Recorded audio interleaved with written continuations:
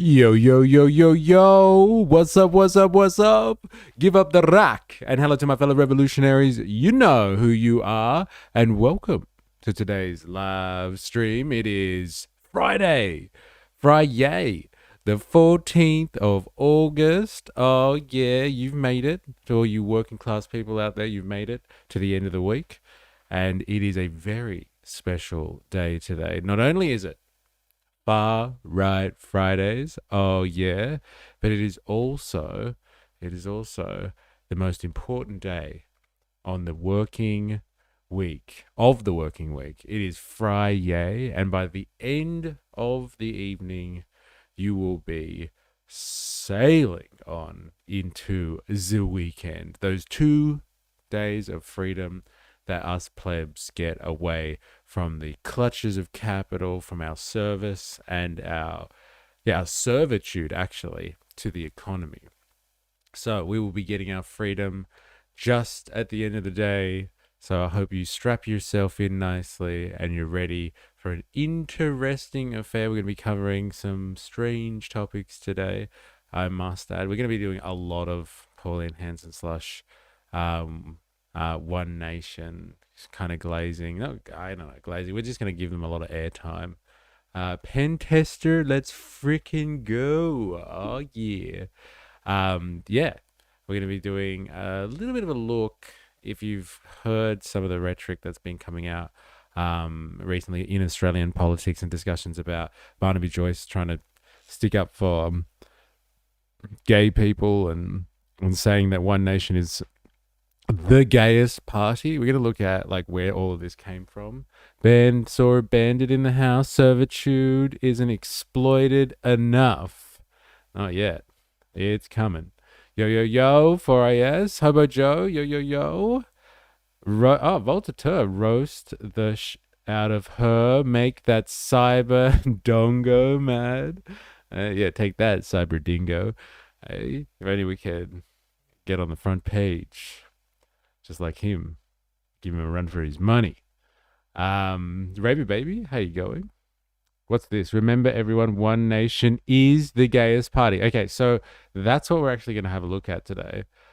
Give up your gayest party in the village. We are the gayest party in the village. So yeah, if you were here yesterday, you would have seen that we played a piece. It's this one that 4AS, I'm assuming, has put up there.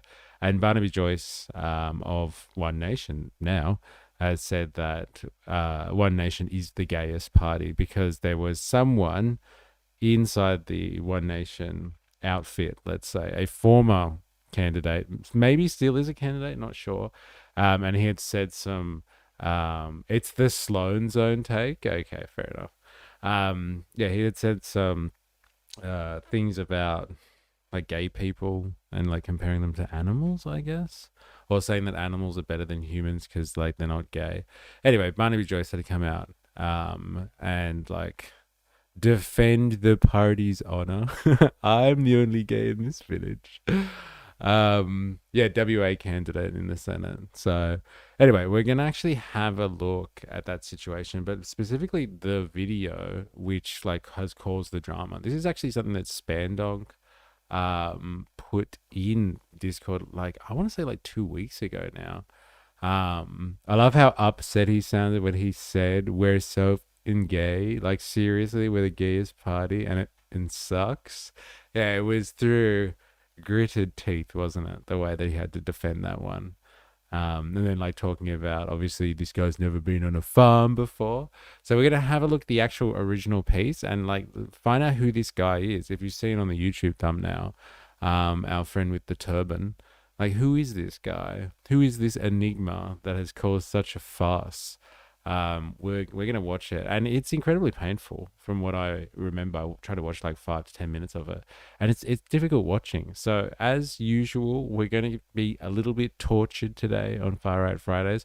But we're also going to have a look at the protests. So there were student protests that happened yesterday, an anti-Pauline or One Nation protests that were organized by a bunch of lazy students, good for nothing kids, never worked a real job. Hey, stupid kids. What would they know?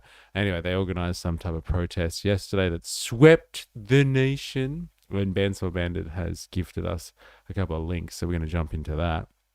And then we like progressively go down the drama train for Pauline Hanson. Hobo Joe suggests that we look at some Uncle Tuk Tuk today. Tucker Carlson and Hunter Biden got together. Tour de force, better than Hunter v. Nick Fuentes, being watched by Andrew Callahan. I don't know. We might watch a little bit of that. I don't know if we can stomach the whole thing, but nothing burger with lazy high school kids. Oh man, those poor kids. Let them express themselves. Let them do it. Hilarious that the candidate said animals don't show gay behavior.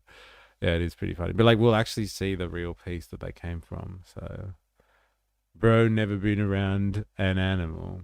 It's the water. Not only is it turning the frogs gay, it's turning the farm animals gay too. Spandonk, morning. How you going? Animal Farm becomes a sex flotilla. The protests ended at the home time bell. Yeah, stupid kids. So anyway, we'll have a look at the kids protesting against Pauline today. We'll look at this person that's causing a rift in the party.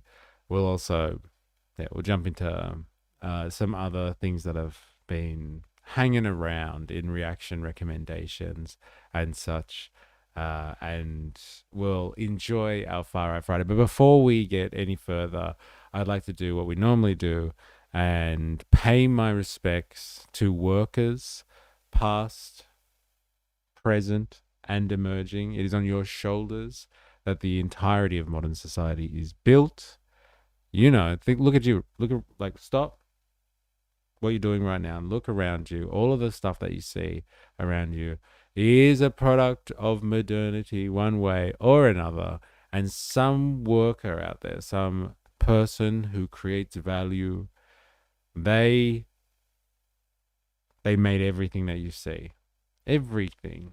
Again, unless you're coming from some medieval church somewhere or out in the bush, everything you see around you is the product of somebody's labor.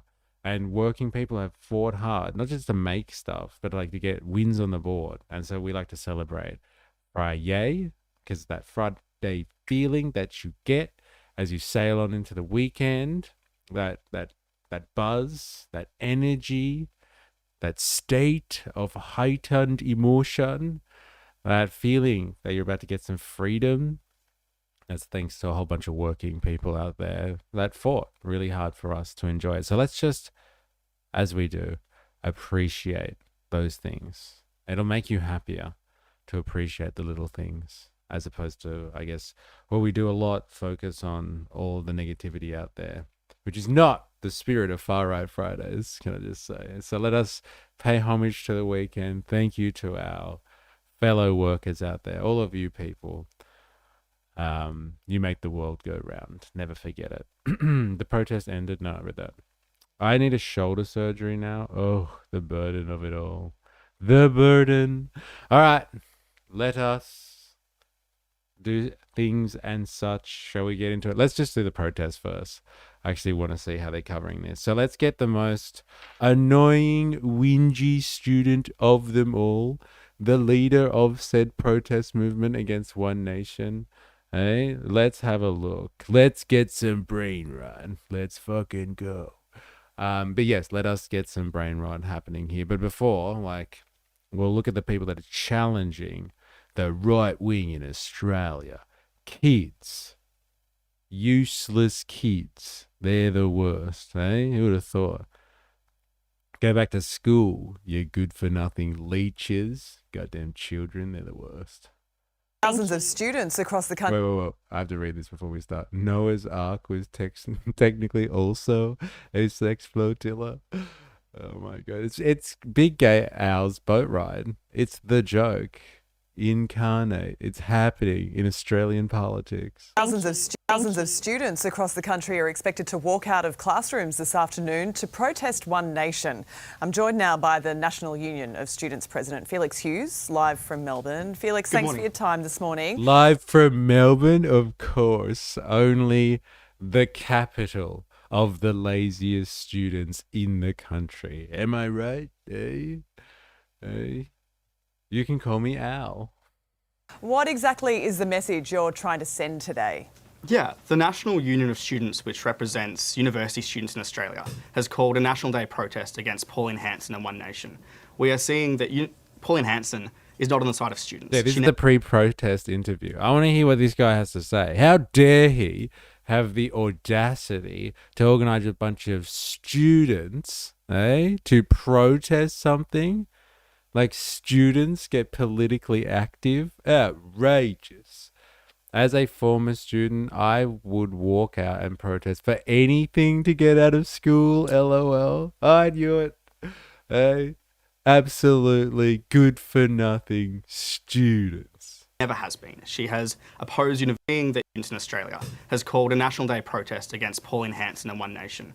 We are seeing that Pauline Hanson is not on the side of students. She never has been. She has opposed university funding. She has increased and voted for increasing debt levels for students. She has voted to increase housing unaffordability for students. She has opposed workers' rights. She has never been on the side of students. And she's imported in these politics of racism and division. She has used migrants and international students as scapegoats and tried to turn us against them. But students aren't going to go along with that. And students will mobilise against this rise of the far right, this rise of One Nation, not just today, but every day. There are about 1 million domestic students in Australia, all of whom will vote in the next election, all of whom are happy to mobilise and get out in the streets. 1 million domestic students? Really? That's an interesting one. And they're all going to vote? Watch out. A force to be reckoned with. A man walks down the street.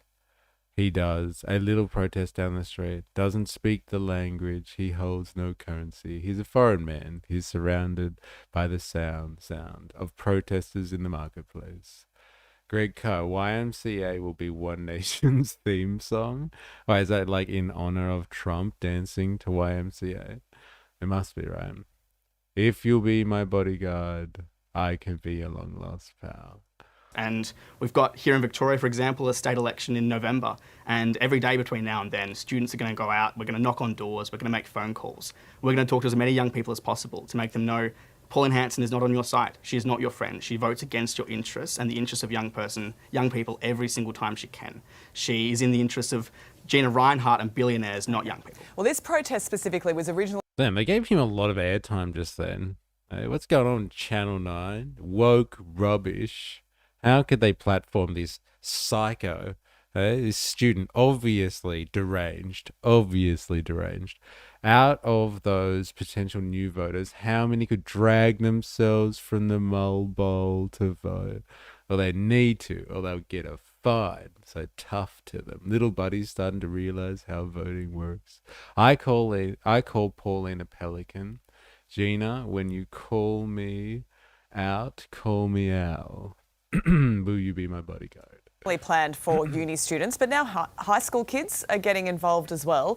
Do you have a handle on how many people are likely to turn up today? And are you confident you can keep everyone safe?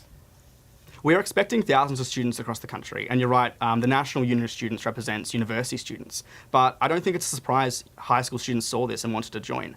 Pauline Hanson is not just a threat to university students, she's a threat to public education everywhere. She opposes funding schools properly. And the other point there is university students, high school students, we don't want to be leaving class. We would much rather be in class right now. But the threat of Pauline Hanson is just too high. Okay, so why not stage this protest on a weekend as education? Yeah, here's the real question, she's a threat to humanity. Here's the real question. Why would they not, if they want to be in class so bad, why would they not do this on the weekend in their own free time? Is it because these lazy kids wouldn't allow this to impact on their time, so they take it out of education time? I ask the hard questions. Turns out they should have made AI slot for kids instead of geriatric people. Dude, that's hilarious. They missed the window there. Count Binface for the win. Does anyone actually know any updates on that one? Like, they've gone to the polls. Has Count Binface won by a landslide, or has he not won by a landslide? That's the real question of today. The threat of Pauline Hanson is too high. Yes, I think that's you, sir. Put down the joint. Oh my god. You, sir, are the one who is too high. High school kids don't know which pimple cream to use, let alone anything that is relevant to politics. Savage, bro. Leave the kids alone. Let them voice their opinions. It is a free society. Polls are still open? Oh, man. I want to know now. They don't show live counts in the UK. We need to wait until the votes are counted. Boo. Boo. That sounds like a self-owned for how dumb you were as a kid, Bandit. Kids want to live on a planet in 30 years. Oh, well, they're not allowed. All right? No. Minister Jason Clare has suggested. Because we need to get as much attention to this as possible. We need to mobilise. This is worth it. This is worth leaving our university class for. Something like this that is such a threat to students as the rise of One Nation, who want to cut education, who want to target students and workers. This is worth it for us. And we need to mobilise as much as possible, not just on Saturdays, but every day we can. One Nation's Barnaby Joyce says socialist teachers are encouraging students to join this protest. I wish. What do you say to that? I demand to know where all the socialist teachers are, damn it. I demand to know where all the socialist teachers when I was going to school. This is outrageous. This is absolutely outrageous.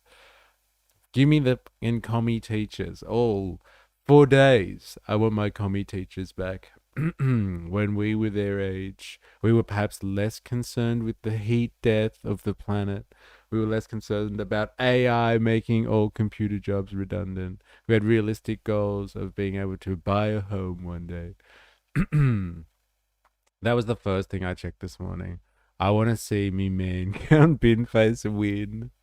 Could you imagine if that actually happened?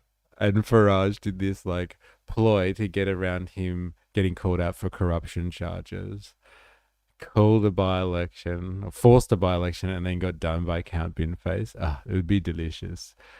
Get the kids back to the propagandized curriculum. Yeah.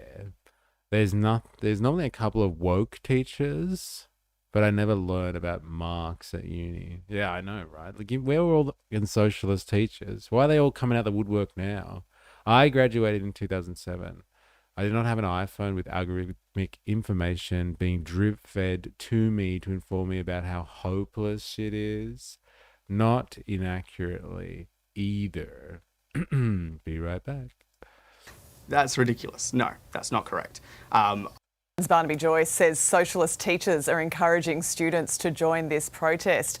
What do you say to that? That's ridiculous. No, that's not correct. I am a university student. The National Union of Students is run for university students, and this protest was first intended for university students. But again, I don't think it's surprising that young people in high school saw this and went, yeah, we're going to stand with you because this is our future we need to fight for. This is our schools we need to fight for. This is better universities we have to fight for and our rights as workers. Okay, we'll see how this all unfolds this afternoon. Felix, appreciate your time this morning. Thanks for joining us. All right.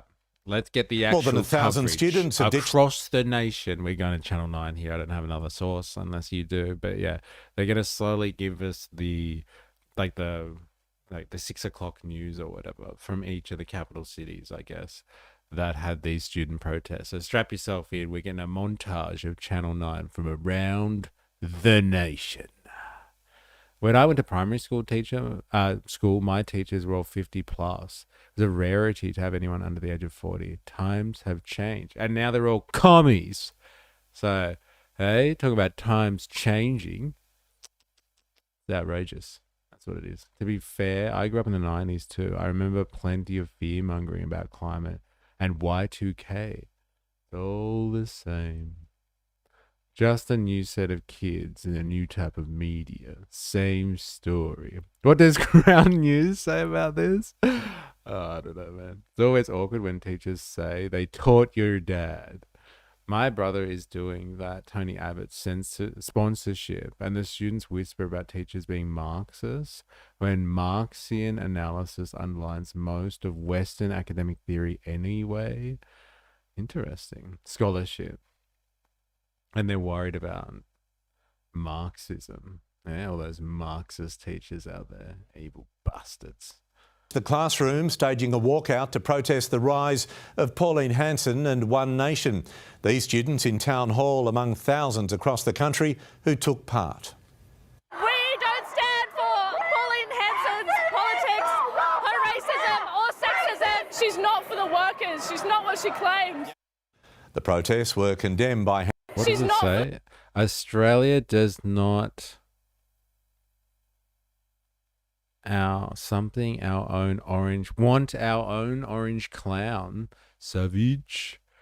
Calling her an orange clown. I knew it. There's something that says social. I'm sure it says socialist in there. God damn. They're taking over, man.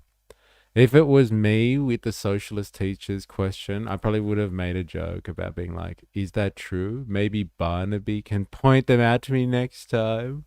We organized this ourselves, douchebag. Yeah. The workers. She's not what I she claimed. think it says need. Oh, that makes sense. Yeah. Australia does not need our own orange clown. Thank you. Thank you for translating.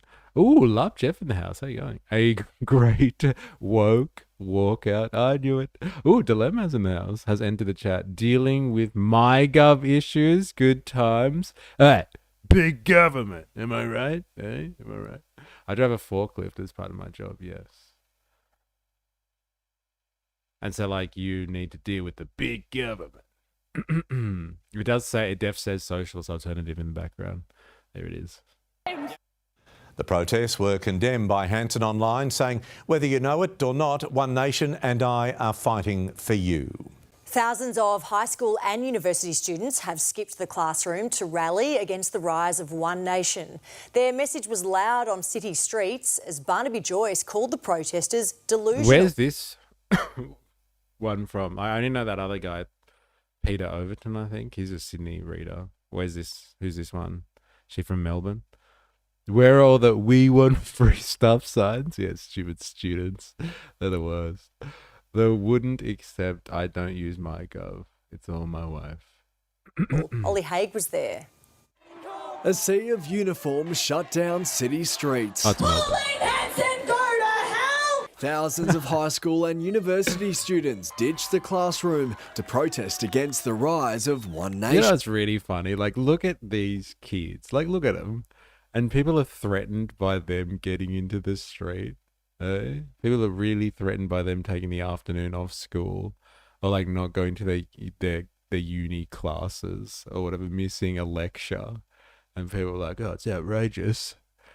Society's going to end. A bunch of kids out on the street protesting. Eh? What has society come to? Are they really scared of children? Like, honestly, it's pretty sad stuff, actually. We are fighting for you, like some twisted reverse psychology. Get rid of workers' rights so we can get more rights. Yeah. We fight for you. My wife, my girl. Detention.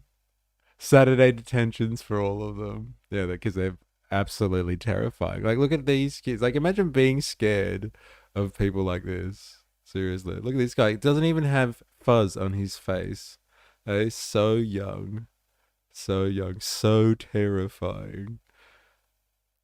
It's a bit of the pot calling the kettle black when Pauline doesn't attend Parliament half the time.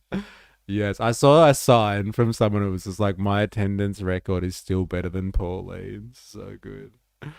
My God. We hate Pauline Hanson. Down with One Nation! We are all in year 8. How many people have In left from year your school? 8. What were you doing in year 8? Eh? It's not being constructive, that's for sure. I didn't know what politics was. News 24 was really threatened. That's so good. Oh, hey, we're going to get onto some News 24 as well. Stormcrow in the house. I'm so scared for the world in 20 years' time. All these degenerate youth who have no idea how to critically think. Yeah. Oh, man, so good. Go to hell. And they're worried about the kids losing the faith. This reminds me of my youth. It's so cool. Bless them. Yeah. Well, I wasn't politically active. I was no ravey baby. when I was in year 8. What are you in year 8 anyway? Like 14 or something? 14. What was I doing?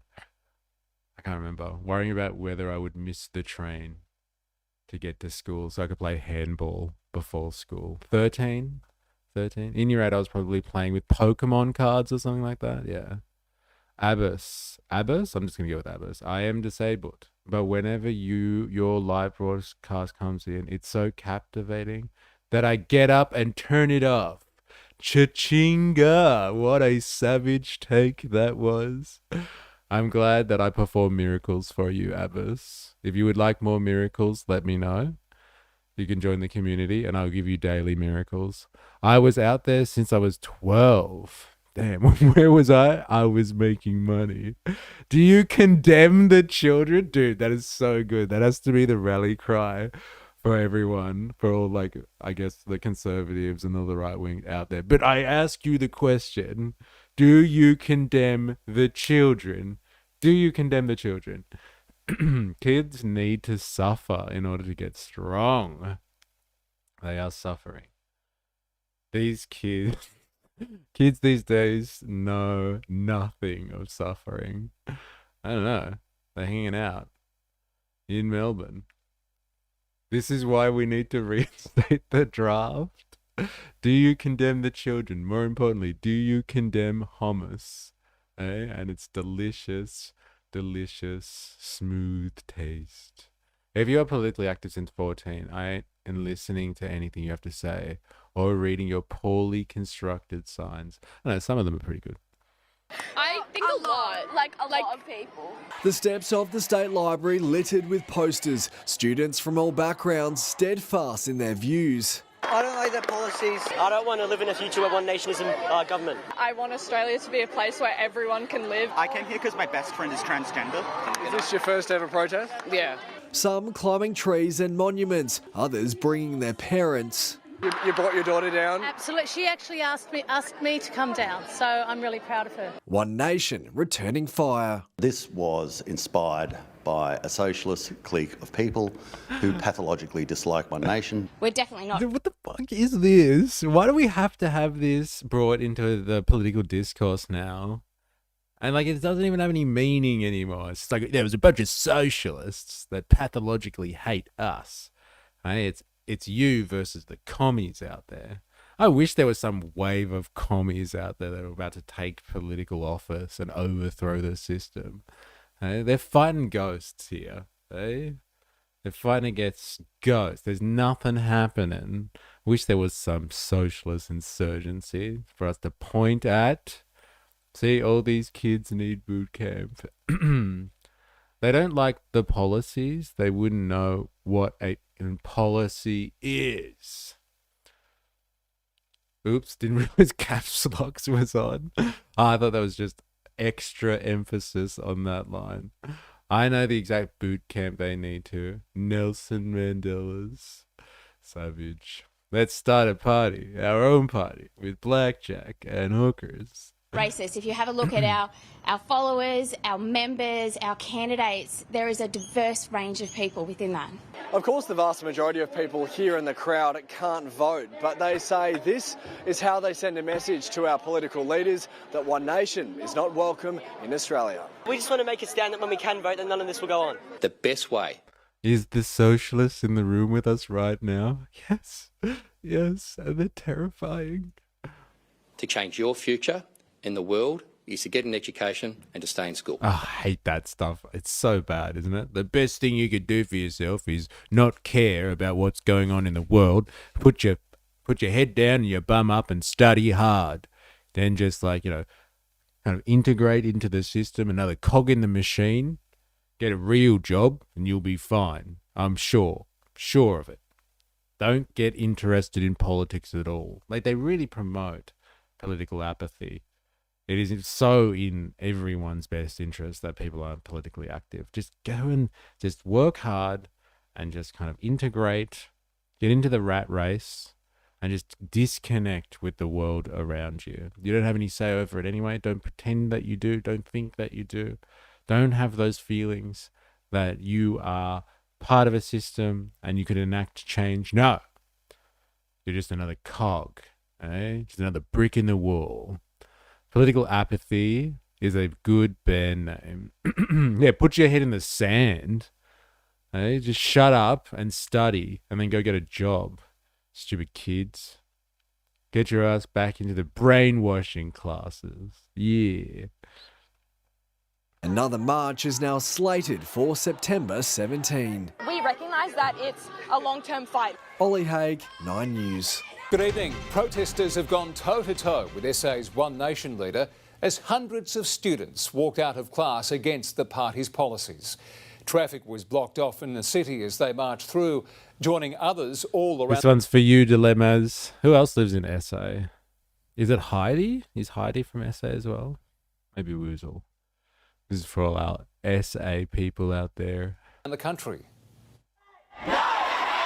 School was out for students keen on a political fight. We want to Oh no, not the traffic. actually fight to get rid of Pauline Hanson's disgusting racist politics. This should not be in the mainstream. Students from Adelaide universities and high schools gathering on the steps of Parliament against One Nation's Pauline Hanson. I think it's about giving confidence to all of the thousands of really progressive and left-wing people in this country. One Nation's state leader, Corey... What is he doing?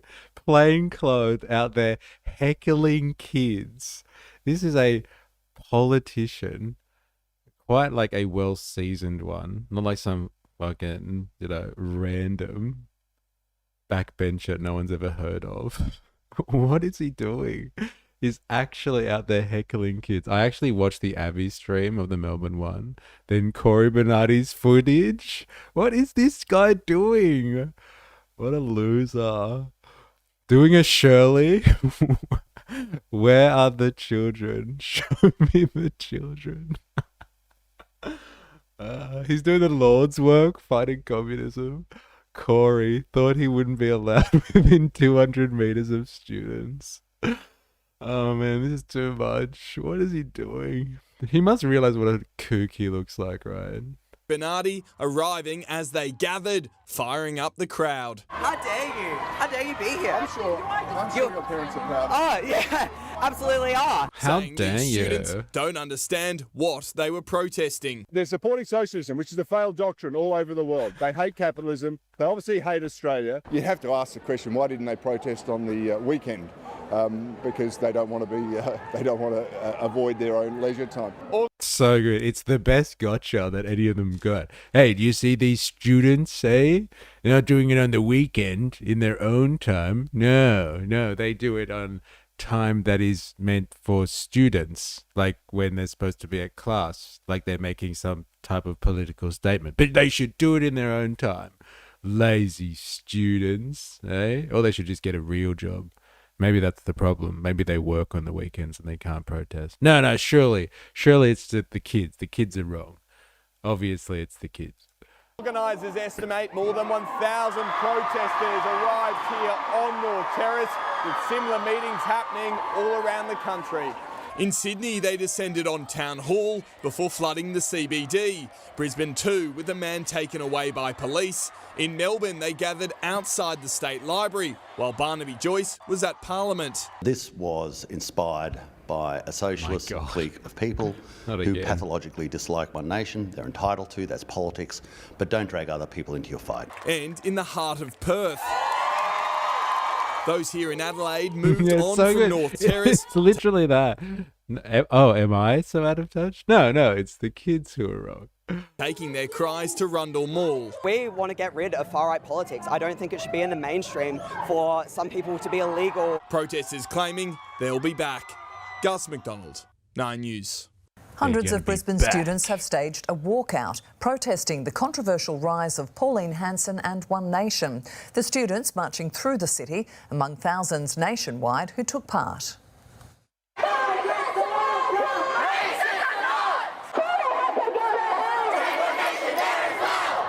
The protests were condemned by Pauline Hanson online, saying we've heard this. Students have skipped the classroom. One Nation and I are fighting for you. Thousands of students have Where's skipped the this? classroom to rally against the rise of One Nation and Pauline Hanson. Former WA candidate also Oh, this is backed the Western Australian news. All right. This was for you, Love, Jeff and Spandog. Most haven't worked or paid taxes and think the White Australia policy is actually a One Nation policy. Let them have their rowdy moment. Yes, let the kids eat cake. Okay? And get back to work, you lazy bums. peddling today on comments he gave to a podcast that being gay is a mental illness. Fired up about their future. I don't agree with any of her stuff. She's racist, yeah, I agree. Hundreds of students ditched the classroom for an excursion to Forest Place, arriving in drones chanting against Pauline Hanson. Pauline Hanson sucks. Am I right, guys? No. Am I right? Taking to the city streets students from all backgrounds. I'm a Muslim, and she hates Muslims and other religions. Similar scenes around the country, refusing to allow a Trump-style America in Australia. She's not for the workers. She's not what she claimed. The One Nation leader posting online, schools should teach young Australians how to think, not what to think. If you want to protest something, protest why your parents' wages are going backwards and the cost of everything is going up. As thousands of young Australians rallied against the party today, Pauline Hanson also coming under fire from comments made by a former WA One Nation candidate. Parminder Singh appearing on a Perth podcast this week. That there is a 3 sex, male, female. So this is the thing, all right? This is the one. And I'm pretty sure, like, this guy, it's like this footage is from the actual video that we're going to watch about this guy, Parminder Singh. We're going to watch his video, courtesy of Spandog. Hey, my local. We're going to watch that video this week. Parminder for the boys. So strap yourself in. If you haven't been tortured enough, we're going to watch this guy's interview. All right, we'll get to that. And yeah, Mr. Sikant did it with CPL weeks ago. Glad you found it. No, yeah, you had put this in, and I had it on a list for Far Right Fridays. So we're going to have a look at it. None, not one of them have paused COD to listen to anything Pauline has ever said. I don't know. They've got some of her positions down. Like that kid who's like, hey, I'm a Muslim. I'm pretty sure she doesn't like people like me. I've heard some things and some stuff. How much of their political philosophy comes from TikTok? They should have real sources like us. YouTube. Kids definitely understand policy. LOL. More people that are trans, disabled, and aren't white exist now, and they are attacked as being political for even existing every day. Yes, keep underestimating the next round of generation to turn 18 in time to vote next election. Yeah, it's funny, isn't it? Now, you don't want to isolate or marginalize too much of your voter base. You know, like, be careful. Be careful. Like, if you support, like, when we go to the marches, like, that are ostensibly about marching for Australia, but they're really like One Nation rallies, it's pretty, like, the demographic is quite old. Like, there's not a lot of young person. The second March for Australia I went to was the most I found young people there, but they were all like carrying crosses and stuff like that. I thought it was like weird Christian homage stuff going on there. They repeated a talking point they saw on a sign provided. Yep, they are in touch. Yes, the beginning of their political journey. All right, let's watch an actual Far Right Friday take on this. Oh, this one. Who put this in here? Was this you, Spandog? Avi saves media from evil kids, right? My security saves mainstream media from far left extremists. So violent student. Look at these huge security guards stopping this student activist. Hey? Thank God Abby was there to save the day. You got it? Yeah, you got it. You got it? Hey, what's going on? This is exactly why we had to spend thousands of dollars on security just to cover a kids protest against Pauline Hanson in Melbourne. But not everyone is as lucky as me to have you guys help fund the small army needed to report safely from these extreme leftist events. So please chip in what you can at protectavi.com or by scanning the QR code on your screen. Anyone want to take time right now to donate to protectavi.com? It's like one of those fundraisers they have for endangered species. So good. protectavi.com. Oh, man. Oh, sorry. I was responding to E. Wait, what did you... Yeah, I don't care about alienated a voter base, so I'm going to call it how I see it. 90% don't care about politics. It is a large apathy problem. Just $2 a day can feed one Avi. Oh, man. So good. Just wait until these kids pass the tax-3 threshold. Gonna change a few minds. Green, because I'm sure this News 24 reporter wishes she had my team there when this first happened. Yeah. Today, similar sentiment to where Kaiser is in prison. Oh my God. A kid. Give it back! Give it back! Give it back! Give it back! I've got to give credit to her, though. She gave chase and actually caught up with her attacker, at which point my security team that you guys helped me fund at protectavi.com jumped in to retrieve the stolen microphone. Look at this. Thank God for Avi. Eh? I would have gotten away with it too if it weren't for you damn security guards, says the little kid with the hoodie. Thank God for Avi, bro. Far left extremist steals microphone from News 24. Oh my God. It's so lame. He must realize how lame this is. Short kings versus 10-year-olds. Oh man, the chopping board got brought up a few times on his stream, lol. What do you do? It's on my microphone, it's in a Oi, bag. get the microphone. The bag, you want to steal it, hold it? You got it? Yeah, you got it. You got it? Hey, You got it? What's going on? Hold on a sec. Citizens arrest. We got it back. Why?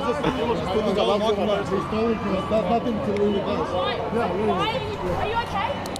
Are you okay? She's checking in on her fellow pro-Pally lunatic, not checking on the reporter who just had her microphone. Pro-Pally lunatic. How dare she ask if that kid is okay when those like obviously 6'5" built, like massively built dudes apprehended her. Are you okay, child? What a psycho, asking if the kid's okay. Avi is lame, but he's making bank. Yeah, well, hey, if you get the sponsorship of a foreign state who has money to burn, I'm sure you'd be making bank too, bro. Absolutely. How do we get that funding again? I gotta change some of my rhetoric on here so we can get that funding. Woozle in the house. How you going? Australia's most punchable face advocates for grabbing him by the throat for all the misdemeanors and insults. It kind of helps when you're tapped into an apparatus. Tommy Robinson is part of. Rebel News is an offshoot. Yeah, there's a lot of dosh there floating around. The irony is Avi was going around calling out people for filming kids whilst he was filming kids. Jealous that he gets that sponsorship? You're damn right I am. Eh? Yeah, damn right I am. One day, the state of Is Not Rail will fund me too. I'm not sure why, but it'll happen. Microphone stolen, but checking on the attacker because they share ideological worldviews.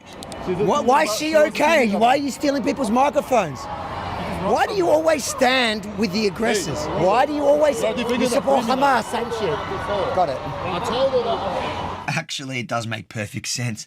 I don't think you can be any more pro-Palestinian than to side with attackers.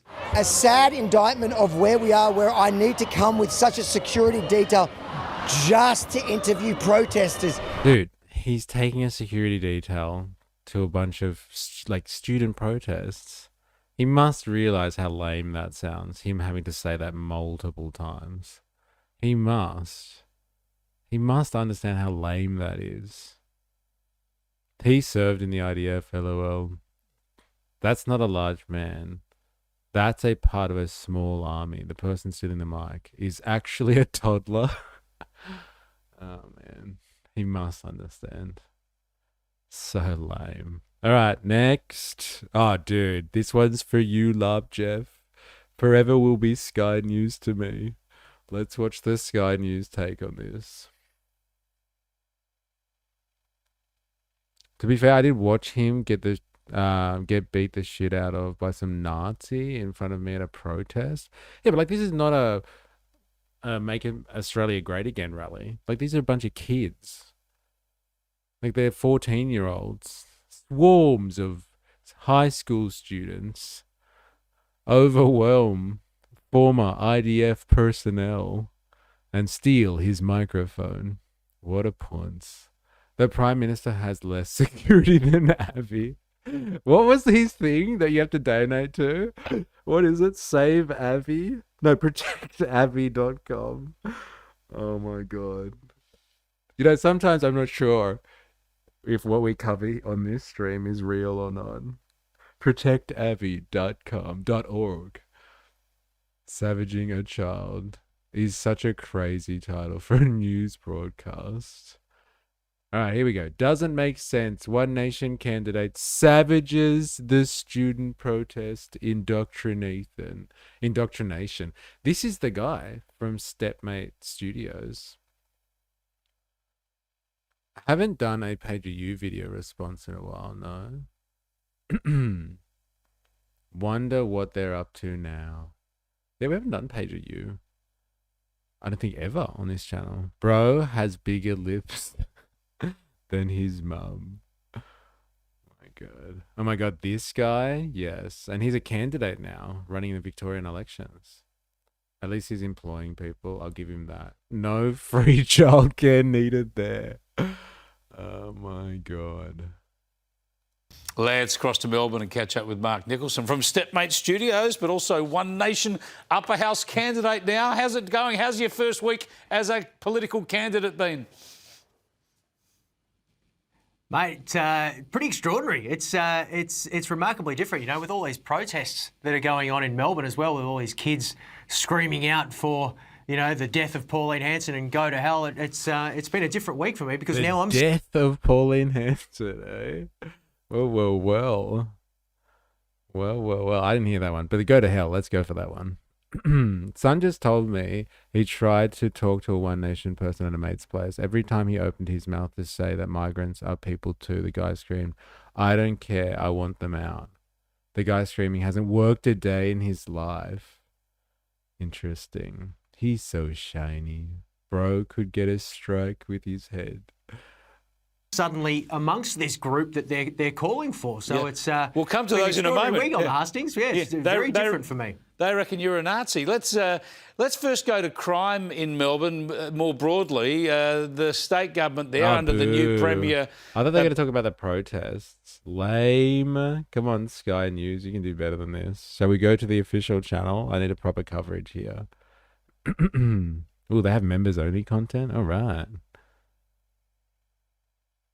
Members only. I think that's... We all know what to get.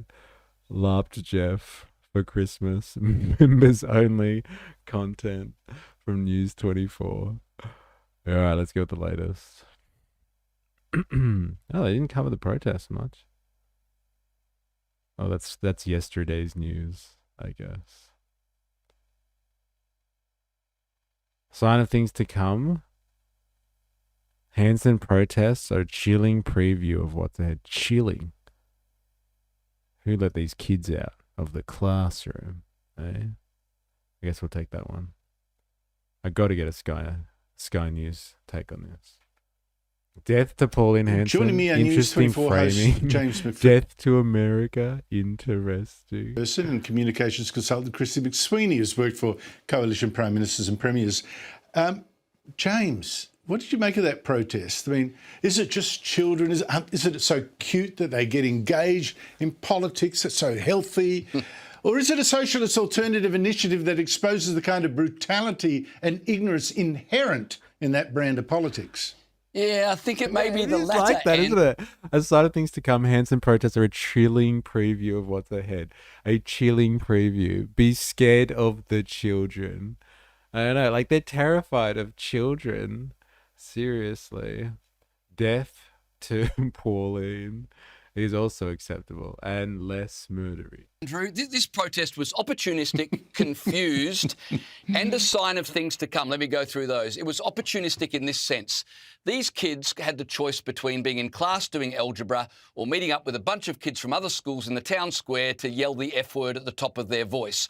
Why do you think they were there? You know my sons, Andrew, they're adopted from Ethiopia. I said to one of my boys the other day, would you have gone to this protest? He said, Dad, if it meant a day off school, I would have protested against Ethiopians being allowed to live in Australia. So I think that pretty much sums up the teenage mindset.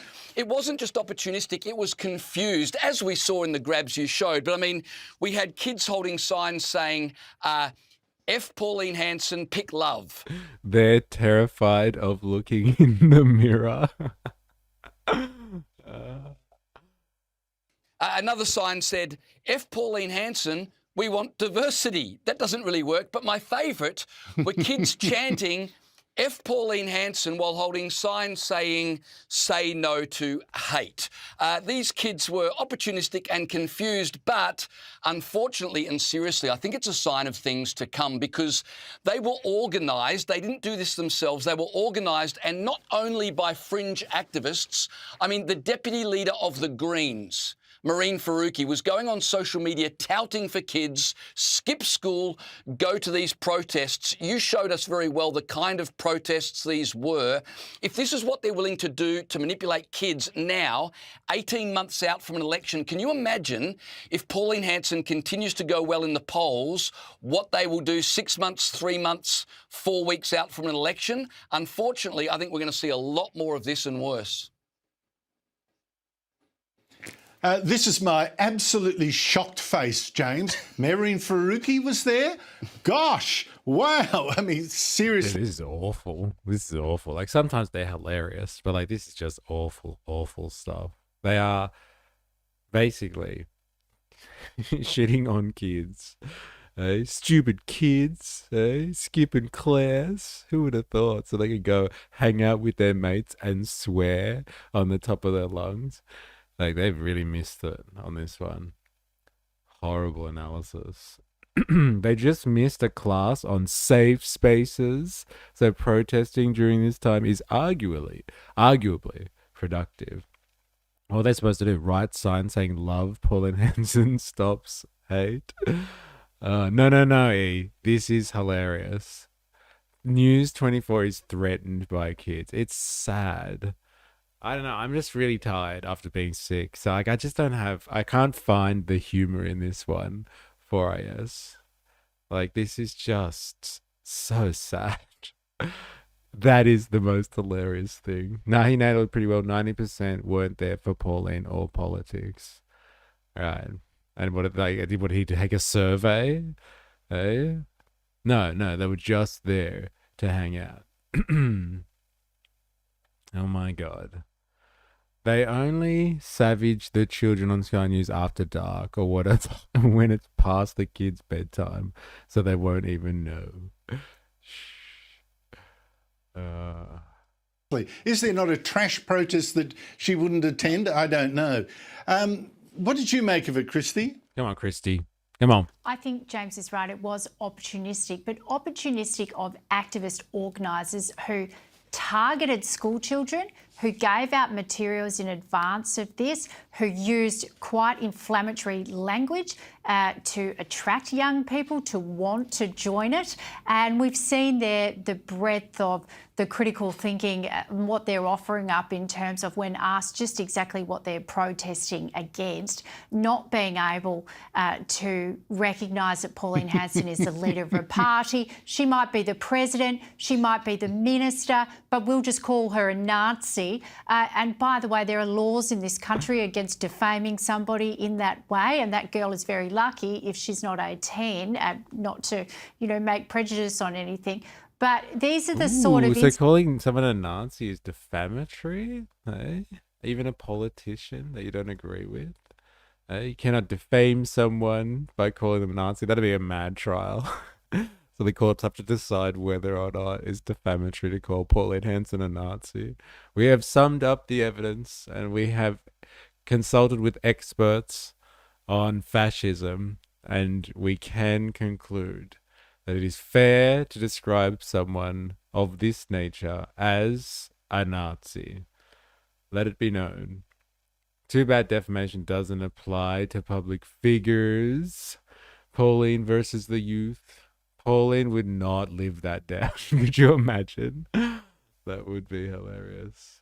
That would just prove she's not for free speech. Hey, how dare you? Somebody needs to uphold, sue the children.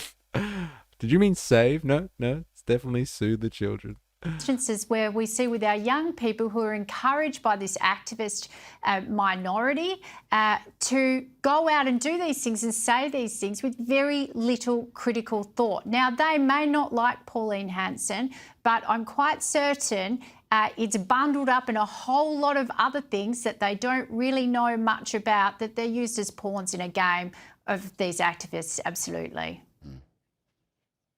Yes, and I think the brutal language. Oh my God. I'm sorry. I can't do any more. That's enough. I really don't have energy for them at the moment. Plaz. The picture of Bolt. Looking good. Bolt's never looked so good. All right, that's enough. That's enough of that. Now, we're going to continue on the One Nation train before we get onto anything else that we have tabled for today. So this is the one. This is the interview that caused Barnaby Joyce to have to say that One Nation is the gayest party ever. Like the stream, sue the children. Yes. If you're watching this and you haven't already and you're on YouTube, activate the like button. There are 2 live streams going at the moment. So if you're watching this and you're on the vertical and you want to be on the horizontal, then here's the link for the horizontal on YouTube. Can we garnish their pocket money? Has Pauline ever debated a high schooler who has a bit of knowledge and skill with rhetoric? I reckon she'd be decimated. We did watch her get interviewed by those kids at that Muslim school. I thought that was interesting. Did she get decimated though? I don't know. Hi everyone, so sorry I've been MIA, but I had to jump online to say one thing. Parminder Singh has a Grindr account. Nostradamus has spoken. That is all. That is all. I'm on a roll for censoring. Yep, kids, activate the like button before they come for you too. There it is. You can't say that in the stream chat. I wonder why. All right, this is the one. All right, you ready? This is what's caused all the fuss. And then we can actually watch the piece about this guy, Parminder Singh. There is a 3 sex, male, female, and mentally ill. One Nation is in damage control after this former candidate made a series of derogatory remarks about gay people. This is Parminder Singh, who was the number 3 on One Nation WA's Legislative Council at the last election. He said he thinks homosexuality is a mental illness and claimed women who enter relationships with women did not go back to men. As soon women try women, they never go to the men. What an indictment on men. Hey, like, what a savage thing to say about men. Like, what? Men are so useless that once a woman tries woman, they never go back to men. Oh, man. That's so defeating, isn't it? Hey, I'm going to have to lock up my partner now, just in case she ever tries woman. She'll never come back to me ever again. Oh, my God. Seriously. Women won't get you pregnant. Oh man. YouTube updated the Automod has been weird. He claimed animals were smarter Once than you go snatch, you never go back. Oh man. Humans because they were, quote, not gay. The God sent the people on earth to next generation. Animal know this, why the human not know this? Have you seen the animal, male animal with the male animal, female animal with the female animal? So we are worse than the animals? Now this isn't true. Same-sex activity has been documented in over 1,500 animal species. But Singh then doubled down in this follow-up video. I'm not against the LGBTQ, but when the kids grow, after 18 years, they do whatever they like. But I not like that education in the primary school. In 2024, One Nation describes Singh as a, quote, genuinely great person who believes in equality for all people. The party has since sought to distance itself from his remarks and removed his page from their website. Barnaby Joyce said that while he doesn't have the power Whoa, to no way, they endorse took him candidates, down? he doesn't agree. They cancelled him? Surely not. Isn't he entitled to his free speech? No way would they censor him. That's not right. That's why so many guys are feminine now. They're just trying to compete. Yeah, One Nation cancelled them. He got cancelled. So much for free speech. Woke Nation. Woke Nation cancelled Parminder Singh for having an opinion. Surely not. Bad Boy Byron, g'day, dear people. How you going? Welcome. Woke Nation cancelled Parminder. Get it viral. Woke Nation. Oh, man. I bet this is Parminder Singh profile. I'm assuming this is what a Grindr account looks like. Is that what's happening here? I am serious, and don't call me Shirley. Can't believe Woke Nation did that. Shame on Woke Nation, bro. Agree with Singh's views. Does it worry you that then perhaps gay people will find out in the census how many there are? We don't know. Yeah, but that might look at that and think this party is not for us. Because I don't want to say it, but I think we're one of the gayest parties in Australia. You're right. It was really painful for him to say that, wasn't it, Rapey? Oh, look, I don't want to say it, but we are quite possibly the gayest party ever. So gay, so gay. There are secret gays everywhere. They're one step away from luxury gay space communism. Party is not for us. Because I don't want to say it, but I think we're one of the gayest parties in Australia when you actually go through. Are you trying to come out to me, Barnaby Joyce? No, I don't have to, but I know back in my office they're watching this intently. Yeah, I watching don't want everything to I say The it. gayest parties in Australia. So painful for him. It was quite the statement. So painful. Poor Barnaby. Playing catch up for Parminder Singh. All right, this is it. All right, strap yourself in. This is where it all came from. This is the man behind the legend. I spent a day with a true Aussie racist Indian. And like, how weird is the thumbnail? Like, why has he got punters in the background? Like AI punters? I don't know who looks better, real punters or AI punters.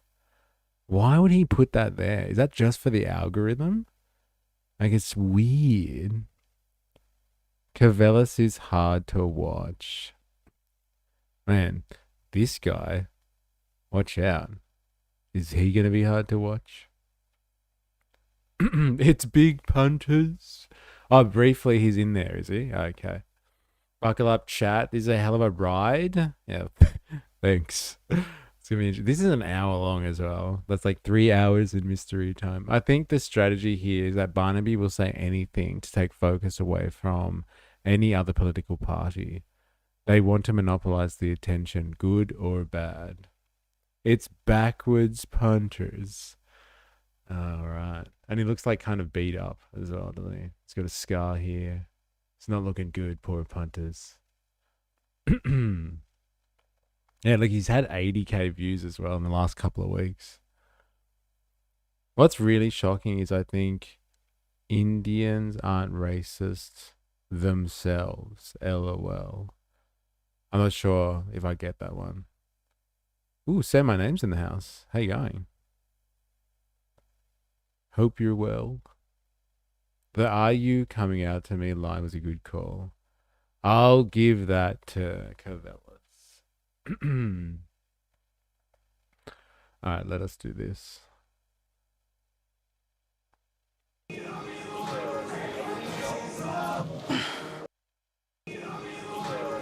this how it starts? For this one? No. Surely not. You hit 2.5k subs, just notice. Yes. I think it happened at the end of last week, actually. Thanks for noticing. Very good. Thank you for inviting me to your home.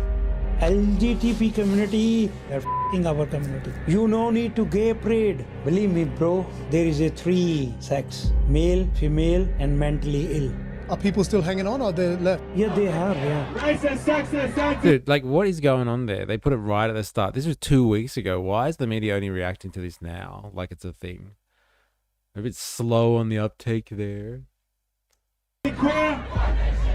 I think we'll go around the back too. No, you're going to go that way and you're going to leave. The free speech shit doesn't work. You need to leave. Nobody speak to this guy. Pauline Hanson, go to hell. Take your racist there as well. Oh yeah, she's right there. Hi, Pauline. We love you. Are you xenophobic? Please explain. Think about Muslim. The first thought comes terrorist. Actually see a Sikh person on Dude, the the best poster. thing is they give him subtitles. It's so good. Every time he speaks, they give him subtitles for all the One Nation supporters that are watching him. The first thing that comes to mind, terrorist. He isn't actually the epitome of masculinity himself, especially if we gauge this by the metrics of the manosphere users. Who are we talking about here? Terrorist. Actually see a Sikh person on the poster. He deserves that spot. I not like their rainbow flag also. Why they put the rainbow flag there? To attract the kids? All gone. Permission now. Yes. Oh, you give me permission now. This one, this one, Indians are lazy. I'm a One Nation. Sing. Right, got it. Right. Do you have any inkling of who you might vote for when the election comes? Probably you guys. Us? Yeah, sure. Right, I'm not even running, but it's beautiful. This is the... When I came to Australia, that was my dream. One day I'm gonna live on canal. Do you think people will say, because now you're working for the One Nation Party, and now that party is saying, we don't want more people like yourself to come to this country? Got nothing to do with it. So you're making this racial where I'm not. I've made it quite clear, and I'm not going to apologise for that at all. I not choose One Nation choose me. What is Australian culture? Australia is free. Fucking, we not Can I give get a a fuck. shout you out? not give a fuck.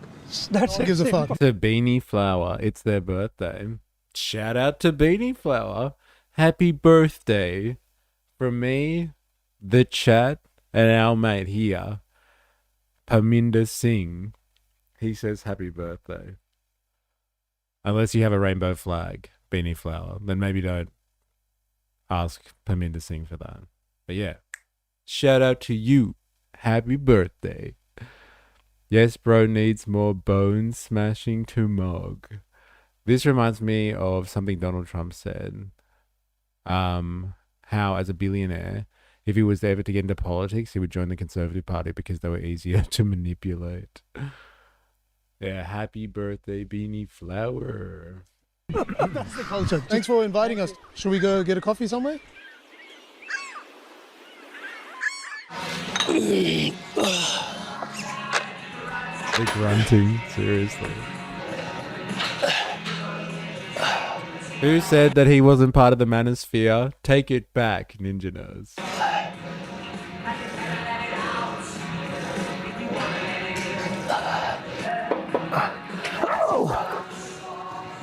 Like, I'm mentally fitness, I have mental fitness a lot, but not a physical fitness. This is not bad. This is a pretty decent weight. Very mindset is very good है यार मैं. Just stretching कर दे फिर चल दे.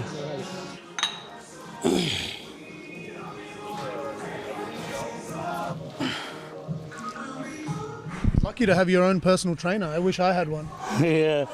His subtitles are doing him so dirty, lol. Leg press, real men squat. It seems pretty gay. This is all like a love from TikTok. You know, the people said, what you done on TikTok? I said, I make a This is the best stretch so far, Ravi. This stretch is for you. friends on TikTok. I seem to have not made any friends. And the frame working people, like lots of people. How did the Pauline Hanson relationship happen, Parry? Pauline Hanson relationship with me very good. You know, when she came first time here, she sit with me for a couple of hours. How did you even get to meet her? Through Rod. Well, you've convinced me, E. We have to deport them all. Isn't it funny how in a year, Dilemmas, it's gone from, I just don't like mass immigration, to like now we're deporting people. What a difference a year can make in rhetoric. Hey, we just don't want any more in. We're full. Now it's like, let's start kicking people out. Very interesting. It was the long game all along. And what's his name? Banana Boy, Thomas Sowell. Hey, that's what he said. He called it. He was like, yeah, if we just start on this anti-immigration thing, soon they'll be asking to cleanse Australia and deporting anyone that's not, white enough. It's only gay if you look directly into the butthole while spotting squads. Be right back. Finding a personal trainer. Imagine having to be in his company for a couple of hours. Which one? Mr. Sikant or Parinda? Which one? Let us know, Dan. Let us know if you're new here as well. In 2021, I was in the elections. I stand independently. And the Rod Caddies, the leader Dude, this is such a weird place to do an interview. What is going on here? Going to the gym is gay. Why do you want to make yourself attractive? Do you want to look good for other men? 50% of the population is men. Therefore, you're trying to look good for the other 50% of the population. That's gay to me. I have spoken. That stretch is so gay. One Nation? Yes. They are both painful. Well, strap yourself in for some torture. We're about 3 minutes into this bad boy. So before that, Parry, so everyone knows, is how did you decide to go, I want to be part of this world? In that start in Kojanup. Kojanup, my shop is there. And in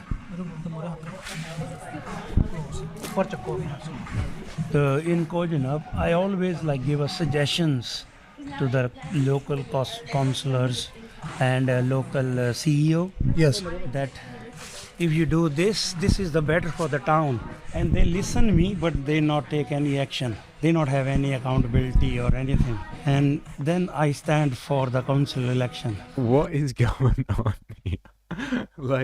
Seriously, all the controversy at the moment is about this guy saying untoward things. And this is the most homoerotic introduction to a video I think we've ever watched. What's going on? What is going on? Yes. And then become a councillor. And then I try my best to do the few things in town, like indoor stadium, the lights in the footy ground. We have a very good lights in footy ground. That's the best in Great Southern. So then after that, you thought next step might be to get involved with a political party? No. Well, not political party. I saw that the Shire has nothing in their hand. They have no rules. They are unable to do anything. But if I want to do something, I have to go in the state. And unfortunately, I not win, but I make a friends that time too. Then I learn practically I learn about how the political system work here.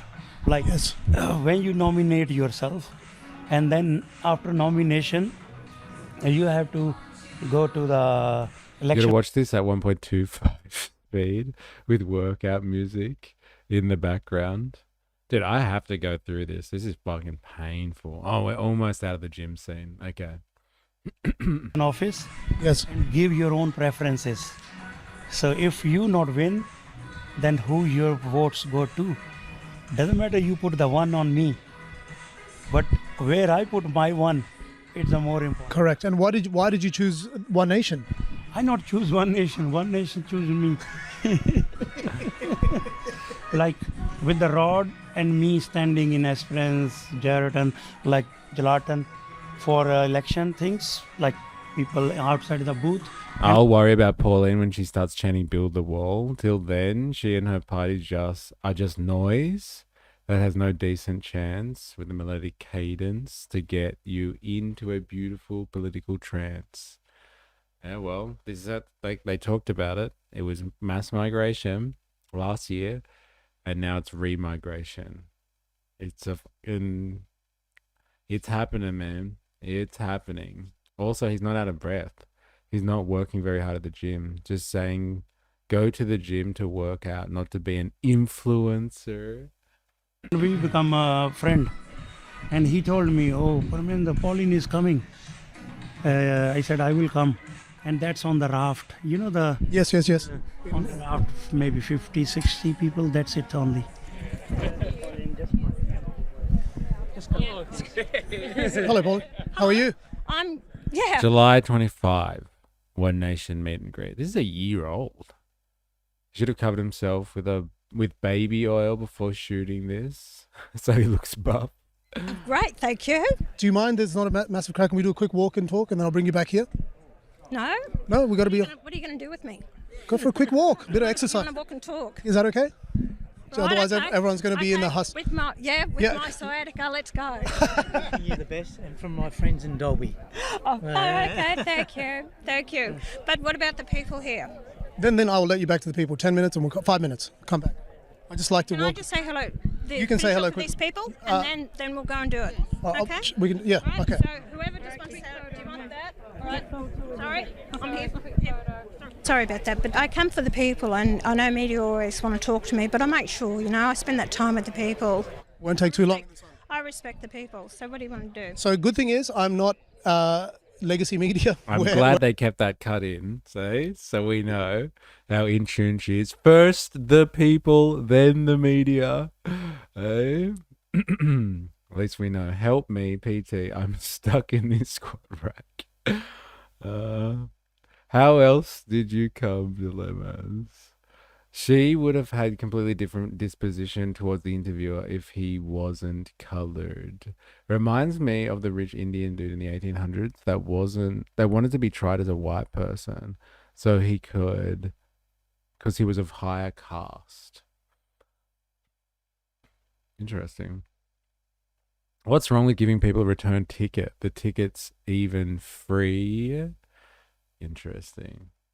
Very interesting. Eric, what's going on in European countries is crazy. The leaders have no backbone. Eric, how you going? Hope you're well. We're independent, so we don't really talk about anything like that. The one thing that I'm actually excited to see, and it's not to take a dig at you in any way, is to actually see a Sikh person on the poster. He deserves that spot. You know what I've heard? He's been on local government here. He's been working with Rod. I had a meeting with him in May. He raised the issues and concerns. He's raised quite a few things with me that needs to be done here, and that's someone who wants to work for the people. It's not about if they're a Sikh, and it's got nothing to do with that. It's someone who's prepared to put the work in for the people. That's what it's about. I've had a Muslim stand for me, Indians, Chinese. I have people from all different cultural backgrounds, that have stood for the party. Which is amazing, but what I've always, because I came here essentially when you started. Well, it's interesting as well, given the Muslim comments recently that people were angry about her making. There's no good Muslims out there. Gotta go. Might jump back later. Miss y'all. See you, Ninja Nurse. Hope you're well. Enjoy. If you're going to work, good luck. Feel free to jump to horizontal chat, where all the more chatters are. Ah, yes, actually. Here's the link to the horizontal chat. If you're watching on YouTube and you're in the vertical, there's more people in the horizontal one. Here's the link to it. Politics about 30 years ago, right? It was about 1994 when I arrived, and I think that's you got in there a year or two, a couple of years away from that. And at that time, I thought the entire rhetoric was no migrants. We don't want immigrants in the country. No, that was totally wrong. So that was a spin by the media. Where do you think all the support came from at that time? If some migrants who actually came here, those people that came here weren't happy because they said this is not the country. We watched the interview from '96. She was pretty clear on that. Like, it was Asians at the time. She didn't want them here. I thought that was pretty cut and dry. Like, why are they changing the narrative on this one so hard? And it's like, no, we've always supported migrants. We always wanted them here. Like, it was pretty clear, the rhetoric. They didn't want them. There was an Asian invasion or something like that was coming. So get them out of here. We don't want them. Why do they have to revise history like this? It's because it's not kosher anymore. It's not hard to find the footage from back then. Hold them to account. LML, hell of an image for the video title. I spent a day with a true Aussie racist Indian. That is good with the caption. we came to, and they didn't want it to change. So as it wasn't at one point, you said we don't want too many Asian people are getting into this country. Was that snippeted? No, what I said at the time in my maiden speech was we're in danger of being swamped by Asians, all right? At that time, we had a high intake of Asian migrants. Got nothing to do with... So you're making this whole interview, you're making it racial based on... Not at all, not at all. Okay, where I'm not. I've made it quite clear Swamped that I by want Asians, people got to it. come here, assimilate and be Australians, respect the culture, and that's all Australians ask or want. And I'm not going to apologise for that at all. And you shouldn't. What people are going to ask is if they have the skills... You've asked the questions, but you cannot have too many people coming in if we cannot provide the medical care, the nursing homes, the housing for our own people here. And we haven't got it. The water... You know, we've got to have all these services for the people here. I'm not going to flood this country with migrants if we cannot provide the services to the people here that have worked hard, paid the taxes. Thank you very much to come here for... Hey, props for not hiding it. She owned it. Yes, she addressed it. That's for sure. The rhetoric is always, we have supported these people. We just want these people to do the right thing. Ironic. It is interesting. That's for sure. Donald Trump is taking out 50,000 a month who's here illegally. 50,000? Interesting. We don't have the water for Australians. No more data centers though. Sorry, more data centers though. It's funny that the far left hate him, not the far right. Not the far right is going to hate him. Ooh, tickle the like button to completion. Ah, yes, if you're watching this and you haven't already, activate the like button. Such a short notice. Thank you very much to come here for just such a short notice. And I just want to say, like, male be male, female be female. I not want that education in the school. I'm not against the LGBTQ, but when the kids grow, after 18 years, they do whatever they like. But I not like that education in the primary school. I not like the rainbow flag also. I'm telling you now, I not like the rainbow flag. Why they put the rainbow flag there? To attract the kids? What they want to... Kids like rainbows, Parry. Love rainbows. This is the real global warming. They play with our kids' mental health. The global warming is not that Not the climate. It's the rainbows in the climate. It's the rainbow in the climate. So I not like my kids, next generation. They said, "Oh, I feel like a dad. I feel like a dog. I feel like a cat."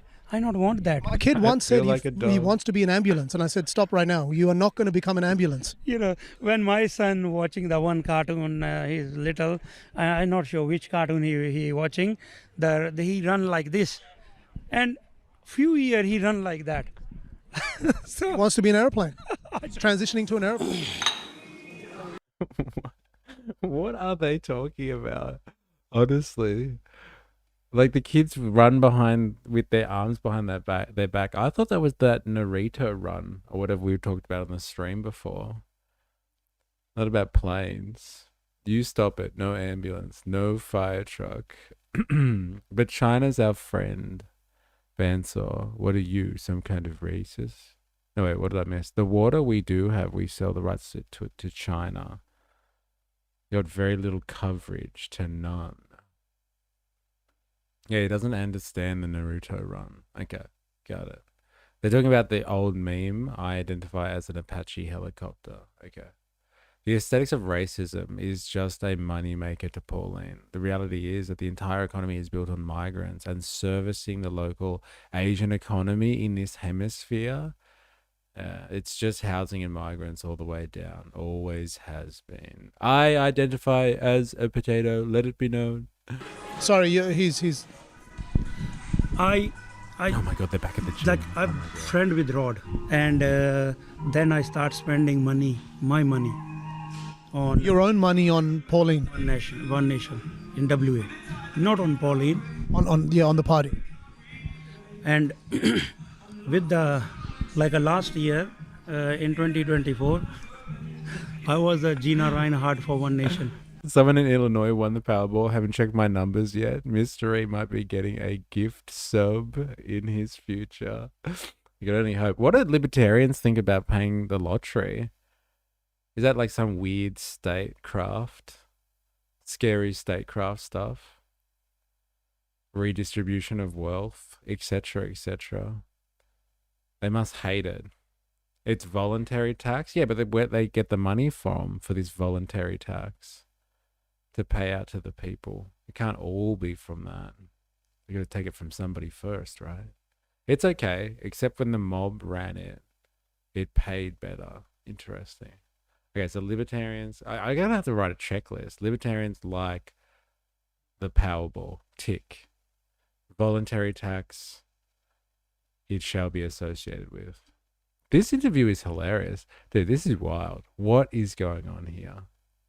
Oh God, his sovereign citizen is about to peek out of those gym shorts. So majority of the work and the following they made was because of your funding here in Western Australia. I made them easy, because I introduced the printing press where we can, the core fleets on the election. Yes. They print very quickly, my friends over there. And then flyers, how to vote a card, we do very quickly. On my van, I will show you the photos. Yes. On my van, I put nearly $3,000 One Nation logos around. And when I drive that van 9. It's Fitness Friday. Let me give you a crash course on what the fuck is going on here. All right. This guy on the floor, his name is Parminder Singh. He's some One Nation candidate from Western Australia. And like, what did he actually say? He said something offensive to gay people. He said that like being gay is a mental illness, and like even animals know not to be gay or something like that. They only take partners of the opposite sex, and so humans to do anything worse is like being less than an animal or something like that. And it's caught from this video. Someone made a documentary about him, and so that was like a couple of weeks ago, and like now it's come to light, and the media's run with it. And Pauline Hanson, or Barnaby Joyce actually, has had to play catch up. And like Barnaby said something funny the other day.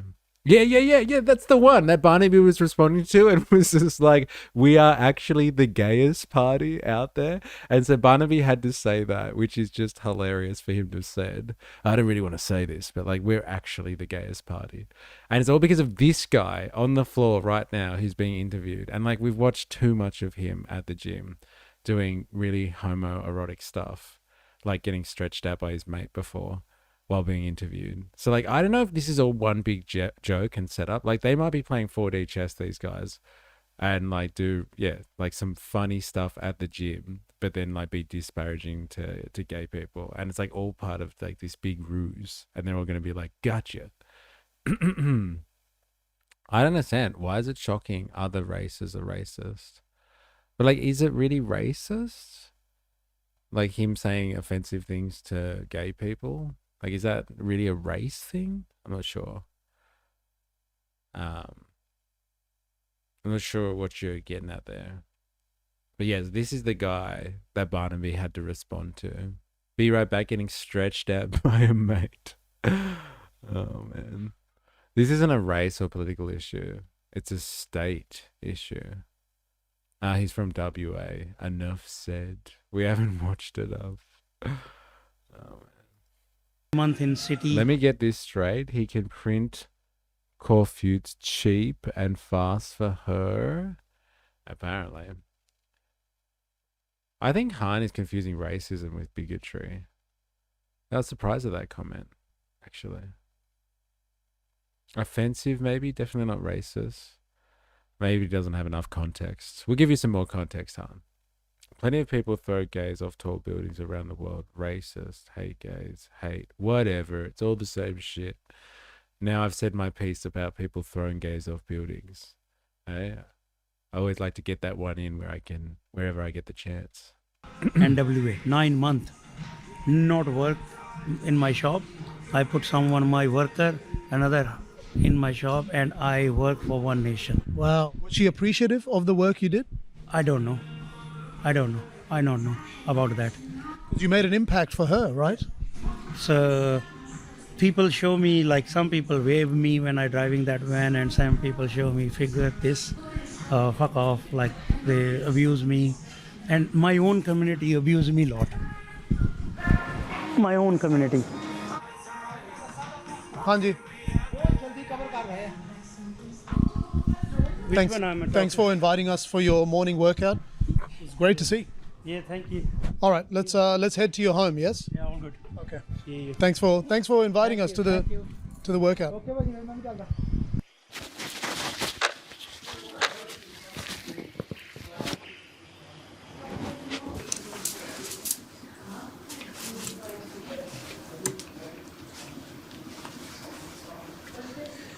Dude, sick pad, bro. This guy lives on the water. He's got a boat. It's mental. Backs onto a canal. What's this whole thing leading to? I don't know. But we're just learning about Aminder Singh. He's just the man of the hour in Australian politics right now. Almost as important as all those students who are out protesting against Pauline. What is this leading to? Just a full-on D-pick. Final shot of the interview. Hi, how are you? Very good. Thank you for inviting me to your home. Hi. Come on in. Shoes off. First rule, shoes off. Shoes off. Shoes off. You've got a beautiful house, Parry. Oh no, it's just my waterfront. So how long ago did you move to? Did you start in Perth or did you go in Mandurah? First, I came to Broome. What made you move to Australia? I want to go Canada in 2005. Second best option. No, first best option for Punjabis.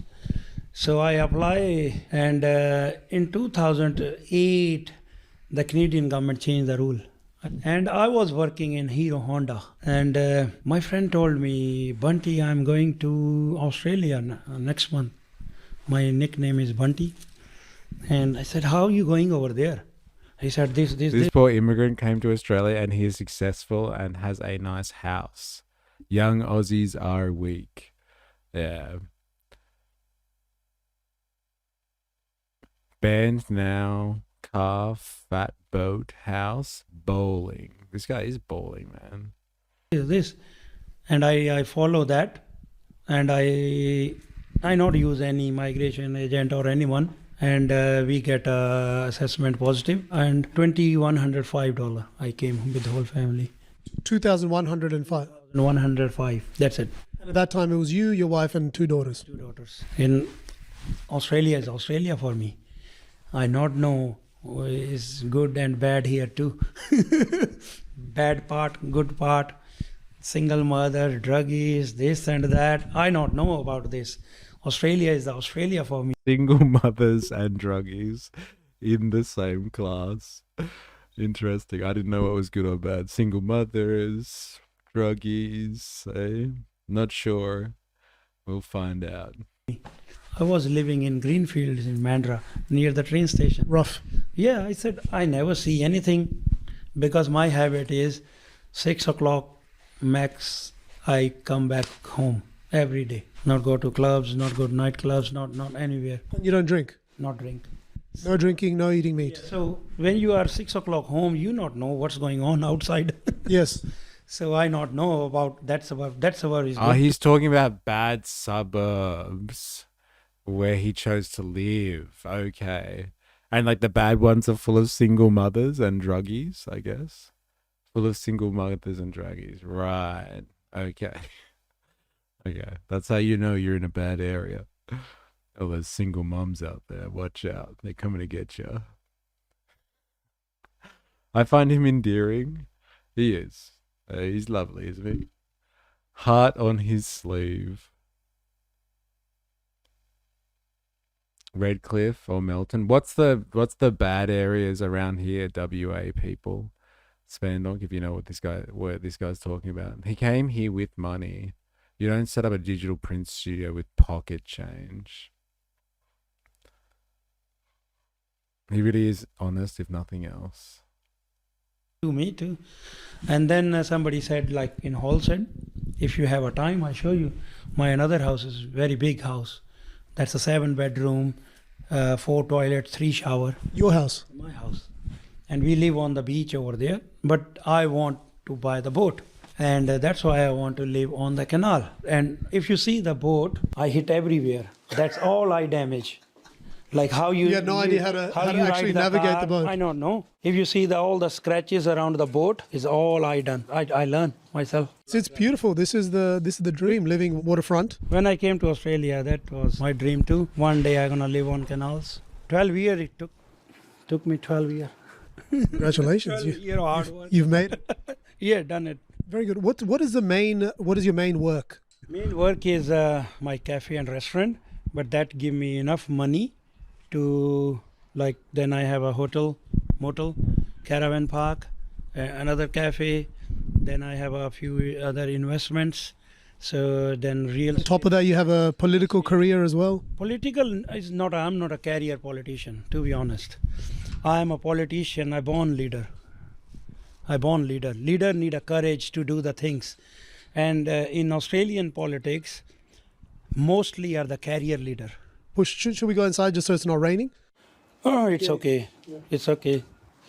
Who's this? He's my godfather. Yeah, bro, he's balling. You're damn right. Restaurant, cafe, caravan park. Or his other investments. God damn.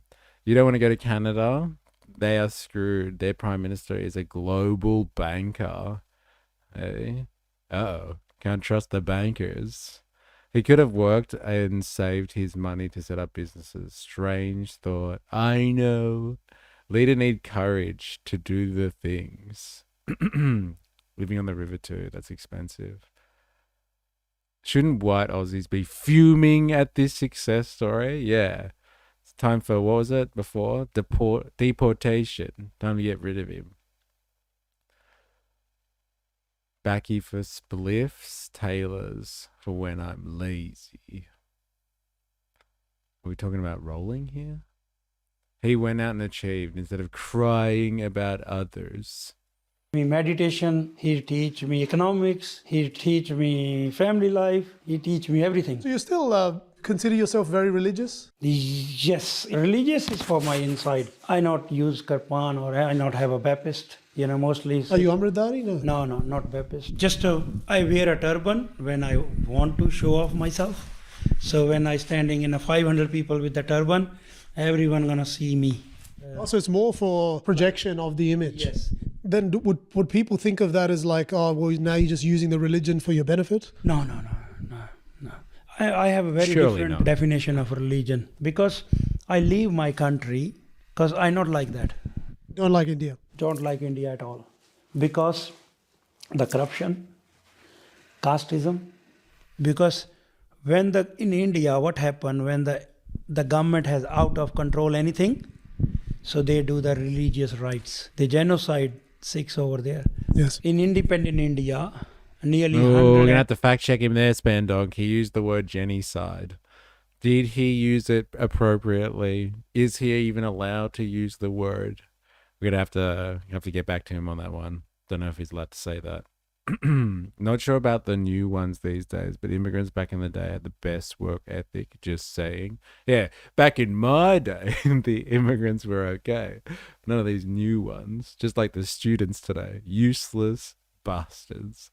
Canada has the most galleons in the Gringotts Vault. Only next to Parminder. Donald Trump to Canada. We don't need anything. He's talking about putting 50% on goods coming to America. Fake Tobin wearer. Imposter. He must quantify his claim. Yeah, how dare you say that? Is it really genocide? Is he allowed to say that? Or is it just a massacre? Must quantify. Students have always been useless, but migrants, they used to be better. And 50,000 Sikhs killed by the Indian government. That is Sad. massive figure. Yes, sad. Let's keep moving, otherwise it gets very boring in one spot. We will. Let's go to the office right after. Do you ever sit here? Oh, hardly I sit here. Never? Because you don't have any stress, Parry. No. People with stress, they all need to sit. I sleep very well every day. I sleep around 8:30 in the night. Okay. And wake up, like today morning, I wake up 3 o'clock. What do you do at 3 o'clock? News, anything for my You mind. wake up at 3 o'clock to watch news.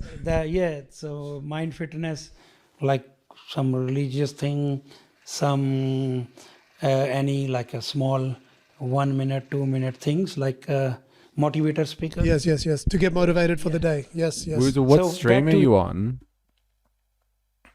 Are you on the vertical stream, Woozle? Or are you on the horizontal? I'll give you the link for the horizontal if you're looking for that. Here it is, if you're interested. If you're watching this and you haven't already, activate the like button. Activate away. Do yourself a favor. There's the link for the for the horizontal stream if you want. Yeah, if you're watching this and you haven't already, activate the like button. Subscribe for more. Follow for more, etc., etc. I'm in the one with like 14 people, but the other one had 5. Okay, yeah, that's probably the vertical, I guess. India thing. Yes, to get motivated for the day. Yes. So back to India thing. When the parents send the kids I like this as a background. It looks nice. Kids not want to go back. Yes. And the Australian government has a immigration system. So if you study this, then you can stay here as a permanent resident. And people use that. Do you think people will say, because now you're working for the One Nation Party, and you got the opportunity to come to this country and set up your life in such a wonderful way, and now that party is saying, we don't want more people like yourself to come to this country? Pauline not said this one, we not want our people. She said 130,000 cap on. And the student, she said student use the back channels. So she said, that's why she said, if somebody come here for study, get study here and go back to your country and apply the visa from there. Yes. So because lots of people unable to get a permanent residency and they apply the different visas. Yes. And they misuse the visas also. Is this yours, Parry? You use this? No, my son uses No, that. I was going to see if you can do some pull-up. Yeah, no. Show people your gym strength. Son uses that. Should we head to the office? Yes, please. Let's go. So that way at least your wife can roam freely and not have to hide. She want to cook maybe something. Thank you. Why some people are getting advantage, they get married just for pregnant residency purpose. Yaar pata nahi ki honde avire. But you know, the kids are suffer more with the husband and wife fighting, like they grow up in that environment.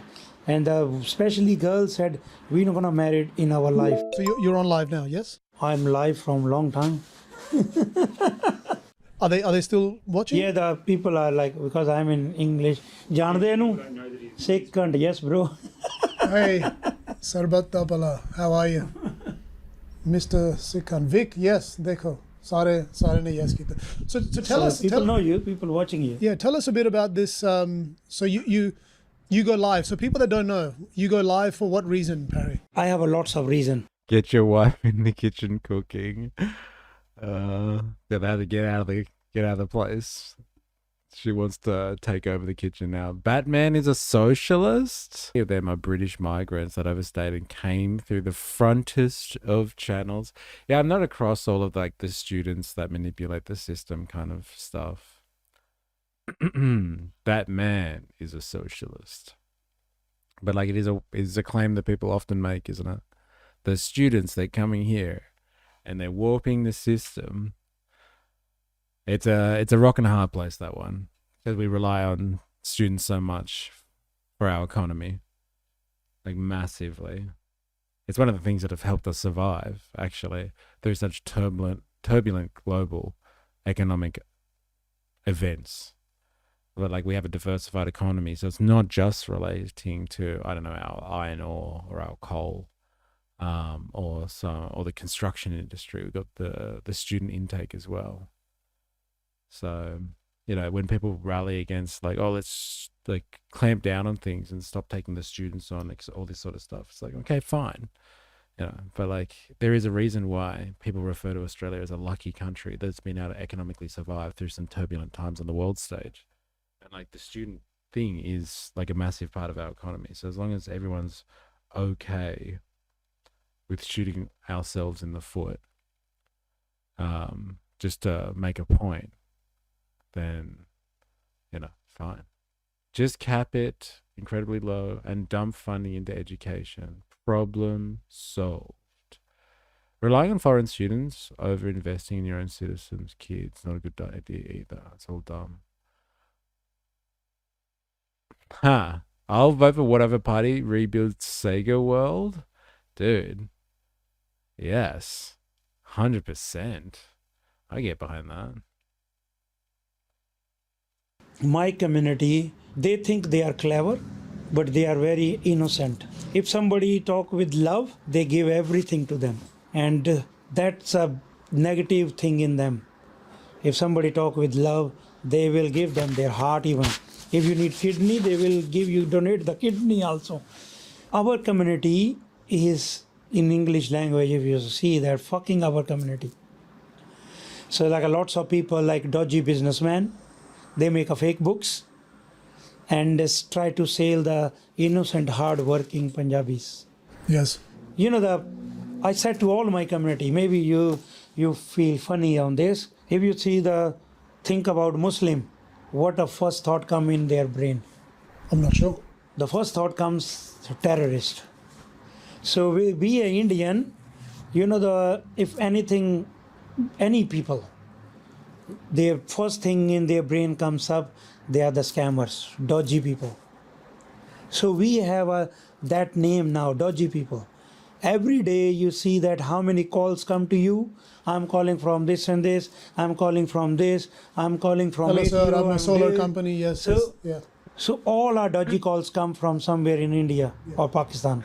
So you're trying to change the perspective, help people. And then do you go on and respond to comments? Yeah. Sorry? So you go on live? Yeah. Few hours and respond to comments? Yes, I respond to the comment and I answer the calls. Oh, you let people join? Join here, and even they call me. And then sometimes you share any opinion. Like I've seen you have an opinion on the LG community, right? LGTB community. So this is the one. This is the thing that the media has like captured in the last couple of days and run away with it. And like, yeah, Barnaby's backtracking, playing defense for One Nation. This is the moment. Opinion on the LG community, right? LGTB community, I'm not against them. I just want against their advertisement. They are already accepted from long time. But you no need to advertise. You no need to gay parade in city. You no need like those like type this guy is like Pauline Hanson from 30 years ago. That's what, like, remember they were asking Pauline in 1996. We watched the interview, the famous interview, and they were like, what do you think of like the Pride rally? And she was like, oh, well, I don't care what they do at home, but like they shouldn't rub our faces in it. Like this guy is Pauline from 1996. Very interesting. Who would have thought Pauline would be replaced by a Sikh from Western Australia? Who would have thought? You no need to gay parade in city. You no need like those type. He's carrying on Australia's legacy. You no need to gay parade in city. You no need like those type of parades. And our people, like, because of social media, they bit like wake up. You're saying it's too much advertised. Everyone. My queen has lost control of her vision. Like, what would Pauline from 30 years ago have said about this? She would have been like, I don't need you to platform my ideas. Get the hell out. He's got those boomer values. This is Pauline's monoculture. Ah, finally we see it. Yeah, no more gay pride events. And cut migration down to 130,000. Pauline Hanson, do you agree that young people should be taught about civics at school? No, they should learn about Australian cars. Bring back the monoculture. He's 670, as he says it. There are too many gays around, and I find it confronting and tempting. They shouldn't advertise it. I try so hard to get it away. I wake up at 3 o'clock every morning to cleanse myself of these wild thoughts. And then they have a parade? It's outrageous. Media, they bit like wake up. You're saying it's too much advertised. Everyone's seeing too much. We don't need to see too much LGBT. No need. I'm a man. Why I advertise? Everyone know I'm a man. But it affects you because they're advertising. Because of advertising and the effect on the young generation. What is that? Believe me, bro. He's called me bro. It's only taken 2 hours.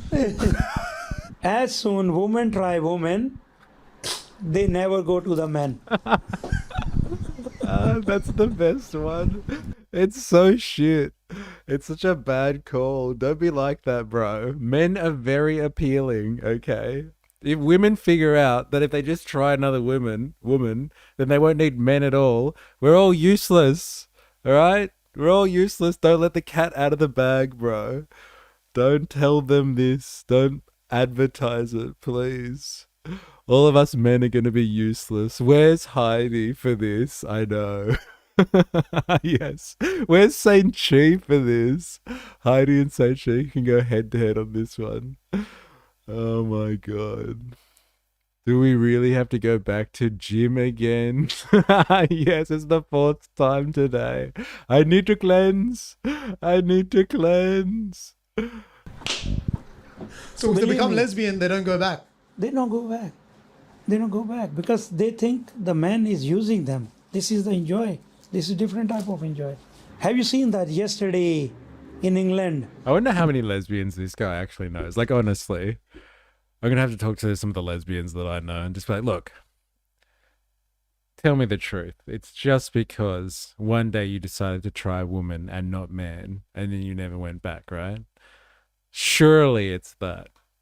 We listened to this guy from Western Australia. He knows the score. If all the women turn gay, then men can make a fortune selling their swimmers. I don't know, actually, fair enough.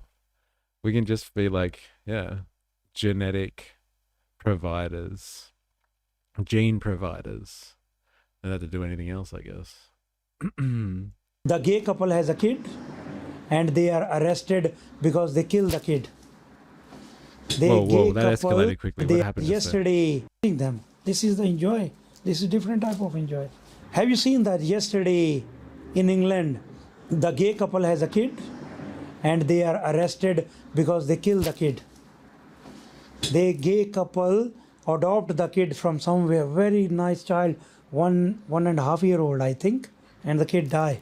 Mom is mom, dad is dad. That's it. Finish. End of the story. But you don't mind if these people are gay? I don't care, but not advertise. And why do you reckon he brought that one up? Like kids have never died in the care of like 2 parents that were a man and a woman, like a traditional household. It's a very strange one. I wonder what he was insinuating there. Gay couples kill their children. Strap in and strap on, and you'll never need a man again. Yeah, watch out. Please don't advertise it. Men are going to become useless overnight. Keep it to yourself, Parminder Singh, please. I think we should ban all straight advertising. Yeah. Once you taste the peach, the men are out of reach. Oh my god. It is the law, according to Mr. Singh. No straight parents ever murder their children. Yeah, like, what was the point of that story? You can be gay in your private time. Like at the gym, not in my face where I have to see it and think about it. Like when you're being interviewed and somebody else is stretching your inner thighs. Can we do the interview somewhere else, please? Not legalize their marriages. They live whatever they live. Why they legalize the marriages? Why not legalize? No, I'm not like, this is against, like you said, I'm a spiritual person. This is against spiritual.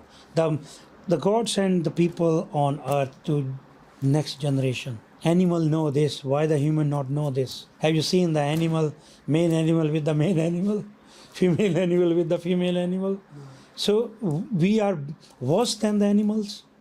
Animal, they think they did not think much, but they are better thinker from us. This is the I like the one girl put the something on the social media that there is a 3 sex, male, female, and mentally ill.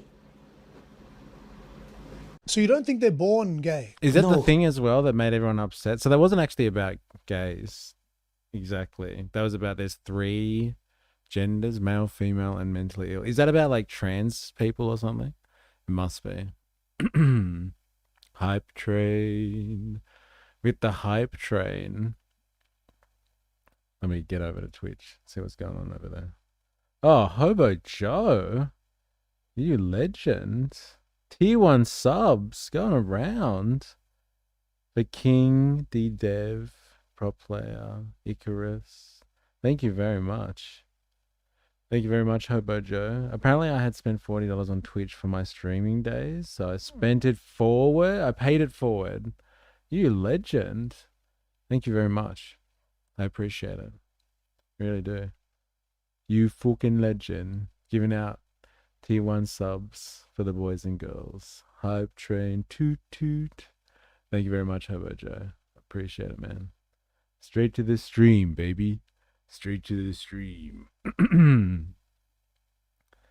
I reckon his nana had to keep a shopping cart full of soap to wash his mouth out with. Lies drip like honey with this dude. Fun fact, in every single animal we've ever observed for it, from dolphins to blowflies, there's evidence of gayness and intersex characteristics. Ooh. Take that, Parminder Singh. And oysters change sex 8 times in its lifespan. The frogs, man. No. It's a mental illness. Mental illness. They're not born. No one born anything. It's a grow up, how the grow up environment is and how your environment outside is. You know what the people said. If you hang around with the good people, you are good. If you hang around with the druggies, you be next drugged. If you hang around with stupid, you be next stupid. If you hang around with the millionaire, you be the next millionaire. So then all these people that are now identifying as gay and all the LG, the whole... They go in those type of community. It's those people, it's the parents or the people that they're around. The parents not look after their kids. That's I blame on their parents. Because wow, so simple. This is the part. I'm glad we get the full context of what he's saying and not just the snippets from the media. It's actually way more informative. Nature is super gay. That'd be fucked. One would need 2 entire fit changes at all times. Parents are too busy. Are people still hanging on or are they left? Yeah, they are there. I'm not against some people does. Who's on? Like what kind of people tune in, Perry? Everyone. Just a second. Hello, my uncle, how are you? I'm good, thank you. Is 1 o'clock confirmed? No, 1 o'clock is too late. I have to then come 3 o'clock. Sorry? Come 3 o'clock or come tomorrow. Oh, for Christ's sake, we were originally going to come at 11. You Yeah, 11 o'clock is okay. 11 is fine. Sorry? 11 is fine. Yeah, well, I don't know that I can't be there at 11. Well, I'll have to ring Peter and see if I can change it. What time tomorrow? Whatever suit you. Whatever suit you, let me know and I wait for you. What's going on? Well, you want to make it 11 in the morning? Yeah, 11 is okay for me. Tomorrow morning? Okay. All right. Bye. Thank you, Perry. Bye. So I changed him. Like he said 1 o'clock. I said, nah, because otherwise you're gonna disturb. Like Yeah. Then we want to. Anyway, so interesting. So you were saying that. Just a second. Hello. 11 o'clock tomorrow. All good. See you, uncle. See you. 11 o'clock tomorrow. Yes, sir. Yes, sir. What the See fuck you. is going on? Can you confirm that? Yes, sir. Okay. Okay. Bye-bye. Bye. So he's 84-year-old, and he still travel around WA for the properties businesses. I love his work ethics. I've been to the richest houses in my state when I was doing commercial work. I've had to repeatedly tell a millionaire that the Sky remote was different than the satellite decoder remote. Oh my God. What a fun conversation that would have been. This is like when your mum runs into a friend at the shops. Oh, man. I fucking love that he called back. Yeah, Unk is a paid actor. It's cinema.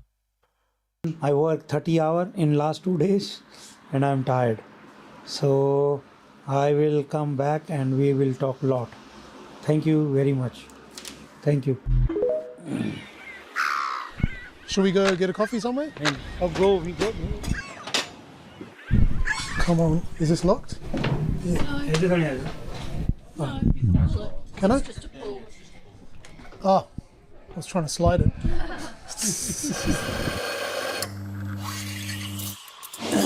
Just go for like a 65-degree temperature, at least.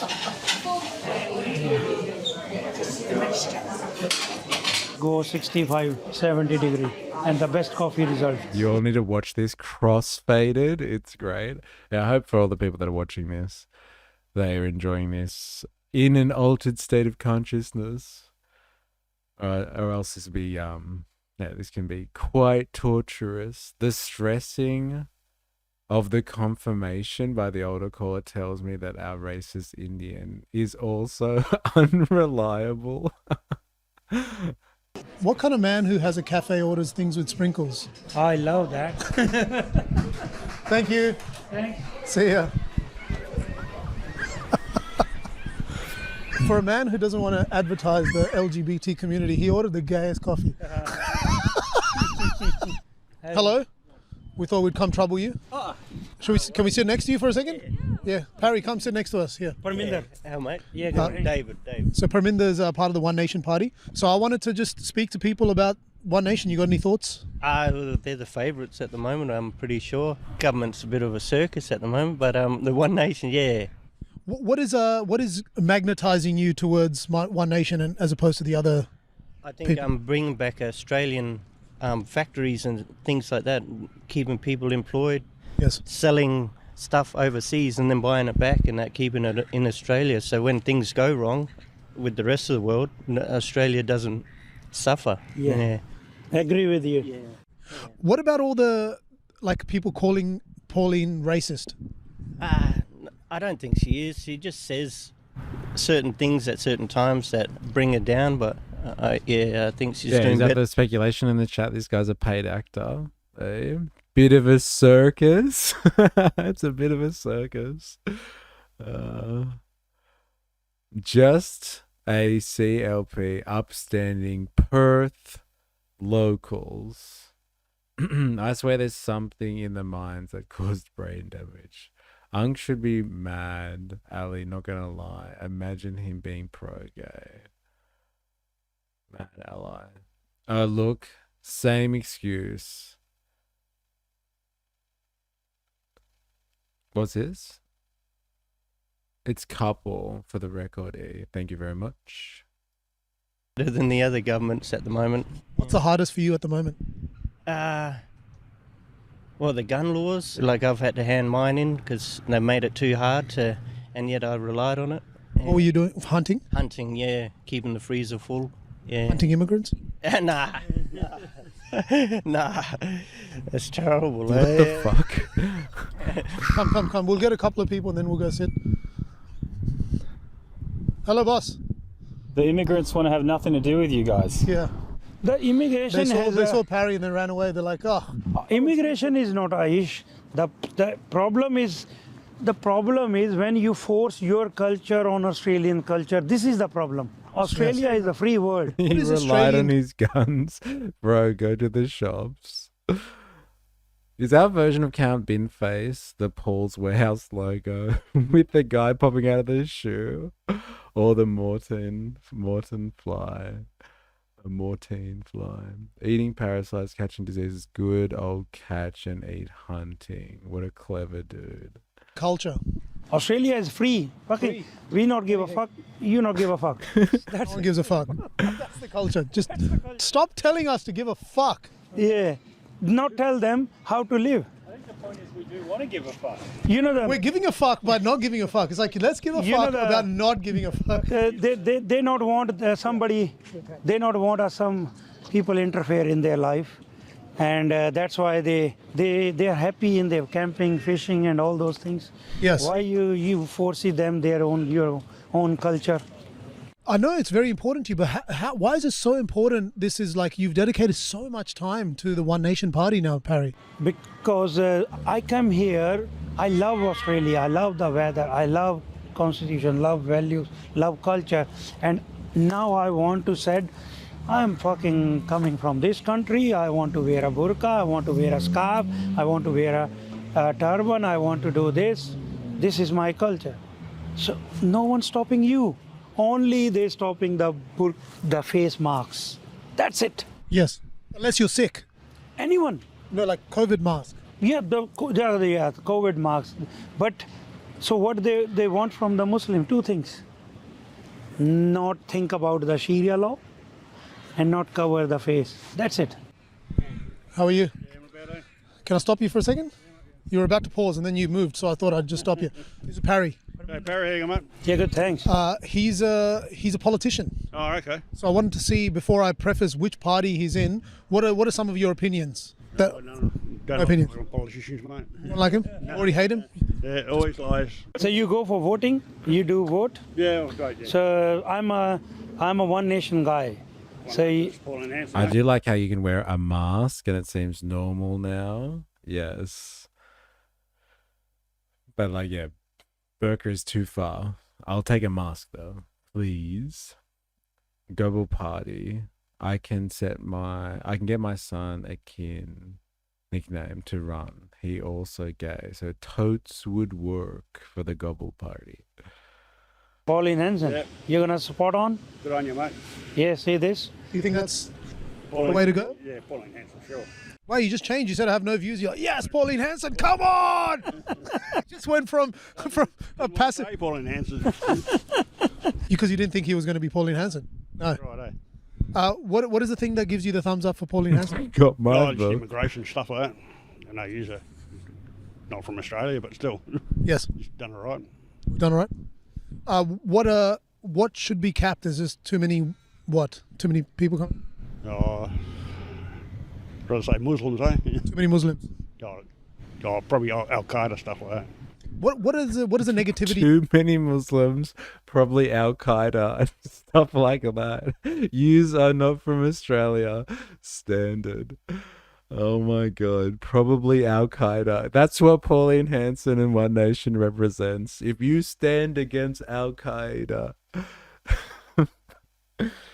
then you must vote One Nation. And remember we were talking before, it's the students that have no idea what's going on, right? It's the students, not people like this. Oh, like Al Qaeda and stuff like that. Oh my God. Far out. Oh my God. What are they doing? Oh, you can't see the faces. You nailed it before. Yes. He said if he walked around with a burqa, more people would hate him. Less people hate the turban. Ask you a quick question. Yeah, sure. How's it going? Yeah, not bad. Put him in there. Yeah, this is WA. We're in Spandonks electorate, I think. Oh, how do you miss the hot gym action? You more often you miss you missed a claim that would make men redundant, but we're not going to repeat it because we want men to remain relevant. to the human race. Harry is one of the main One Nation Party here. We're just discussing some of the views. What are your thoughts on the One Nation Party? I have no idea what it is, sorry. Nothing? No. Pauline Hanson? I'm very out of touch with politics, sorry. So good. What about a lot of The people hell's wearing a One burqas? Nation? It's fine. Doesn't matter? Yeah. What do you think, like any political party, like a Labour, Liberal, or One Nation? What is you think is the main issue for you, or you are in life, or generally? Not too sure, honestly. You're the most. I stopped the most easygoing guy. Yeah, no, man. Doesn't seem to give a fuck about anything. I'm pretty chill. I try and stay out of politics a little bit. I was pretty into it a while ago, mostly with like US politics. I just found it a little bit toxic. Very toxic, man. Stay away. It just bothers Yeah, you. so how do people like this typically vote? It's a good question. They just go scratch their name off the list and draw a dick on the ballot paper, I guess. I wonder, he might cover it.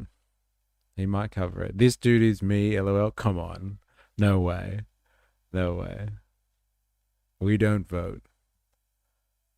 US politics. I take the fine? Really? That? I'm not paying a fine. Not to big government. Dilemmas, the display of swag and outright masculinity might make Heidi like men again. This was me till a couple of years ago. If he doesn't vote left, I would be extremely disappointed. With the metal merch. Trying to stay out of politics a little bit. I was pretty into it a while ago, mostly with like US politics. I just found it a little bit toxic. Very toxic, man. Stay away. It just bothers your brain. I just couldn't handle it, honestly, and it made me a bad person. Really? Yeah, just thinking and like, just like stuff like that. Like I was very like, oh, this side or this side, like, and I would swap between sides because I didn't know what I wanted really. So if I ask you one thing, like one thing you want to improve in Australia, what do you think? Probably the housing market. It sucks at the minute. And I don't think like there's not enough houses. I just think they're too expensive. So do you think a lot of people are bothered by stuff, or is everyone's just hyped? Like what you said is probably spot on. When you listen to too much shit, you think a lot of shit is very important. Yeah. Whereas everyone just seems to be okay, I guess. I think the media makes it a lot worse than it really is because obviously they're trying to get their own agenda out. Like I think immigration's a big one. Like there's a lot of people against it. I don't see that big of an issue with it. Like, Really? Yeah, not really. Does it matter what type of people are coming in? No, I don't care about type. Culturally, No, I don't care about all that. the assimilation stuff. Doesn't matter. No, it's fine. Like everyone, like people are people, man. Like I don't care. Hello. Can we ask you a quick question? This guy's a major troll. He's trying to gaslight everyone. But like, have you seen his other stuff? That's what he's a mad smartass, this guy. One of the most dogmatic people in the stream does not vote. I'm truly shocked. Dude, I'm shocked. You don't actually vote, Spandog? No way. No way you don't vote. I don't believe it, man. I don't believe it. You've got so much political drive and you don't vote. It's crazy. Just don't throw the baby out with the bathwater, Heidi. Oh, sorry, I wish I didn't like men. Someone needs to hold them accountable. Was that an ingested hoodie? Outcast metalhead doesn't give two shits about culture. Colored me shocked. Hey, I told you, I'm an anarchist. I just have a lot of opinions. A lot of opinions. Oh, yeah. What are your thoughts on One Nation? I don't really know, to be honest. Anything bothering you in the world at the moment? People just need to be paid more because like our wages just aren't livable in this day and age. It's like really hard for everyone. Do you look to the future and you feel like, it's just not that great? Well, Try to be positive, but Is this what everyone looks like in Western Australia, or is it just finding the best people? Like, this is interesting. Where do they get their fashion from? I'm gonna start wearing feathers in my hair. That's sick. You go find some feathers on the weekend. Fuck yeah. I understand not voting since there was never a good option to vote for. They always seem crap, so I tuned out. But I'm stingy, so I didn't want to take the fine. Standard Perthians. I love it. Yeah, this is great. I'm going to get a feather. Dude, they get them feathers. Feathers are us. Oh, man. Those are the the lesbian anti-men feathers. Oh, man. Far out. Once you go peach. The government just doesn't listen. This doesn't seem to be getting better. It just seems to be getting worse, actually. What about LGBT community? I don't think they have many rights either. In what sense? Well, still a lot of hatred towards them, and just don't think it's fair, really. People not treating them as they would treat everyone else, saying they're a little bit marginalized. Do you feel that? I not do that.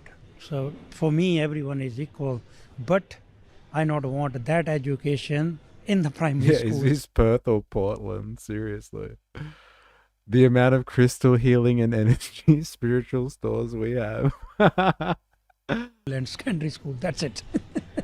So not too much LGBT education in primary schools. What do you think about that? If we, like, you want the future generation kids get this education in the primary school when the kids are kids?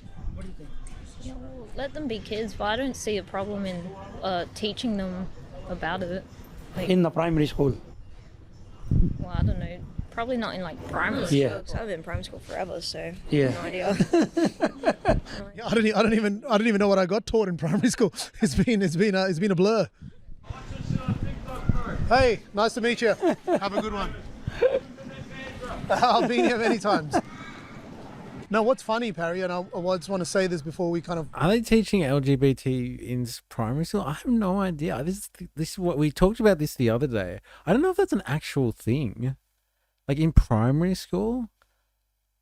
Like I have a kid in primary school. I haven't heard her talk about this stuff before. Like, I don't know if they're teaching that. I think it's just that, like, that trope where you had, like, that drag queen kind of reading, like, doing story time in kindergarten or something, and, like, everybody lost their shit because there was a drag queen reading, books to school kids, and now they're just like, see, they're pushing LGBT blah, blah, blah, blah, blah ideology onto primary school kids. It's the end of the world as we know it. I don't know if it's actually a thing. I don't think they actually teach about, like, I don't know, gay culture or gay pride or something like that at school. Especially not at primary school. I don't know. Like, I don't even know what this is about. Kali Woyoti, what even is teaching LGBT? Is that a thing? Like, what is it? What does that even mean? No, not in primary school. But, like, people die by this one. Like, this guy's whole political career is built up around, like, you cannot teach this to the children in school. Like, his whole political philosophy is built around this. Someone has convinced this person and many others that, like, they teach you to be gay in primary school, or it's okay to be gay, or something like that in primary school. It's normally like modern books about accepting of differences. People just keep making things sexual. What do they teach them then? What, like gay people exist? How do you explain gay without explaining feelings? In high school, you learn about it from a safety perspective because teens in preschool, they keep asking me who my crushes were at playground weddings. There's so much straight propaganda for kids asking them who their girlfriend is, etc. Interesting. We just had math, science, English, history, and recess in my school. Yeah, apparently we missed it. We missed out on all of the fun. It's not a thing, LOL. You also don't learn sex ed in primary school. Really, it's more about puberty and what do you do when you have your period, because some girls get it really young. Search up the books they're complaining about. I think the most controversial thing that we had was DARE, Drug Abuse Resistance Education. What's with the acronym say? Drug Abuse Resistance Education, which basically made me want to try drugs. Oh man, so good. It's more health class. It's like that that group of people that come to the school in South Park and they're trying to convince the kids that smoking isn't cool, and they have that really lame song, and so the kids all start smoking because they don't want to be like the presenters. It's fucking hilarious. Go grab our lunch. Is when I say you are not from a particular political party, they are all thinking you're not going to be One Nation because you don't look like the typical One Nation candidate. And then they hesitate, and then they're like, oh, Pauline Hanson, and then they're like, oh, it's like a sigh of relief. Yeah. All right. So they are good there. Fish and chips. The most Australian. It's not Australian. Most it's Australian It's English. It's an English thing. Fish and chips. Don't you dare. Hey. Now that's Australian. That is as Australian as it gets. 74 seagulls overlooking the beautiful river / beach. Having to punch a seagull, Harry. Is that Australian? Strangle a seagull. No, off, it's cunt. New Zealand. That was Australian. All right, ready to hear how he said he dropped a C-bomb just then? That's Australian. Ready? Is that Australian? Strangle a seagull. Like, fuck off, cunt. It's so good. Oh, man. Fuck off, cat. That should be on the citizenship test. You want to learn how Australian someone is. How they say, fuck off, cat. That's on the test right there. I wish cunt was more normalized here. It's such a good word. But like, it's still more offensive than fuck, I find. Like, people are more offended by cunt than fuck. Absolutely. For native English speakers, I find. People with English second language, they don't get it. They don't get it. I don't even like this. You want some? No, I not eat fish. Do you want it? Of course you want it. Shit, cunt. You can't tell me that's not fun. It is, but like, it's what my kids do, dude. They run after seagulls and they think it's the greatest thing to do. That's an Aussie experience. But if you leave like that, so you're gonna eat? You got to respect their resilience. Hello, brother. What's going on? Oh, there he is. Can you hear me? I can. What have you been up to? You've been shadowing a politician? So we've essentially been. Oh my god, he's actually in. What the hell? Punter? What is going on? Did we just step into an alternate universe? Spandog, did you know that this was going to happen the whole time? Oh my god. It's the coming together of Australian heavyweights. Oh man. Give it up for Big Punter. No. Why is Punter? I don't know. What's going on? What is this wanker going on about? We're about to find out, Han. Good use of wanker, by the way. Lovely. Why is he in a slutty tank top? You love it. Mr. Abbott in the house. How you going? Hope you're well. And yeah, he's waiting for the punter jump scare. This will be good. Hope you are well, Mr. Abbott. Welcome. Welcome to the stream. Showing an Indian-born migrant who is the One Nation representative here in WA. So yeah, the gentleman's name's Parry. His background is Sikh. He wears a turban, so he's a contrast to typically what you would see in the One Nation party. Very interesting guy. Very interesting, opinions and perspectives, and also his journey. So we thought, look, we're going to do a day in the life with him. So we've been shadowing him for the day. So I thought we need a perspective to cross-check some of the things One Nation has said and also he says. And, I thought you're the guy. What are your thoughts generally on One Nation? I think, sometimes they sound like they're saying some good stuff. Like, oh, cool. Like, let's get the corruption out. Like, let's. I could never thirst for punters. Really? Come on, stare into those blue eyes. Look at those tattoos on the shoulder. Come on. Come on. You're missing out. You're missing out. I could never thirst for his friend James and that voice. It's just awful. It's just awful. Even with the boob window he's got going, come on. This government's like wasting time in the uniparty, and no one's representing us. Like, I think great. Like, that sounds really good. But I tend to not listen to anything any politician says and just look at how they vote. I think politicians, and we all know this, politicians have worked out they can say whatever the hell they want. And some will even go as far to lie to you knowingly. Like, some will be like, nah, like, we're trying our best, and they'll edge around and stuff like that. But some have just worked out, like, we can just say whatever we want.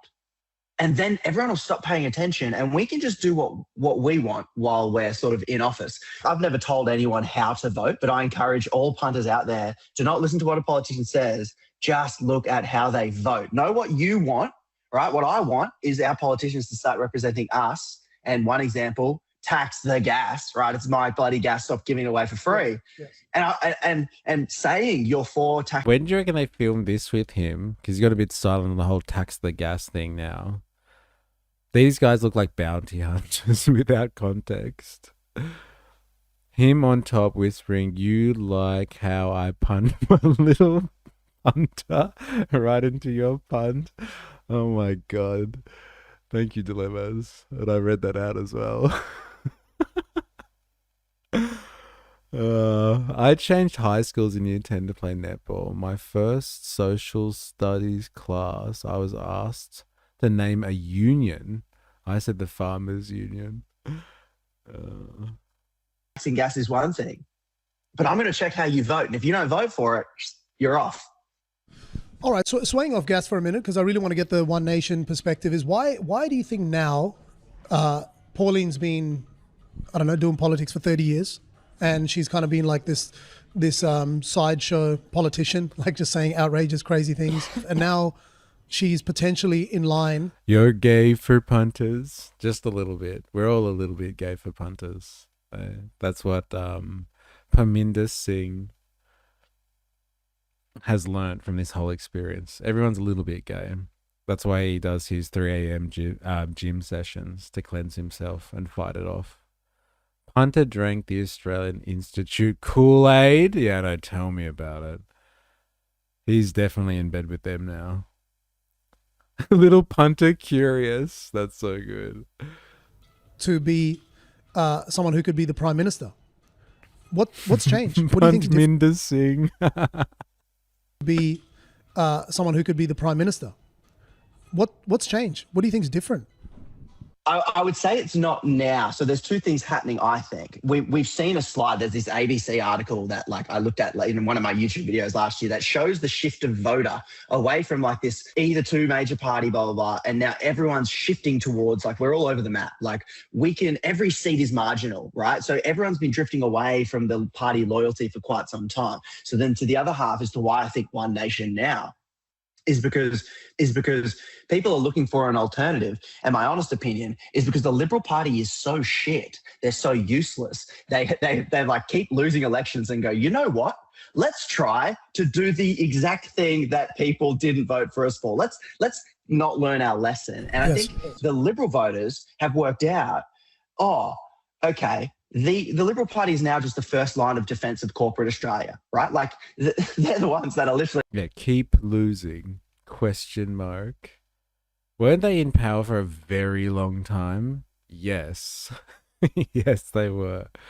But they've kind of fallen off a cliff in the last 12 months or so. Fallen off a cliff. And so I think his point is people are looking around. They're looking for options. They're on the market again. But he didn't frame that very well. They keep losing. The thought police would want to know. It's our duty. The new ism, punterism. Oh, please no. Their policies are almost handed to them by foreign corporations. They're no, tax breaks for... If you're watching this and you haven't already and you're on YouTube, activate the like button. Do yourself a favor and activate the like button. If you're new here, subscribe for more, follow for more on Twitch. You know what the deal is. Come on now. Foreign, keep giving gas away for free. And I think people are sick of that. And so the Liberal Party can't win anymore. So the people who voted for the Liberal Party will never vote anywhere else. They've gone, well, how can we win? Well, the Liberal Party can't win anymore. So now they've gone to One Nation, like a big chunk of it. And that's been the big rise. Like, Man, I want to like, but I see punter. Don't be like that. Wait until he gets off the screen then. He won't be there for too long, I'm sure. Feeling punty today? I don't know. Might kick a kitten. I'm in football. Watching the collapse of the Liberal Party move into One Nation. And I think the other piece of it as well is that the corporate media, which is like 7, 9, 10, like all the corporations that own our media, they've also gone, okay, Liberal Party can't win. Let's back in One Nation and maybe they have a shot. And so they've all swung behind and gone, oh, One Nation, created this fever pitch of like, everyone's doing it, you're doing it, look at this polling. So everyone looks and goes, oh, can they win? And so we've kind of seen that all coalesce at the same time. And now you're seeing the sheen of One Nation shine off a little bit. And I suspect we'll see it dip a little bit after coming up to the election, when we're actually going to start looking at policies and start looking at how Pauline votes and, you know, what that means practically. But in Australia, everyone has to vote. So there's this group in the middle that are like, okay, I'm going to have a look at what's best for me and I have to vote. And they're more moderate. They're not going to be swung by some great sounding pitch. They're actually going to look at, you know, are you doing it? Are you going to like vote for me? Or are you just another politician taking money from the same billionaire, Gina Rinehart, the same billionaire? Am I going to get a different result by voting for a new face? Yeah, and on Gina Rinehart, right, we're in Western Australia, so Gina Rinehart, everyone, kind of knows, notoriously can jump from What's the sentiment on Gina over there? Did the punts in Perth love the old Gina? I don't think they've ever loved her, man. I don't think she's ever been loved. I don't know when you did the research that she might have been loved. I don't think there's ever been love for Gina. Is that what she does? Like, is that the playbook, in your opinion? If you're an elite, you just kind of back whoever. Sounds like punter doesn't understand how bourgeois politics works. Heidi, thank you very much. Thank you very much. Hey, happy Friday. Friday to you. Appreciate it. For the stream, baby. For the stream. Ah, yes, we have our West Australian correspondent in here. She's universally hated, for the record. Never met someone who liked the fat punt. Yes. All right. Fuck yeah. That's what we're going to use now for the word cunt. We're going to replace it with punt. Happy Friday, all. Glad to catch a stream. It's good to have you. If you're wondering what we're doing, Con, we're watching, there's this Sikh, I'm pretty sure he's Sikh, right? Sikh individual who's running for our anti-migration party in Australia called One Nation. And it's confusing. But like he's really happy about it. And so like they've been following this guy around, and we've just been learning about this Sikh guy who's like a hardcore One Nation supporter. Loving everything One Nation. And we've learned a lot about this guy. Too much, almost. We've learned too much about this guy, to be honest. As Monty Python would say, what a silly bunt. It is fascinating. So this is our right-wing pipeline. Migrants, Australian migrants who are turning anti-migration to an anti-migration party, because that's just the done thing. And like he's kind of saying stuff that was what the leader of One Nation was saying 30 years ago, but now it's not cool for her to say it anymore because she has to be serious about politics. But like he can get away with it, and like people hate him or are really upset with him, and they've had to denounce him and what he's been saying on this piece. And it's all come from this one piece that we're watching today. He said some like stuff about like gay people, and I think it was just the comments about gay people, and everyone's really upset about it. So we're watching the documentary that it all came from. Isn't there a re-migration rally happening at the end of the month? Haven't looked into it further. Well, like, how did you find out about it, 4IS? It's not really confusing once you stop looking at One Nation as the anti-migration party and have a look at the pro and look at it as the pro-Australian party. LOL. Yeah, fair enough. But I think that's like a lot of people do kind of get behind One Nation because of that. Because they feel like migration is an issue. And like that's where One Nation holds ground on the migration issue. I think once you start moving away from the migration issue, people start dropping off massively. But on that, like in the bag, man. In the bag. They dominate.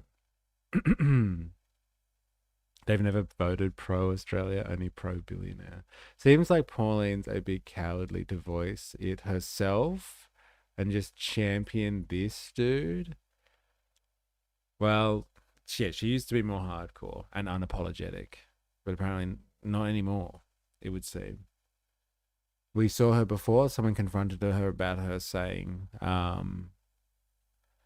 that like her maiden speech to Parliament was about getting rid of stopping the Asian invasion kind of thing. And she was like, no, I didn't mean that. I didn't say that. I kind of said that, like, we don't want them to take over. So, like, yeah. Michael Robert Snow. Hey, welcome back. And with a super chat, you legend. Thank you very much. Thank you very much. Welcome back to the stream. Have you been lurking or have you just come in, Michael? Let us know. But yeah, thank you very much for the super chat. You fucking legend, yeah. Straight back to the stream, baby. The contrast between her and her cartoon self. Labor cutting immigration. Wouldn't call them anti-immigration. No, because they've got like heaps more things than just that. So like, are you going to vote Labor now because they're cutting migration dilemmas? Are you happy? You happy to vote for them because they're cutting migration? But like, yeah, they've got way more things on their smorgasbord than just like a one issue kind of party. I don't think like One Nation, and I'm like trying to be fair here, I don't think One Nation is really known for its strong policy making or like them being strong on anything really but migration. I really think that's just what they're about, and people are drawn to that. They're like trying to build an image for other things, being like the Australia First party kind of thing, but it's always Australia First through the angle of like migration. People have got to integrate. We don't want any of those types of people. We'll take them, but not those ones. Eh? No Sharia law here. Thank you very much. I think you can have a strong stance on migration without being overtly racist about it. Well, supposedly, yes. Like we've asked a lot of people during interviews when we go to rallies and stuff. It's like, we're not racist. We just think about like blah, blah, blah, blah, blah. And they make it about economic issues. But like once we start getting into the territory of like deportation and remigration, and it's not about immigration anymore, the levels are going to go down. But now we wanted to round people up and deport them. Then you go into a different territory. It's a working class issue, especially when it has an economic spin to it. But like, here's the $1 trillion question though. If people are worried about the economic impacts of migration and they think, all right, we need 100,000 people coming in and that's enough, right? And then you actually have somebody who does that, but then it's still not enough. Then you have to ask, like, is it really about the economics of it, like the maths? Or is it something else that's going on there? Depends on their policies on personal freedoms and tax reforms. It does depend on that, I guess. But like the average person, I don't know if they would associate her with tax reforms and personal freedoms. Just us, right, who look into this type of stuff. Heidi, Labor out there to please the corporations, Wasrael and the racists. Greg Carr, Farage isn't going to show up to the count for security reasons. He's such a Timu Trump. Pathetic. Really? Wow. Eh? Somebody's gonna have to change him, get him off Air Force One. Quickly, get him into a catering truck with a bunch of tacos. Get him in that catering truck. Stat. Men's afraid of a bin. Whoever's got the potential to win, so you're protected, or back everyone, and then you kind of got your hands in everyone's pockets? If Why does he keep putting the microphone to the laptop? Has anyone else noticed that he talks and then he puts the microphone in front of Punter's face? He's like, yeah, you like that, don't you, Punters? So, take that. LOL, yes. What is he doing? I know out of all the things that we could be talking about right now, but like, what's that about? He just likes poking Punters in the face. There's so much homoerotic stuff going on today. Labour are trying to win elections with a hostile media environment, and they're trying to win government in their own right, catering to every electorate, not just winning 20 rural seats and asking for a coalition with the coalition. Savage. I like how you use catering there. All I can think of when someone says catering is Trump hiding in a catering truck now, munching on tacos. They put a Big Mac in there for him as well. Gotta mic up your lappy. Hold it closer to his nibs. Tickle him with the tip. Surely Farage has been there before. Far right and homoerotic is how I like my Fridays. Farage declared victory even before the count? Really? Apparently, I saw someone analysing it and they were like, Count Binface could get up to a fifth of the votes. A fifth of the votes. 20% of people out there just like, oh, I'll do it. I'll vote for the bin. I take that Farage. If it's a neck and neck thing, like what a shame that would be. Almost beaten by a bin. But it was funny. It's still funny. So while we might not like Labor's efforts to cozy up with various business interests, that Middle East country or cut migration, they are really strong issues in certain electorates more broadly. If I was chatting to Pauline, I'd ask her the question, how are you going to fight the elites and stand up for me against the elites when you're on holiday with the biggest elite, taking money from the biggest elite, taking policy ideas from the biggest elite, right? Gina comes out and she's like, we want to give free land to Israel and free islands to Elon Musk. Like, what Australian is going for that, mate? Like, what is wrong? And this is the person that's advising and giving money. Like, yeah, like I just say, punters, like, I mean, some things can sound great. Like, let's just, if you want something different, my question is where I'm coming from. It's not looking that different to the things I'm making stuff about. And I'll hammer Labor on this stuff. I'll hammer Liberals on this stuff. So I've got to hammer One Nation on this stuff when they're probably going to be the Liberal Party now. They're probably going to be the opposition. Who knows? So, yeah, we'll free burritos only. See. It'll be interesting to see what you sort of like have discovered while following around this bloke. Just a couple of things. What are some good policies about One Nation and what are some bad things? I mean, you can just sort of like pull up their voting record. I don't know if you've pulled up. No. So, you know, I can just scroll through here and go the stuff I don't like. Voting for always voting for gas mining, don't love that. Voting for increasing surveillance powers, don't like that. Voting for more offshore oil mining, you might issues with that. Voting against public housing, don't like that. Voting against consumer protections, voting against increasing worker protections, voting against stopping tax avoidance or aggressive tax minimization. Well, this is like my entire bloody platform is foreign corporations not paying us what they bloody owe us after using our NBN, our roads, our infrastructure. You can keep going. They vote against funding for university education and they vote against fee-free TAFE. When we're short workers, how do you think we're going to get them? Do you want them to be Aussies? Because you've got to train them. And it's going to cost money to train them, but you get the return on that investment after you finish training them. So you spend a certain amount of money skilling up someone, and then they go build your houses, earn lots of money, and pay more tax than they cost to build, to create. That's the point. And then when you cut this stuff, like, you know, I think Howard did, or like a lot of Liberal politicians cut our investment in our human beings, the Aussies that live here, then we don't have the skills. How do we get the skills? Who's going to look after your grandma? Who's going to build your house? Who's going to do this stuff? You got to import that shit. So, Yes. like, he makes the point that you're voting if you want no immigration. Well, What is this commie talk? Yeah. Outrageous. like, what do you want? Do you want no services? Do you want no buildings? Do you want no healthcare? Like, what, you know, do you want no doctors? Like, you know, everyone's like, oh, my doctor's always Indian. I'm like, oh, do we have enough doctors? Like, and how, if like, how do we train them, right? So that's sort of Dude, what I didn't come here to watch punters. What's going on here?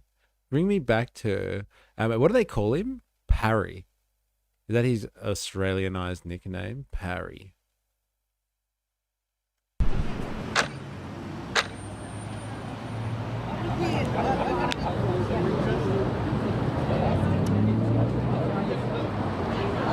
What's wrong with punters? Are you jealous? Yeah, I didn't come here to watch punters, all right? I want to look at Mr. Singh. Good old Parry, eh? I am jealous. I'm jealous of him. And who was the other person I was jealous of today? I can't remember. I'm jealous of a lot of people. Can see how I can. See, now I can like the stream. It is now time.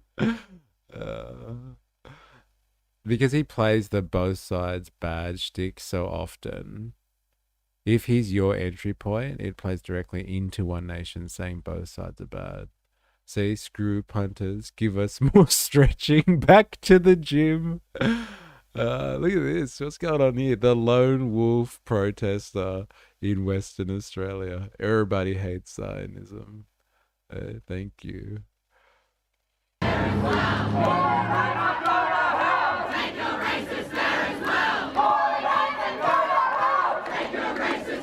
Harry, हाँ जी कितने गए तुझे पर तुझे बाहर आ सकते हो 5-10 minute हाँ हाँ आ जाओ okay he's coming out. We want peace. People should be ashamed of coming and hanging around and looking for trouble. Pauline Hanson is entitled to come here. We want space to be. We're trying to stop peace. We're trying to stop war. I stand on territorial ground. I shout out no war. Tell them they're racist. Tell them they're racist. No, it's not against racism. I stand here because I'm the tribal rightful owner here. Like I said. You know what it is? You just want some... No, like I said to the socialists, We agreed with social people. This is going to be across the road. I've already I explained stand on my territorial grounds. So a lot of hostility here, Parry. Yeah, they just doing like they just scared. I think is the One Nation comes up, and in my town, like I'm in Kojonup and Tambalub, they're mostly the native people town, and all native people support me. And if you think that I don't know why they are like against the Pauline. Megaphone is violence. Pauline not done anything wrong with Australia. This is the one question I want to tell you. Why all the asylum seekers, there is a 52 Muslim countries, why they not go to the all asylum seekers in those 52 countries? They have a same culture, same language, same food, same environment, same religion. Why they not go for asylum in those countries? If they want to come here, they have to follow the Australian culture, Australian values, Australian constitution, Australian laws. And they have to respect the Australian people. And Pauline is Australian, so that they have to respect her. How does it feel, this whole thing? I am enjoying. Because there's a free advertisement for One Nation. That's we need now. That's true. You look at it from a marketing perspective. This is boosting publicity. Every single person maybe have a 500 or 1,000 followers. So they put on the photos on their social media. Because those countries are always facing conflict because their own governments sell out their resources to the West. No, surely not. Surely not. Media, free advertisement. Have you ever experienced any of the racial kind of hostility that other my own community only. only from your own own community. Why are you supporting One Nation? I said I love One Nation. no Aussie has ever said anything negative to you. Aussie. There's Aussies, and then there are Aussies. Eh? And then they all walk around saying oi, oi, oi. Amazing, right? So see this, I'm here and everyone shaking hand with me. Yes. The real racists are the Labour and Liberals. They are real racist people. They want, like immigrant, they see like a servant. That's it. They want to see us like a slave. But Pauline Hanson has always given you respect. She's always treated you like a normal person, never as an outsider, never as a there's too many of Indians. Dude, work Pauline's shaft just a little bit harder, bro. But like Pauline's never done that to you, hasn't she? She's always respected you as a human being, right? Hey, maybe all Indians should only be allowed in Sikh countries. Old turban wearer may have a point. Very directive questions. She stay in my house, so why she stay in my house? All right, Perry, thank you so much, man. Best of luck. Racist, sexist, anti-queer. Racist, sexist, anti-queer. And just on being sexist and anti-queer, last week on Wednesday, Barnaby Joyce gave a speech where he said that he wants to take abortion rights away. One Nation, they hate women, they hate migrants, but they love Trump, they love Gina Reinhart, they love billionaires. This is who they stand with. But we're here to stand against them. 4AS. See you later. Have a good evening. Got a head. Getting some head, potentially. We're going to build a movement to fight back against all of your racist Trumpism. Racist, sexist, anti-queer. One Nation's not welcome here. Racist. Hello. How's it going? Oh, you look familiar. Yeah. Huh? No one's going to talk to me. That's strange. At a protest, no one's going to talk to a migrant. It's a protest for migrants, right? Huh? No one's gonna. You need to leave. I'm just gonna. No. I'm allowed. No. Well, I'm allowed to. No, there's no media. Like, there's no interviews. There's no nothing like that. That's okay. I'm just just gonna walk. So you're not. Huh? No. What are you? You're gonna stop me from just walking in? No one's gonna speak to you. That's okay. I'll just walk and see if someone's going to, man. That's okay. No one's gonna speak to you. You're speaking on behalf of everyone. Well, I'm a marshal of the rally. No one's gonna speak. Sorry? To you. You need to. No one's gonna speak to you. And no. Well, look, it's a public space. I'm allowed to walk through. I appreciate you don't want to speak to me. That's okay. Do you mind? Can I just? Let's go. No walking. No walking. Yes. Denied. X and F. What is this? Is it safe? Are you setting me up for something here? I would rather you didn't. Okay. I hate people like that. Hey. Yes. Yeah, block him. That's the. Yeah, no, you're really showing him, eh? It is safe. All right. It better be. Very dangerous. Very dangerous. Are you a... Okay, whatever. This one's for you, Han. This is an environment of welcoming, and you should just get the hell out of here.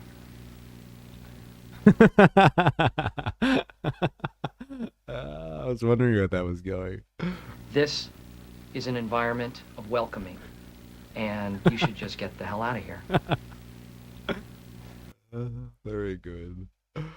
Avi's security team could get some overtime there, 100%. Protectavi.org. Was it .org or .com? I can't remember. Actually, let's do it. Protectavi.com. Is it legit? Oh my god, it's real.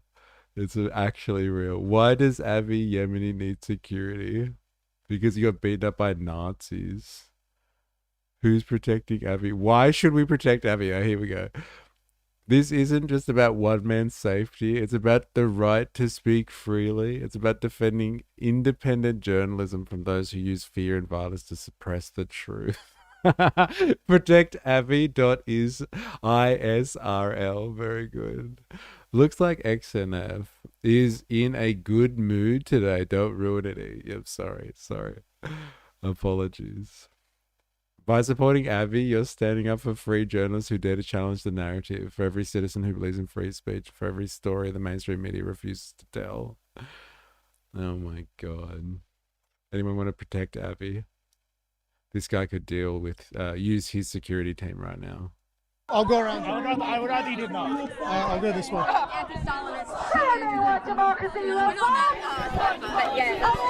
Tim, I think we'll go around the back, dude. No, you're going to go that way and you're going to leave. Yeah, you're not. That's what's going to happen. You need to leave. You're not here to show both sides. You're here to show that side and to shit stir. So I want you to leave.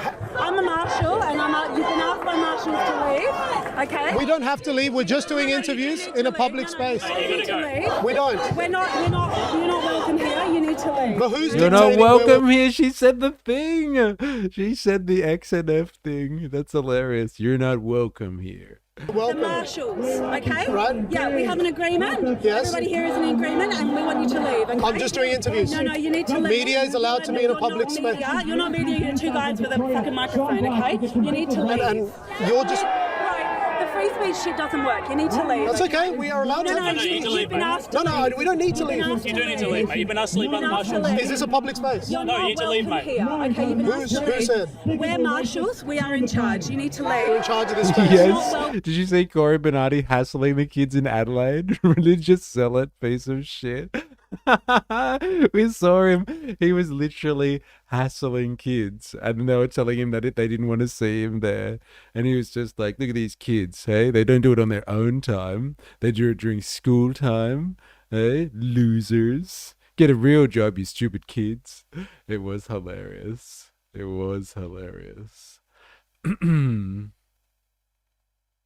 He clearly doesn't understand. When the actual cops come, so gold. Oh, let's get to that.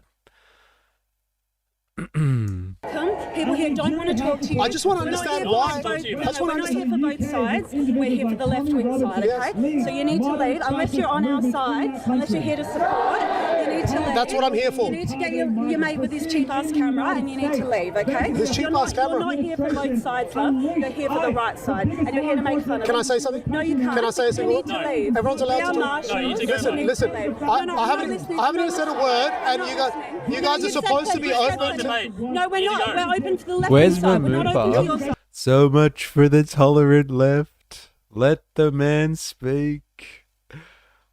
If there's no riot police, it's not a protest. I hired this camera for a lot of money, thanks. These are the lefties hard always shits on. Oh, man. Come on. So much for the tolerant left. Whoa, calm down, chick. They really don't want him here. When we went to the anti-Pauline protest that was organised by New South Wales socialists, we went around and introduced ourselves beforehand, me and 4AS, and we're like, look, we're going to film and we're going to ask people questions and stuff. You guys all right with that? And they're like, yes. Go on. Go speak to the leader. And so we spoke to the leader and they were like, yeah, that's fine. No problems. Avi Yemeni definitely paid by the Israelis. Surely not. Pretty rough for the tolerant side, eh? Obviously not so tolerant after all. You need to I haven't even said a word. When you just said that we're open to both sides. We're not open to both sides. No, I'm we're the marshals, and you guys. No, what I'm saying is. No, we're the marshals. You guys need to leave. You're not welcome here. You can't step in my way. Guys, nobody speak to this guy. Nobody speak to this guy, please. He's an agent provocateur. Nobody speak to this guy, please. Stopping him from walking around, right? And you're going to get moved on. If he wants to exactly. Is this a cop defending a right winger? Okay. Well, all I'm doing is walking. Defending a right winger here. If anyone wants to, that's assault, right? Yeah. She just stopped me. Let him walk through the crowd. You're more than welcome to walk through the crowd. Thank you, brother. Do not obstruct Spandonk, is that why you were so keen to watch him? Let him walk. Let him walk through the crowd. Abby should go live there. Yeah, with his 5 security guards that protect him against children. Can't stop people from walking or get moved on for assault. We're not doing it to anybody else. This is what democracy looks like. Show me what democracy looks like. This is what democracy democracy looks like. Show me what democracy looks like. Hey, what's going on? Show me what Finally a democracy friendly looks face, like. man. Finally a friendly face. I've just been told to leave my... Huh? I'm not any side, dude. No, the friendly face on this side of that. I do not want any... As soon as I've tried to walk, all I've been told is to get out of here. Non-violent tonight, but we do want to chant so loudly that he can't even hear himself. So let's give him a nice welcome by saying, Pauline Hanson, go to hell, take your racist there as well. Pauline Hanson, go to hell, take your racist there as well. I just want to say that because this guy, he is a provocateur. He's trying to get shit out of us. He's trying to make us look stupid. Democracy where only the people you agree with can participate. Yes. Yes, yes, yes. Why not, eh? Why not? This is what democracy looks like, as they're saying in their chants. This is what drives more people to One Nation, LOL. Bad optics. Yeah, good thing he's got a camera to capture those bad optics just for this moment. This is democracy manifest. He's trying to make us look violent. He's trying to delegitimize us. Well, guess what, buddy? Guess what, buddy? If you want violence, if you want racism, if you want hatred, you're on the wrong side. Go over there. And maybe just to our special guest now, we can chant it one more time. Fuck off, fascists. Fuck off. Fuck off, fascists. Fuck off. Fuck off, fascists. Fuck off. Fuck off, fascists. Fuck off. Fuck off, fascists. Fuck off. Fuck off, fascists. Fuck off. Fuck off, fascists. Fuck off. Fuck off, fascists. Fuck off. Fuck off, fascists. Fuck off. Fuck off, fascists. Fuck off. Fuck off, fascists. Fuck off. We can be the new leaders of the left movement. We can bring true democracy to the left. Who's with me? I know, man. These are a formidable force in the background. This is very on par with the woke article I shared with you. Oh, I was actually thinking of reading some of that for Far Right Fridays. An attack on woke. An analysis, a critique of woke. This is what democracy looks like. It reminds me of an old ex-girlfriend. First thing in the morning. Target acquired. Blame, dump, engage. Angry mob. I finally finished it. Very well written. Okay. Interesting. Fuck off, fascists. Fuck off. All right, good job, everyone. Give yourselves a round of applause. Woo! All right, I don't want anyone in the crowd engaging with this loser. Let's keep our attention focused on Pauline Hanson because she is who we're here to speak up tonight. But don't bother with this guy. He's a loser. He's a fiery provocateur, and we don't even want to speak to him. He can jog on. So let's keep the positive vibe. Let's keep chanting, and let's keep it going. You want to go that way? I want to convey. Migrants are welcome. Wait, this isn't AI generated satire of a leftist stream. This isn't a leftist. This guy here's not a leftist, if you're wondering. He's far right provocateur. Migrants are welcome. Oh yeah, she's right there. Yeah. Look at her security detail. Sucks compared to Avi's. Maybe she missed out on the Israeli funding.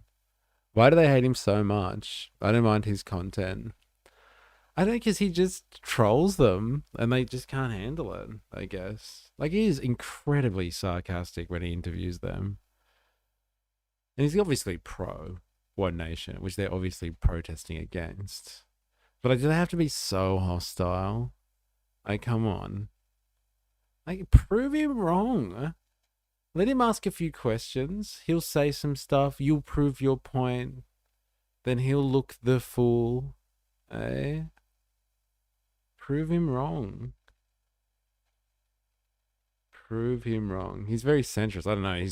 He's working the shaft and the balls of One Nation pretty hard with this piece, man. Centralist?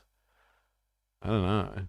Unless I guess you consider One Nation to be a centrist party, then I guess we can get down with that.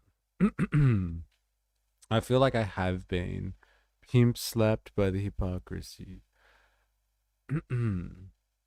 He just interviews characters. Thinking he's far right or supports One Nation is weird.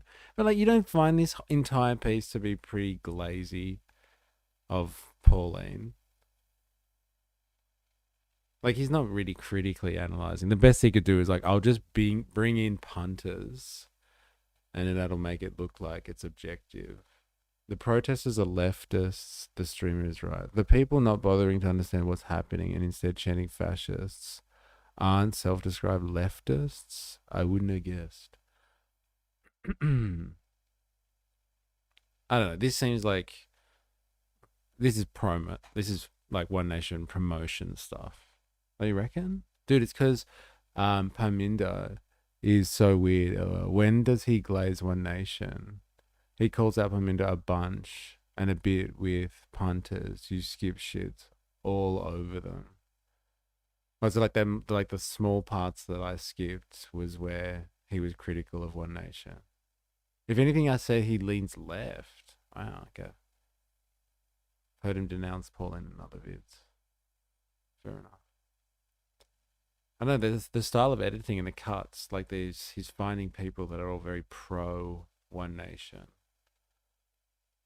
You never know what goes on in editing, man. I guess until you do enough editing. Everyone's trying to tell a story. And there's been a different narrative here. Definite narrative with this stuff. He's just there. He's barely said anything. They're feeding him the content. Yes. Fair enough. Fair enough.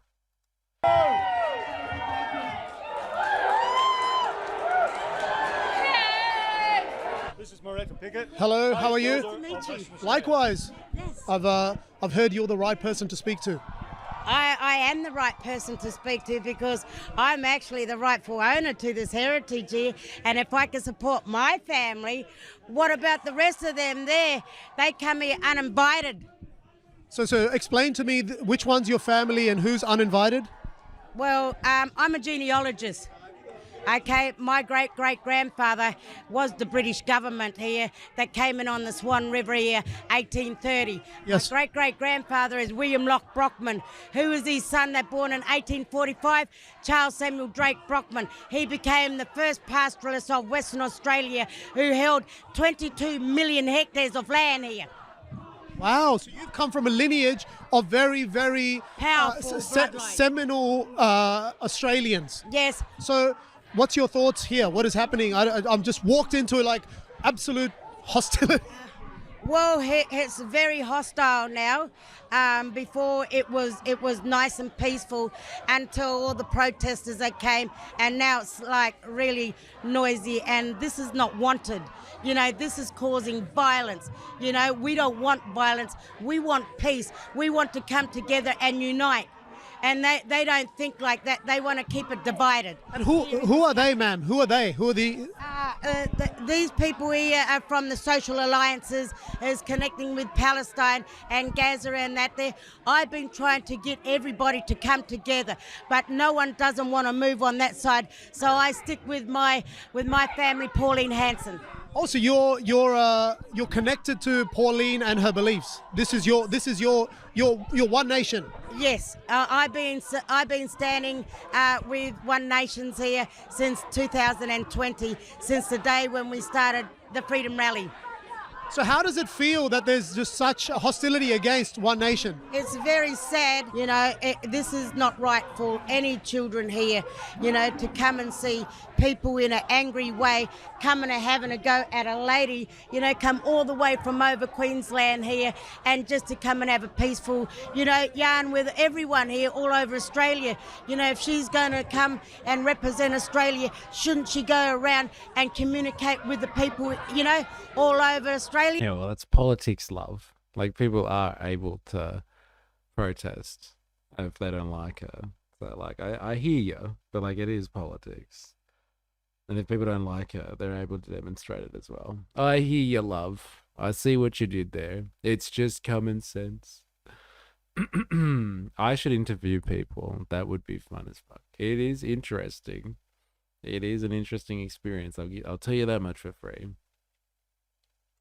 Yeah, to get the ideas of everyone and what they need, so that she can support, us in the Parliament House as a representative of Australian people. They keep yelling out racist, right? And a lot of the times racism is experienced by the Indigenous community. Do you feel any sort of racism? No.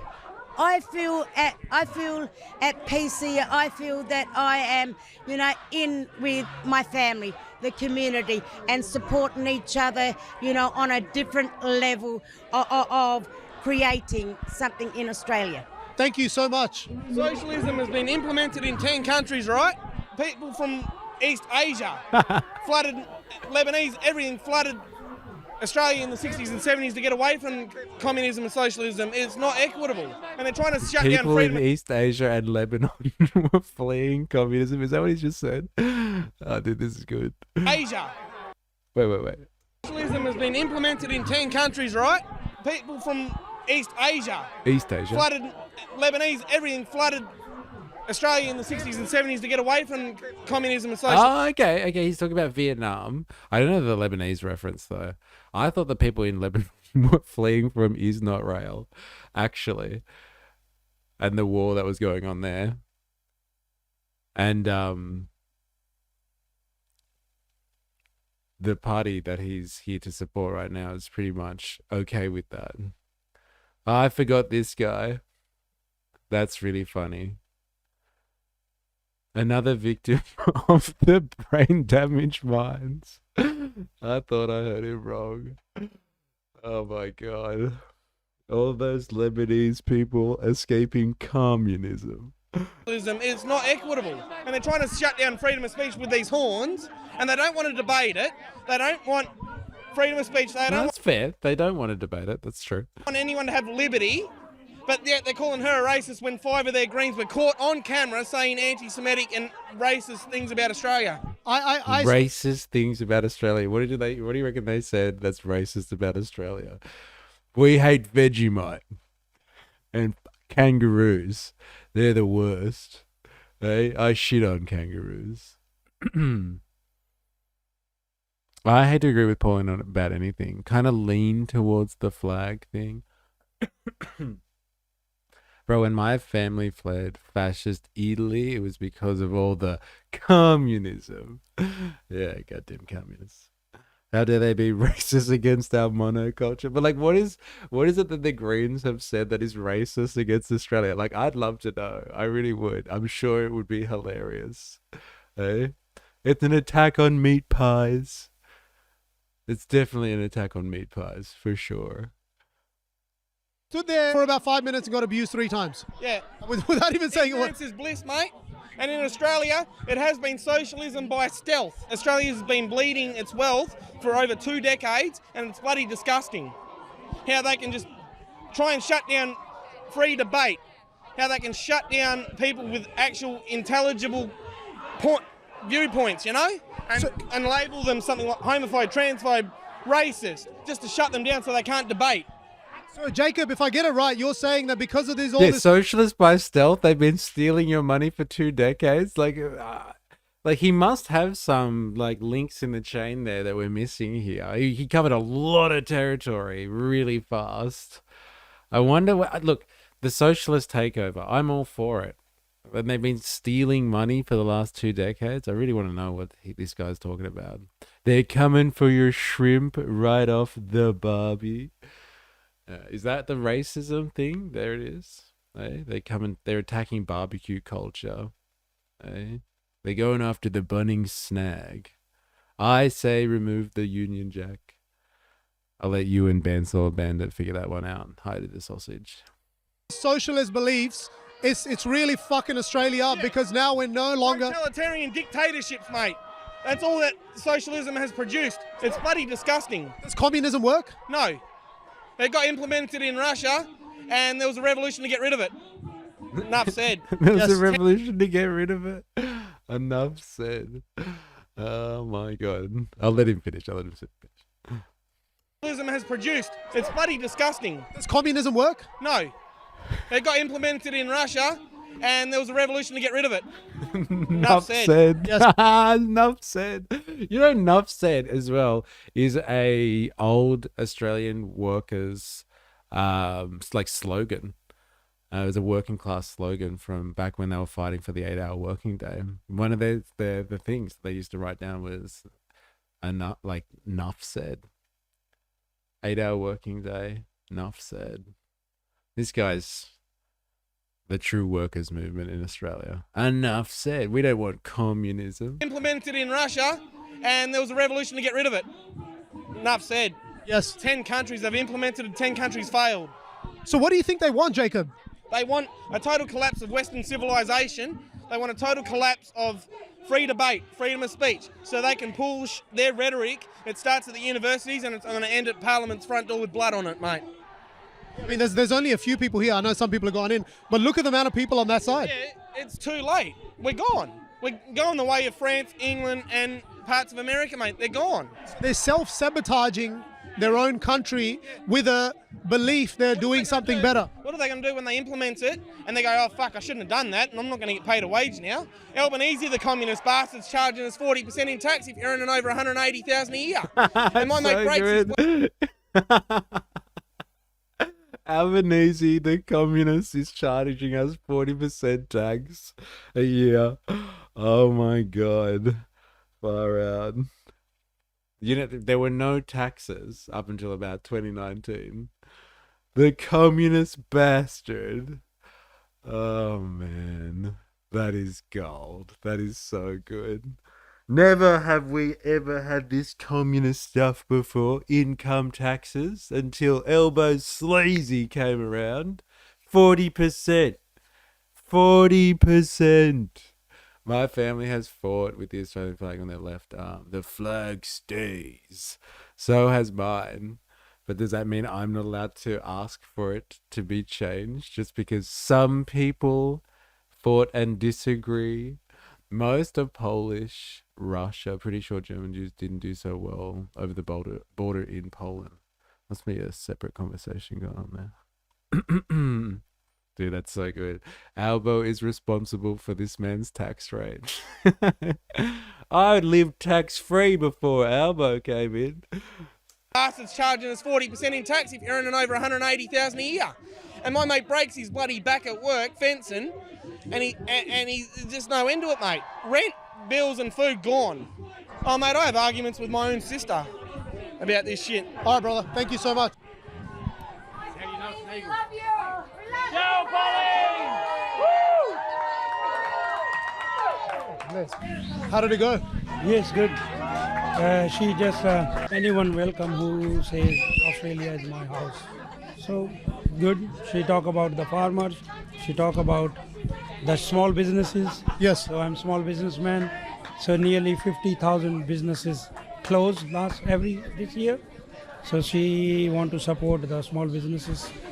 Sounds like fun. You probably don't know what happened out here. I was trying to go to that side and had the whole crowd yelling at us collectively in one go. Yeah. So I told you in the afternoon also that if you see their faces, mostly they are LGBTQ plus environmentalist. Yes. The more of the green, like not a single migrant, not an actual single migrant. Yeah. So then same thing with those Muslim people has a scarf here. So why they want asylum here in Australia? Why they not go to the other 50 Muslim countries? They are more richer than us. Thank you for having us with you for the day. I'd rather stay away from this chaos. So this might be the last time we ever hang out together. I come close to you, all the chaos comes to me. All good, thank you. Thanks for letting us join your day. Thank you. See you, Perry. Aspiring bourgeoisie. Yes, the petty bourgeois. Hanging around with Pauline Hanson. I've heard a Marxist analysis of Pauline Hanson or One Nation and the phenomenon, and the Marxist analysis is that she represents the petty bourgeois interests out there. Like you heard that guy before, who's like, my mate owns a fencing business, and he can't even feed his family. And so like there's this kind of petty bourgeois vibe out there. I think there's a lot of Australians that are kind of involved in small business in one way or another, and they think that she's, because of her fish and chip shop entrepreneurial skill, that she's representative of their needs and cultural, their aspirations, really.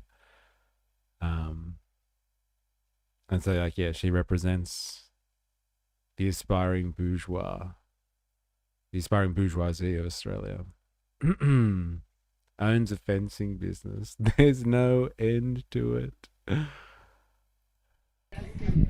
Oh, there's no more stretching? Ah, you promised more stretching. Fully sick. Sorry, had to be done. This is exactly what Aussie culture is about. They embrace us and our ways, and we want them to succeed next to us. Tell the kids they can't be an ambulance. Comedy gold. Love the Aboriginal lady at the end. Spoke so much niceness for Pauline. I didn't understand what she was saying. She actually didn't really make a lot of sense, to be honest. As an immigrant from Singapore 20 years ago who became Australian citizen, I'm a member of One Nation and proud to be Australian. I want mass immigration to stop. 15 seconds in, makes more sense that Albo in his entire political career. It's so funny because it's almost like a cult of personality. Only that personality is literally the takeaway lady who's irked by skin tone. My shopping trolley murdered. My groceries just gone. This Indian One Nation representative is fantastic. I'm completely happy with an immigrant with the mindset he has. If you want to be blessed to have the opportunity to live in Australia, you must live the Australian way and continue our legacy and heritage. Our culture is important to us. So yes, you can come here. Leave your tradition in the place you left, and embrace this amazing nation. Interesting.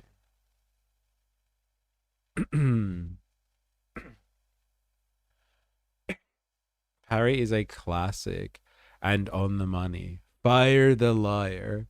Yeah, especially Albo. He taxes me at 40%. 40%. Stupid communist dictator. I never paid tax in my life until he came. Socialist chanting Pauline is against immigrants, and they deny an immigrant to join their protest. The irony. People are so impressed with that, aren't they? Just like, look at him. He's an immigrant, and they wouldn't speak to him. Racist. The Indigenous lady who spoke, yeah. She wasn't that impressive, to be honest. This man is awesome. Vote One Nation.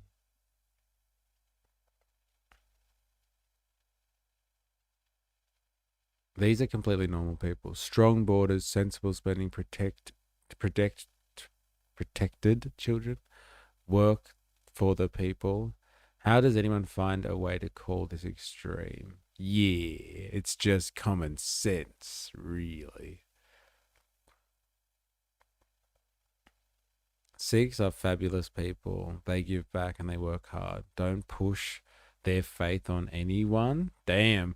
This is like, can you see Voltaire, the culture war difference in Australia and New Zealand? Like, Sikhs are under the pump in New Zealand because of the Destiny Church as well, right? Proving again the superiority of the majestic critical thinking skills of the right. It's common sense, really. Really, it's common sense. Dude, we did it. Everyone, take a moment, pat yourself on the back here. Give yourself a round of applause. I didn't think we would make it through an hour and 4 minutes of that. And we did it together. And it wasn't as bad or as torturous as I thought it was going to be. The only thing that we really skipped over was the punters part. Sikhs are pretty cool, to be honest. My favorite Browns. Mamupa, where were you before, bro? We watched, what's this guy's name? Sickant or something? Mr. Sickant. We watched Mr. Sickant go head to head with the socialists, and they wouldn't speak to him. There's so many good opportunities to drop. Hey, so much for the tolerant left. I missed you, man. We are Australian. The shared history is what was built after federalism. Bigotry votes by poor folk to get their healthcare and food stamps killed off. Hanson game is the same. Bigotry votes by poor folks got their healthcare and food stamps killed off. I think you mean the other way around, Dilemmas. We fought as. You're working for the man. Yeah, fair enough. Fair enough. So many opportunities. So many opportunities. Anzacs. We were more aligned with New Zealand than British. All right. Thank you, everyone, for coming on that journey. It was an interesting one, I must say. Now, we're going to have a quick break. If you're watching this and you haven't already, activate the like button. Do yourself a goddamn favor. Activate the like button. Bong Buster 420. So good. That's a sick name. Bong Buster. Please be gentle with your bongs from now on. Please. We're going to have a quick break. Activate the like button if you're new here. Subscribe for more on YouTube. Follow for more on Twitch. Blah, blah, blah, blah, blah. You know the deal. Subscribe for more, etc., etc., etc. If you want to join, if you can see, if you're on horizontal, you can see over that way, actually. We have a Discord chat there. This is where we go and share propaganda and, like, I don't know, spicy memes. It's all about the spicy memes. Come and join our Discord community. And here's a link to Patreon as well. Come and join us over on Le Patreon. And come and sign up and become a free member, please. No strings attached. I can put you on an email list. It helps. It helps. Trust me, it helps. And like, if you can financially support, I'll love you forever, whatever. But yes, don't go anywhere. We're having a break. We'll be right back. Like the stream if you haven't already. I'm watching you. Always watching.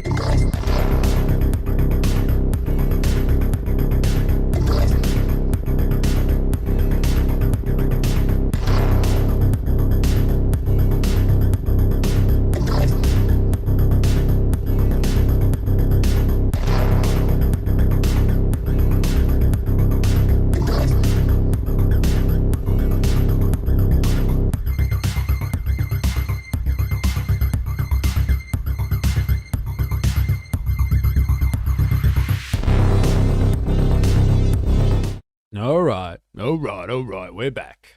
We're back. Welcome. The music is different, eh? Whoa. We've had a change in the rotation. Hope you like it.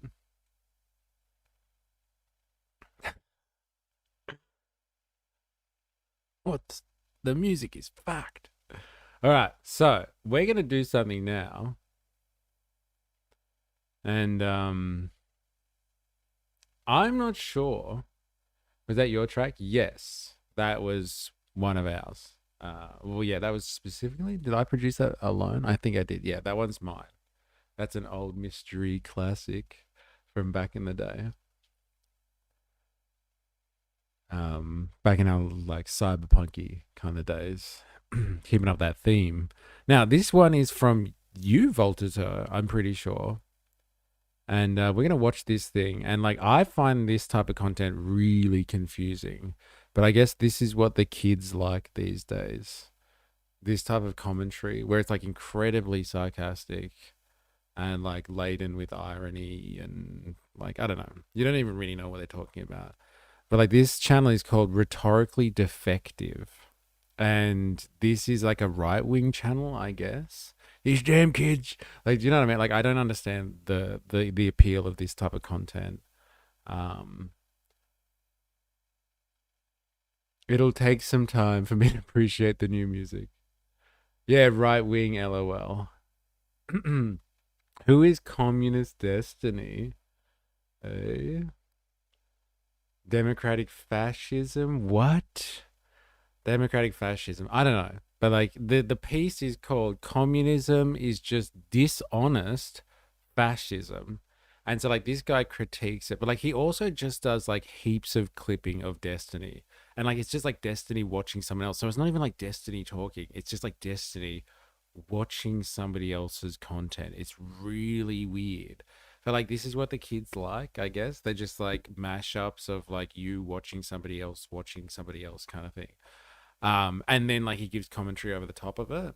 So like this guy is like right wing, but again, this style of commentary and stuff like is it's awful. It's awful. It's awful commentary. But anyway, this guy's going to tell us why communism, and this is a right-wing analysis of communism and why it's just like dishonest fascism. All right, like fascism is honest about its fascistic intentions, but like communism is definitely not that. It's dishonest. All right, I am back and buzzing. Double scotch is hitting hard, and I am fasting. Now you don't get regular Han. You get drunk and belligerent Han. Oh fuck! I thought we got belligerent Han already. Uh-oh.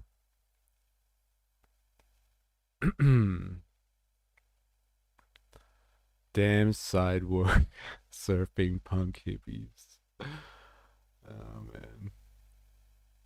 Threatening us with a good time, I see. I'm excited. Genghis Han, belligerent and drunk. Same old, I see. Anyway, Destiny's girlfriend just posted a fake video of getting a swaz tat on her face. She's a meth addict Nazi. Okay. All right, so let's listen to this is a right-wing take on why communism is really fascism. Let me go in. Described him as the interview producer, so I'm kind of using Dante's words, and I'll throw him under the bus. Let me go into a little more depth on how the left uses language, and I'm going to use Grok, not Google, to show the difference between National Socialism or fascism and the Chinese Communist Party, and how even on Elon's right-wing hellscape of an AI, how it's discussed if an innocent adolescent was looking to see what the difference is between fascism and communism as it's implemented in society. You see, This guy sounds like a literal clown. I remember watching this now. Oh, you've seen this? Is this because of what Voltator added to Discord? Like, I would never come across content like this. I can't stand this style of commentary. Oh my god. Really? Yeah, wow. I can't. Yeah, this is the one. I got it from Discord as well. See what the difference discussed. If a innocent adolescent was looking to see what the difference is between fascism and communism as it's implemented in society. You see, National Socialism was the ideology of Mustache Man. It was anti-Marxist, anti-communist, and anti-internationalist. It rejected class struggle in favor of a racial, quote-unquote, national community, and combined extreme ethno-nationalism with selective socialist rhetoric, and positioned itself against both liberal capitalism and Bolshevism. Pretty right-wing, pretty honest. Now, China is ruled by the Chinese Communist Party, whose official ideology remains rooted in Marxism-Leninism. Like, this guy literally is just reading off definitions here. And this is the insight that we're getting from this guy. Communism is dishonest fascism. Let me just read a couple of definitions for you. Like, that's the long and the short of it. I guess this is as far as the analysis goes. Why is he yelling at us? This is what I'm saying. This is what the kids are like. I'm assuming they want to be yelled at to get their information. Because, I don't know, it helps with the attention and the eyeballs and stuff. Adapted by Mao Zedong, Deng Xiaoping, and subsequent leaders. Socialism with Chinese characteristics. I think those Chinese characteristics are just nationalism, as we'll go into it a little more later on. You see, the CCP's founding document... It reminds them of Home Life. Savage. Why is he yelling? He can't tell what volume he's speaking at. He likes trains too much. Dude, chat's savage today, man. Oh, man. It became YouTube culture. Lots of YouTube would be overreactive in the past. Constitutions and party theory treat socialism and communism as the goal and frame history through class analysis. Later brought in to include national rejuvenation, the party has always officially condemned fascism and National Socialism, left-wing, lying, misleading, half-truths. Let's continue. You see, National Socialism... We're not even British, bro. Calm down. Is there anyone here who's British? To pacify you Brit cucks. Oh my god. What is that? What is that? That'd be good. Oh, it's a longie. Oh my god, it's Reason TV again. Oh my god. How elevators are secretly making housing more expensive. Oh god. They do the real stuff, don't they, Reason TV? How elevators are destroying housing. And it's not the fault of the free market. Thank you. We'll add it to the list hard. Alright, back to it. The party has always officially condemned fascism and National Socialism, left-wing, lying, misleading, half-truths. Let's continue. You see, National Socialism rested on biological racism, Aryan racial hierarchy, eugenics, and eliminationist anti-Semitism. The state existed to protect and expand a racially defined people. Honest, straightforward, okay. China's system emphasizes the Chinese nation. Is that a people? Wait a minute. Aren't they like 91% Yeah, I Han? guess you're right. The clown vibe with the laughing as well. 100%. Wait a minute.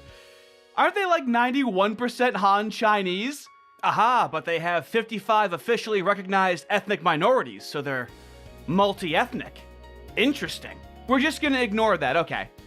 Civilizational continuity, you mean securing a future for your people? Territorial integrity and party leadership over a multi-ethnic state. Han cultural and demographic dominance is real and often asserted, and nationalism is intense. But official doctrine does not rest on Newtzy-style racial biology. See? Sure, it's rather similar, but technically it's kinda different. It's not exactly the same. Ethnic policies, including harsh repression in Xinjiang and Tibet, are framed in terms of security, assimilation, development, and party control rather than racial theories of National Socialism. Okay? As always with the left, how they frame it and their intent completely overrides the subjugation of a people. Of course, I'm told in the United States that we're authoritarian and fascist, even though we have, what, like a 60% white population, and we're called white supremacist, but they're not Han Chinese supremacist because of how they frame it. Anyways, National Socialism centered on the... Like, what's he whinging about, like, specifically? Like, is he fighting ghosts again? Do we have another person here? He's shadow boxing against nothing. Like, what's happening here? He's like, okay, you can define China along the same terms that you can define National Socialists, because China is incredibly nationalistic in its rhetoric and what it wants to achieve while calling itself communist. Like, that's not a revelation. We've talked about this multiple times here. Like, people have analyzed communist China, like modern communist China, with its socialism with Chinese characteristics, lending itself to National Socialism, i.e. fascism. You could have a fascist take on China. But because they talk about, what, Han dominance? Like, and who talks about Han dominance specifically? It seems to be people that analyze China as opposed to the Chinese themselves. When we looked at that article, or that series of discussion where people were getting Tibetans on to talk about how China is trying to standardize Mandarin as the official language of China, and everyone was like, they're just trying to suppress the Tibetans and erase their culture. And then we actually looked at the Chinese perspective on it, and they're just like, yeah, we need an official language because there's a lot of areas, especially in the regions, in rural communities, that are completely being left behind. And so in order for them not to fall behind completely, we need to all be communicating with one language as opposed to the multiple different languages and dialects that are across the entirety of mainland China. And so, yes, they could be incredibly Han dominated, or they could be trying to make the logistics of running a country with over 1 billion people in it work a little bit more smoothly. But like, yes, okay, it lends itself to them being considered National Socialists because they are self-described socialists who double down on the nationalism. Okay? It's not as clever as this guy thinks it is, but it's clever. Bowl rip every time he giggles. It's an awful one as well. Han is Chinese now. Oh, yeah. He's our little Chinese guy. Han. This clown needs to take my name out of his mouth before I slap him. This clown reminds me of annoying leftists. Way to be a cunt. But like, this guy isn't. This is actually how I think of like right-wing content of this nature a lot. Like this type of really whingy, awful voice. Self-righteous to the max. Telling the world how it really is and why they're superior to everyone else. This is pretty much the right-wing aesthetic for me, Han. To be honest. He sounds like Wally Wingert, the cartoon actor. I mean, two things can be true at once. There's a lot of California there's parts of California that speak 90% Spanish. Ah, well, more like fascist California. Am I right? Hey. Leader Prince. I can tell you my ideology is superior, but not in a condescending voice. I'd like to hear your voice one day, Han. And the racial state. Honest, forthcoming, right wing. China's system is a Leninist vanguard party exercising democratic centralism. Ah, yes, centralized democracy. Did Mao ever lose a democratic centralist vote? No clear historical record shows Mao losing a formal majority vote under democratic centralism once he held paramount leadership in the CCP. Has Xi Jinping ever lost a democratic centralist vote? No, there is no public record of Xi Jinping ever losing a... Wait, I missed one. Han's boyfriend talks about Han dominance. There we go. And which boyfriend is that? We found a few over the last few weeks, and we didn't even know. Han Solo. I remember the dark days of the Beverly Hills Putsch. Jingle Jangle Jam in the house. How you going? Hope you're well. You gotta Han it to him. He's talking all this razzy like a champ. My really retort will go unnoticed. Sorry. I can tell you my ideology is superior, but not in... Didn't I say that? No. P-spot dominator. Thank you. Sorry about that, hon. Formal vote under the CCP system of democratic centralism. Oh, so they're using democracy just like how Democrats use it. I get it now. With collective leadership, even under strong personal authority, and the stated long-term goal of building socialism and communism under party rule. Actually, I think you're better drunk, hon. Thanks, I feel appreciated when acknowledged. You actually we get the truth out of you, hon. It's nice. I'm sure you feel appreciated. We all do. It is the human condition. Nationalism serves regime, legitimacy, and national power, not a racial utopia. Very easy to understand. See, it's the way they phrase it and the way they state their intended goals that makes them not Han Chinese supremacists and makes us white supremacists and fascists. In short, China is a nationalist, Leninist party state with a hybrid economy. National Socialism was a racist, anti-Marxist, fascist dictatorship. These two are not the same. Well, they seem similar. Let me ask a follow-up question. So it sounds like China is just a racist, pro-Marxist fascist dictatorship. Haha, Grok says, no, that is not accurate at all. Are they a dictatorship? Yes, in the relevant political sense.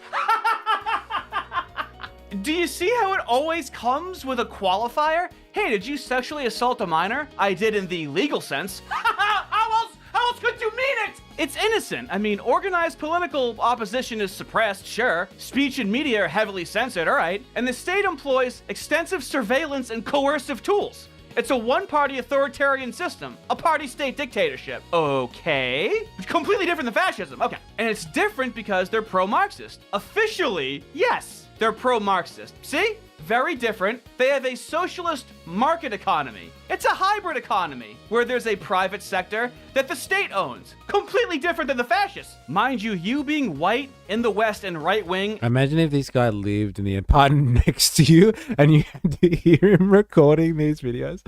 See, that's why we're watching this. It's actually not about the substance of what he's saying. He's literally we're just watching him commentate how he would just ask LLM questions. If that's what content is nowadays, you just watching somebody who has a discussion, he's not even hiding the fact that he's researching for a video. He's just doing it and then laughing about it while he's doing it. It's not about the substance. This is right-wing content. It's fucking crazy. There's apparently at least 30,000 people out there that have enjoyed this. There's 1.7 who have liked it. I think this is great content. Yeah, imagine listening to this guy when he does his he's laughing as well. He's ridiculously overemphasized laughing. It's crazy. Man, I'll take condescending over the screaming and the giggling. Man.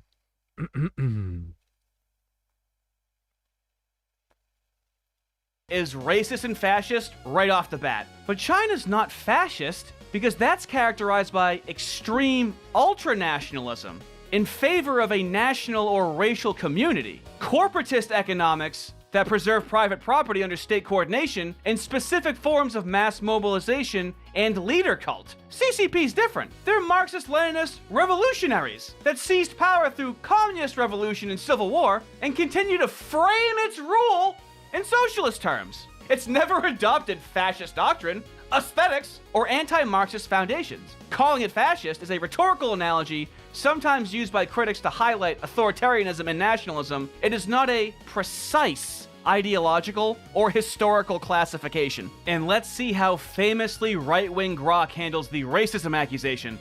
This is the most contested part and requires nuance! Hold on, dude.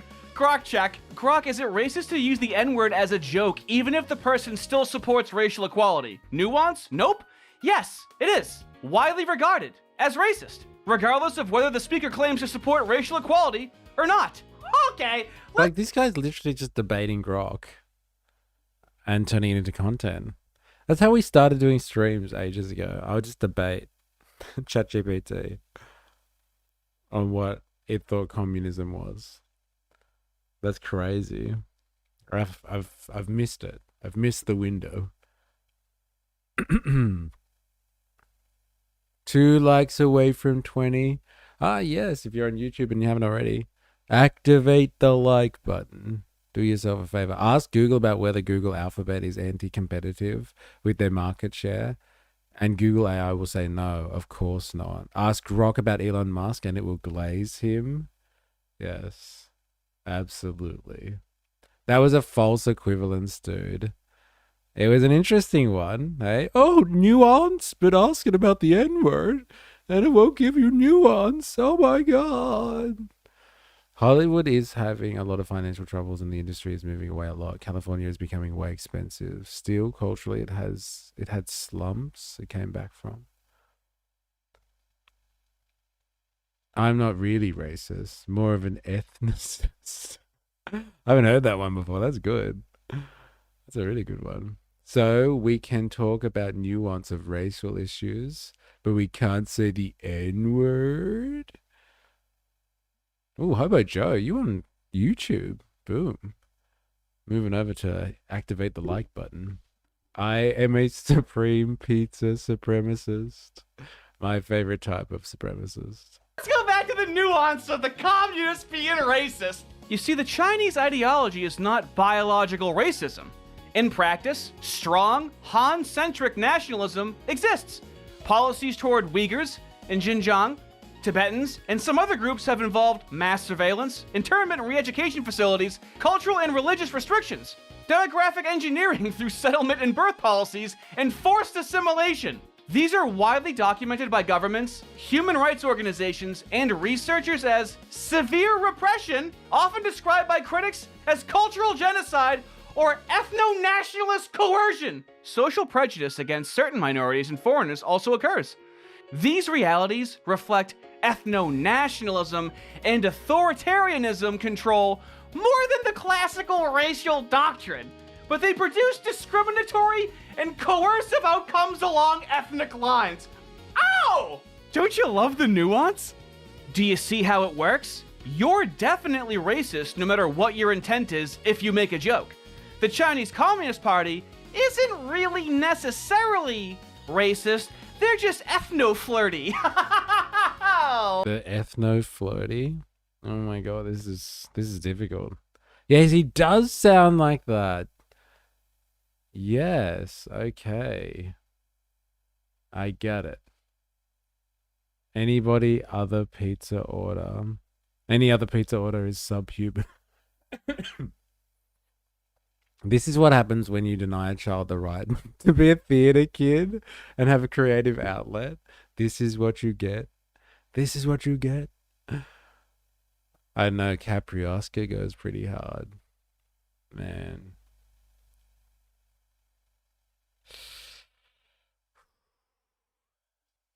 This is difficult. So like what's his argument? It's just like they are majoritively Han, so they must be in like a fascist state, right? Because like the Germans were majoritively, I don't know, German, whatever you call them. And so, and they made that state majoritively German and tried to eradicate other people. And so China tries to ensure Han dominance as opposed to it being like a reality. Whether or not they're actually supporting other communities or nationalities, like whatever you want to call it, communities, cultures, they're also just as bad as the Nazis. Yeah, bad bot. Get that bot. Bad bot. The point of a constitution, legal rights, etc., are to protect the minorities. I know his argumentation isn't great, but his energy is it's on point. It's high energy. God damn.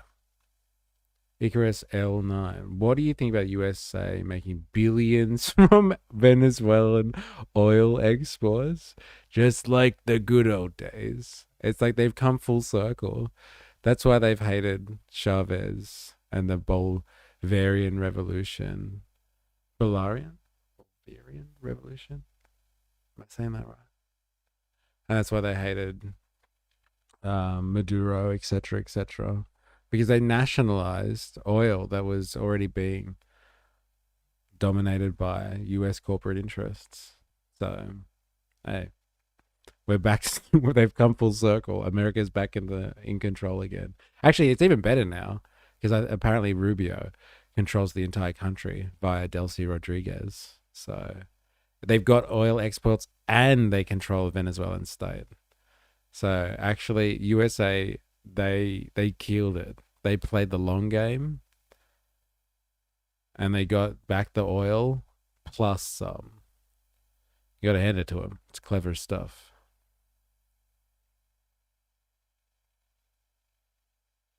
Let's continue. Let's get back to Hassan's producer, interview researcher, whatever their titles are. It's like HR and corporate. Let's now see how this conversation happens, how it happens, on a podcast in China. Apparently Hassan's producer. I don't know how much will I've heard can this do name before. So he's a guy, so he's an American that fled they quote unquote escaped apartheid South Africa. I don't know what that means because his family is white, so I don't know what it means when they say escaped. No meaning, only purpose. But they escaped apartheid South Africa. So is this what he does? He just watches Destiny, and then Destiny talks. This is a 2-hour podcast he did a couple weeks ago, so this is him. Like, why did you move from the United States to China? What was it that you were seeing happening back home? Why this move, I guess? Living in the United States, you, every 2 to 4 years, are in this constant battle of, okay, which annoying centrist Democrat do we have to support against the guy who wants to do unlimited genocide on the world? And like, I will be honest, the past year has probably been the strongest time in my life where I had like the feeling. I can't stand this. Like, honestly, can we get back to the analyzing using Grok, please, and listening to your annoying laugh? I don't think there's any more of it, actually. Don't make me watch Destiny. Yeah, I'm not. I'm trying to get past it. So that's all he does. He just clips Grok and then watches other people streaming. And then just cuts that. He doesn't even have to talk for most of this video. Sell his vision to the world without people even knowing. It's a very interesting form of content creation. Like a good 2/3 of his video here is just him watching like Destiny whinge about something and then just referring to Grok. It's goddamn genius.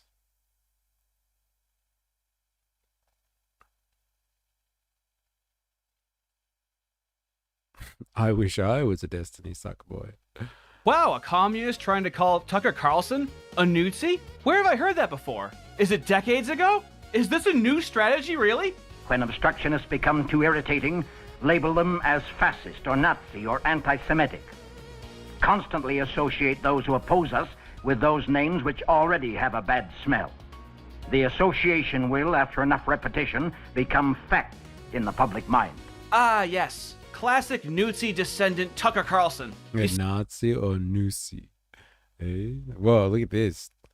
Using DNA samples from his tomb, scientists say this is what Jesus would have looked like. It's so good. Dude, he looks great with long hair, doesn't he? Far out. Jesus. Okay, if you're wondering what we're looking at and you don't have access to it, it's over there actually. That is the Discord channel. That is our Discord server. You can go over there if you want to share spicy memes. See, he's a descendant of bad right-wing authoritarianism, otherwise known as civic super duper mega ultra double kickflip nationalism. So let's end it here. What the whites are going through throughout the West is predicated on a malicious, pedantic word game where your opposition knows you think they mean something and all of them privately have a different definition of the words they use. Left-wing authoritarianism, dishonest. Right-wing authoritarianism, honest. Here, let me give you an example. Let me know if this sounds honest. Did Nazi Germany have a racial hierarchy? Yes, Nazi Germany operated under an explicit state-enforced racial hierarchy that was central to its ideology, laws, and policies. Terrific! Let me know if this sounds dishonest. Does China have a Han-Chinese racial hierarchy? No formal legal racial hierarchy exists, but a clear de facto hierarchy of Han-Chinese dominance does. That's what the truth sounds like on the left. So there's only one question left. But like, is he suggesting that Grok is now the voice of the left here because it won't answer his questions? And it like gives a cryptic response. Newtsy. That fizzled out quick. Am I a fascist? Of course not. Though I understand the ideology and see how it can be useful and positive, even though there's been some mistakes made in the past. See how this works? You see, fellas, on the right wing, words have meaning and purpose. The mocking will continue until morale improves. Have a good one. Dude, that was awful. That was awful. I've been making pizza Francina a lot lately. It's a fun variation. Words have meaning and purpose, and only the right knows how to use it, apparently. There it is. So, like, there's a nice little taste of some right-wing content.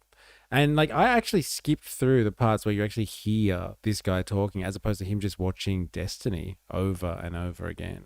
Like, this is a 26-minute piece, by the way. And, like, most of it was just, like, him, watching clips of Destiny, I guess.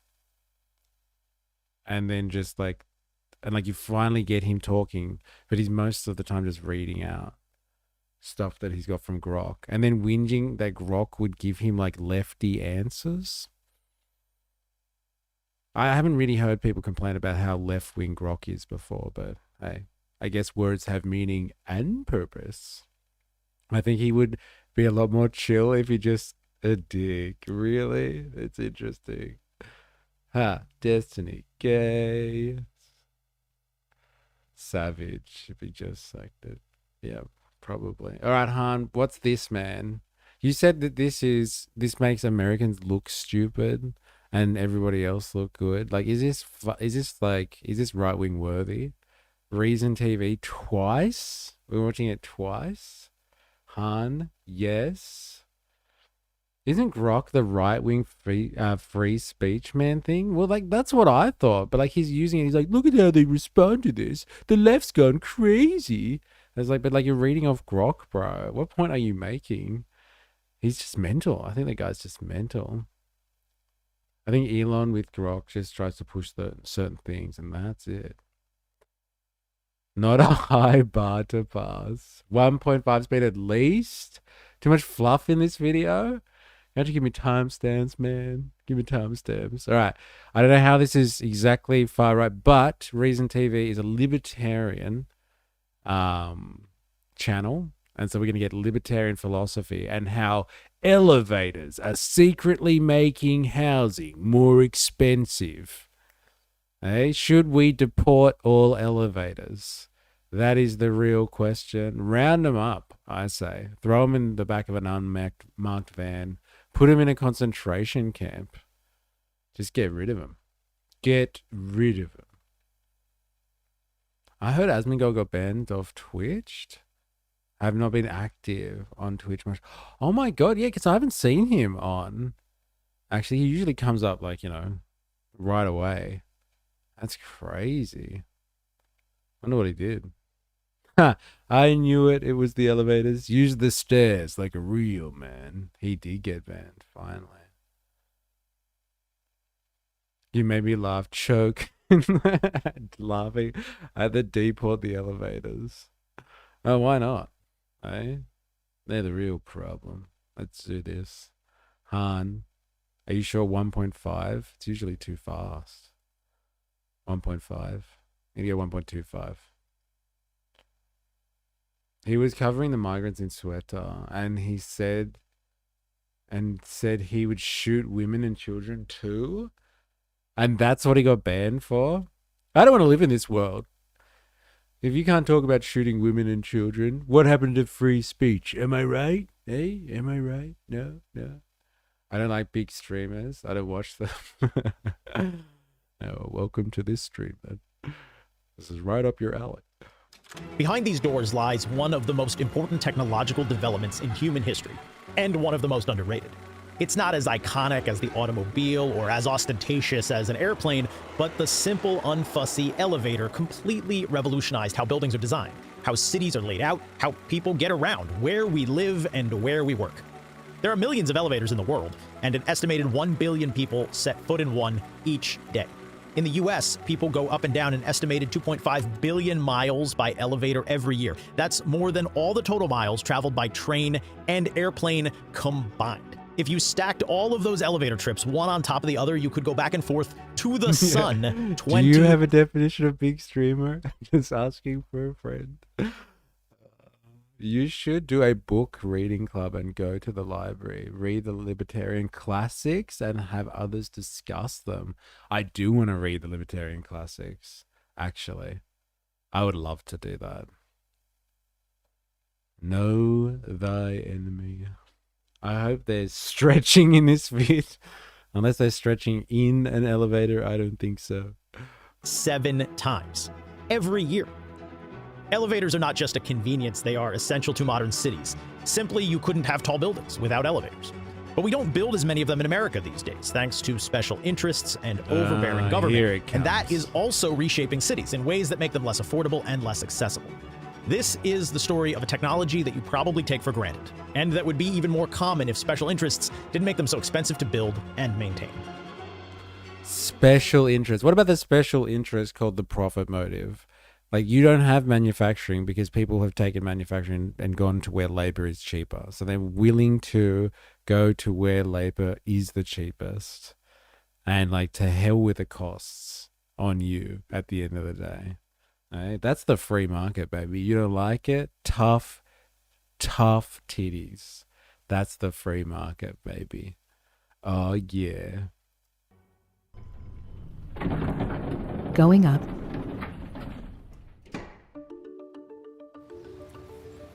The history of the elevator doesn't really begin in a skyscraper or an apartment building or an office. It begins right here in what is today Bryant Park in Midtown Manhattan. And fittingly, we're surrounded by buildings that literally wouldn't be here if it weren't for elevators. It was right here where probably the most important development in the history of the modern elevator took place.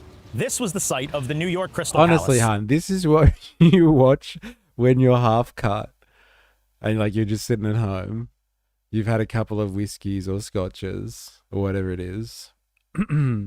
You watch it like, how did elevators change the world? It's very interesting stuff here. I hope there's a really good libertarian take on all of this. Over 5K viewership is big for me. I told you it was a lot of fluff. Which hosted the 1854 exhibition of the industry of all nations. It was here that inventor Elijah Graves Otis astonished Autistics Unite. Can we talk about train videos next? Can we have a train video next? onlookers with a demonstration. I invented the elevator. Of the first modern elevator. So 2 things worth noting here. First, if that name sounds familiar, it's probably because you've seen it over and over and over again, maybe without even noticing it. The Otis Elevator Company, now officially the Otis Worldwide Corporation, is one of the world's largest makers of elevators. And then second, the elevator itself wasn't actually the remarkable thing that Otis demonstrated at that 1854 exhibition. What Otis had invented was a safety catch. As people watched, Otis hoisted himself into the air, then his assistant cut the cable holding the elevator up. Instead of plummeting to his death, the elevator stopped automatically. All safe, gentlemen, Otis proclaimed to the crowd. See, elevators had actually been around for centuries in various forms. The ancient Greeks and Romans had rudimentary elevators. Inside the Colosseum, there were several lifts powered by slaves. French King Louis XV had an elevator installed in his private chambers at Versailles in the 1740s. By the early 1800s... This is wild. The first elevator, the fucking first elevator, got Americans a soap in deep in their own asses. Oh, man. Mines and mills in England would use lifts to move goods and materials. But elevators had an unfortunate reputation for being terribly unsafe, and as you can imagine, that made it really difficult to sell them.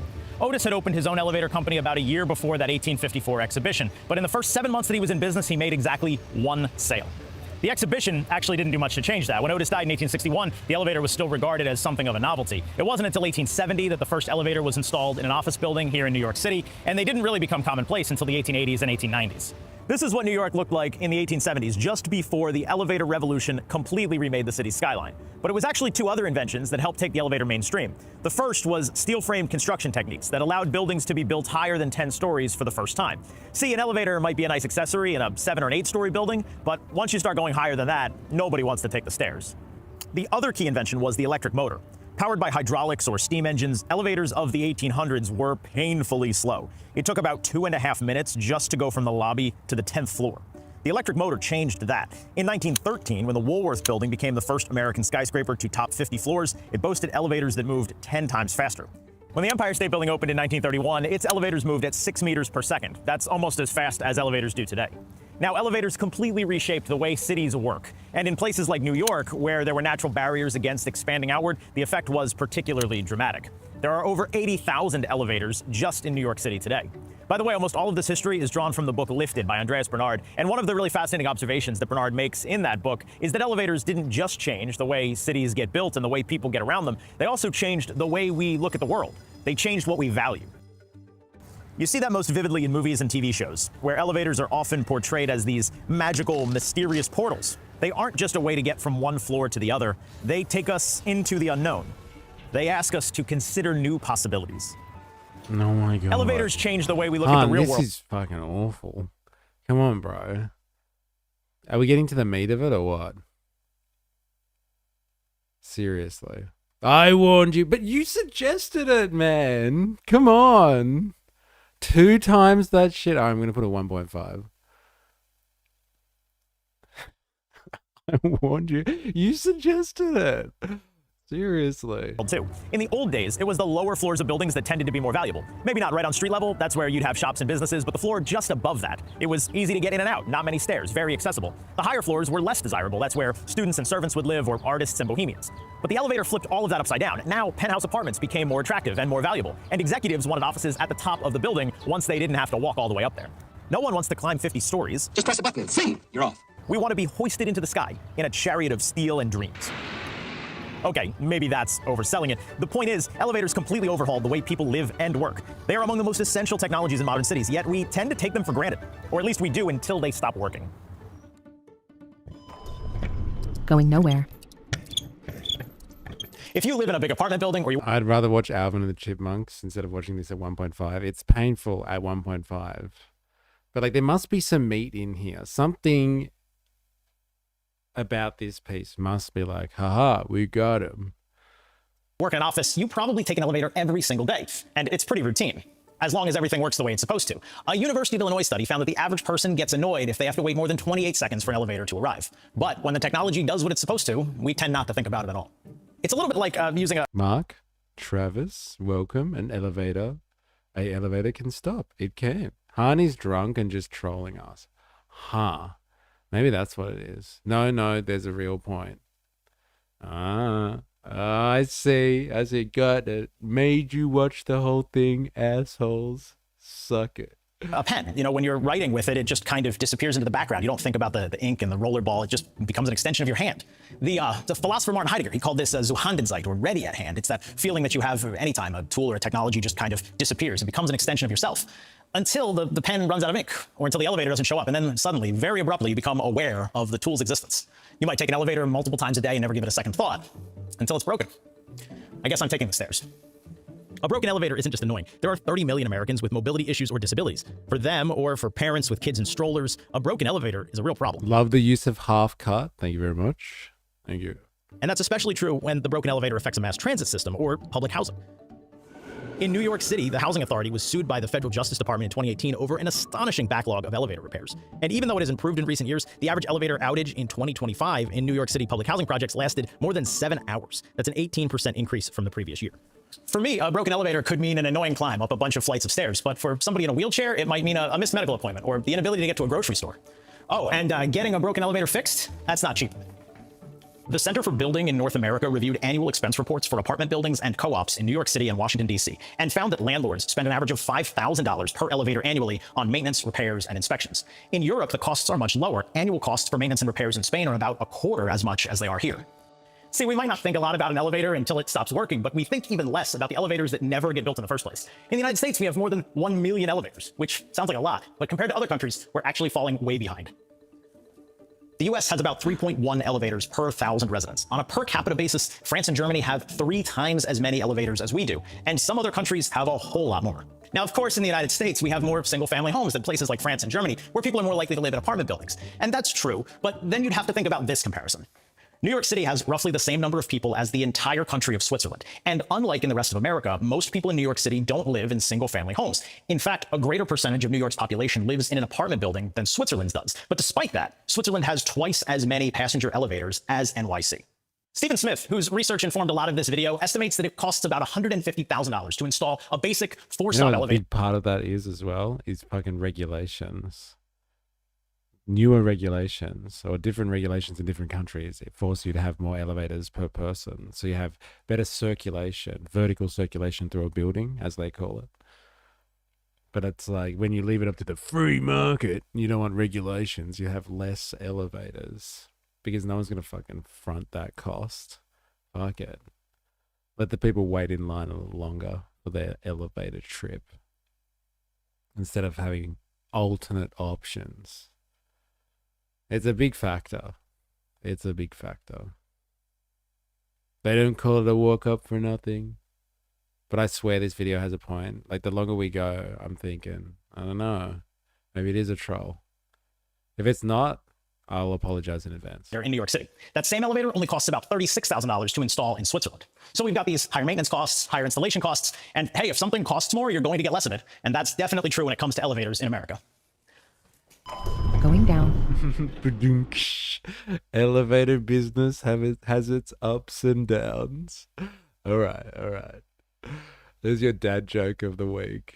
You're done. You can clock off now.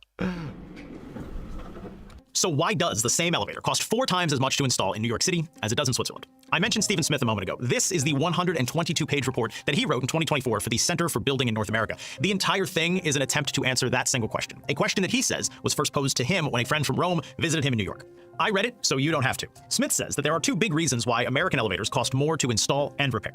First, there are a lot of regulations. In some cases, these are well-intentioned. They're meant to ensure that elevators can accommodate wheelchairs or stretchers, and European elevators are also required to fit those things, of course. But the building codes used in America often require space for turning around or for additional people to accompany the wheelchair or gurney. And requiring a bigger elevator means bigger trade-offs. A larger elevator is a heavier elevator, which means that it requires more heavy-duty equipment. That adds costs. A larger elevator also takes up more space in a floor plan, and that means less space for apartments or businesses. That can change the entire economic model for a building. In small apartment buildings that are 3 or 4 stories high, European regulations allow for smaller, cheaper elevators. In the US, the size and cost of elevators mean that developers often choose not to include them. These rules were meant to make buildings more accessible, but they've actually had the opposite effect. How are you? Not great, Bob. And that's just part of the answer. So after reading Smith's report, I started doing some digging on my own, and I think the real culprit behind America's elevator shortage is labor unions. One of them in particular, the International Union of Elevator Constructors. The unions and the regulations. Oh, we've gotten to it. We've gotten them. And at least usually has a point when it's long form. It'll just be a long walk. Maybe not satisfying at the destination. Now we got it. There it is. Fuck the unions. Oh, why do you hate unions so much? As someone who's a libertarian and believes in people having the right to exercise freedoms, like, what do you find offensive about people getting together and having power in numbers? Shouldn't you award them that freedom, the right of association, right of assembly, fraternity, liberty, strong liberal values? Long walk for a short drink of water.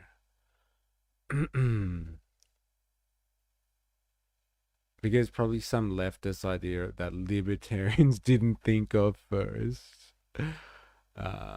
It's an interesting point, though. Like, isn't that not exercising one's freedoms, being part of a union? Open the doors to your career, and you're on your way to the top with the best union in the finest craft around.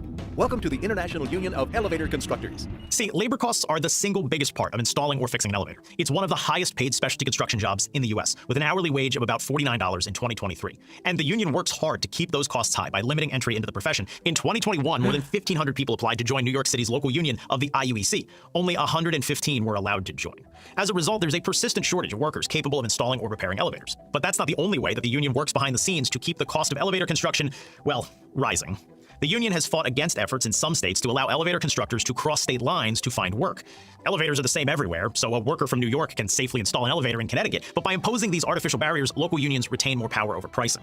Like a lot of labor unions, the IUEC also uses various tactics to limit competition from non-union employers. In 2008, the New York City local union that's affiliated with the IUEC admitted to running a long-standing racketeering scam where it required non-union construction companies to pay unionized workers not to work. The scheme involved fake contracts and fake timesheets, and all of it was backed up by the threat of disruptions if the non-union shops didn't go along with the deal. But I think there's an even better example of how the union exerts its influence. So in Europe, most elevator... Look at them banding together to threaten big construction companies. Multi-million dollar construction companies being threatened by a bunch of lift elevator unionists, eh? Who's the real criminal? Definitely the workers. You said earlier about outsourcing labor in a joking way, but these assholes can't be outsourced. They have a club and you ain't in it. Get if you want a cheaper elevator. Got it. I thought this was going to be about elevator construction and manufacturing. But no, it's about the people that maintain elevators. They've monopolized the industry. Got it. Fair enough. Unions are tyranny of the majority. Yes. Just like democracy. I know people that have been threatened by CFMEU, so I'm not a big fan. Unions are ostensibly good, but they're ultimately just another hierarchical group with power.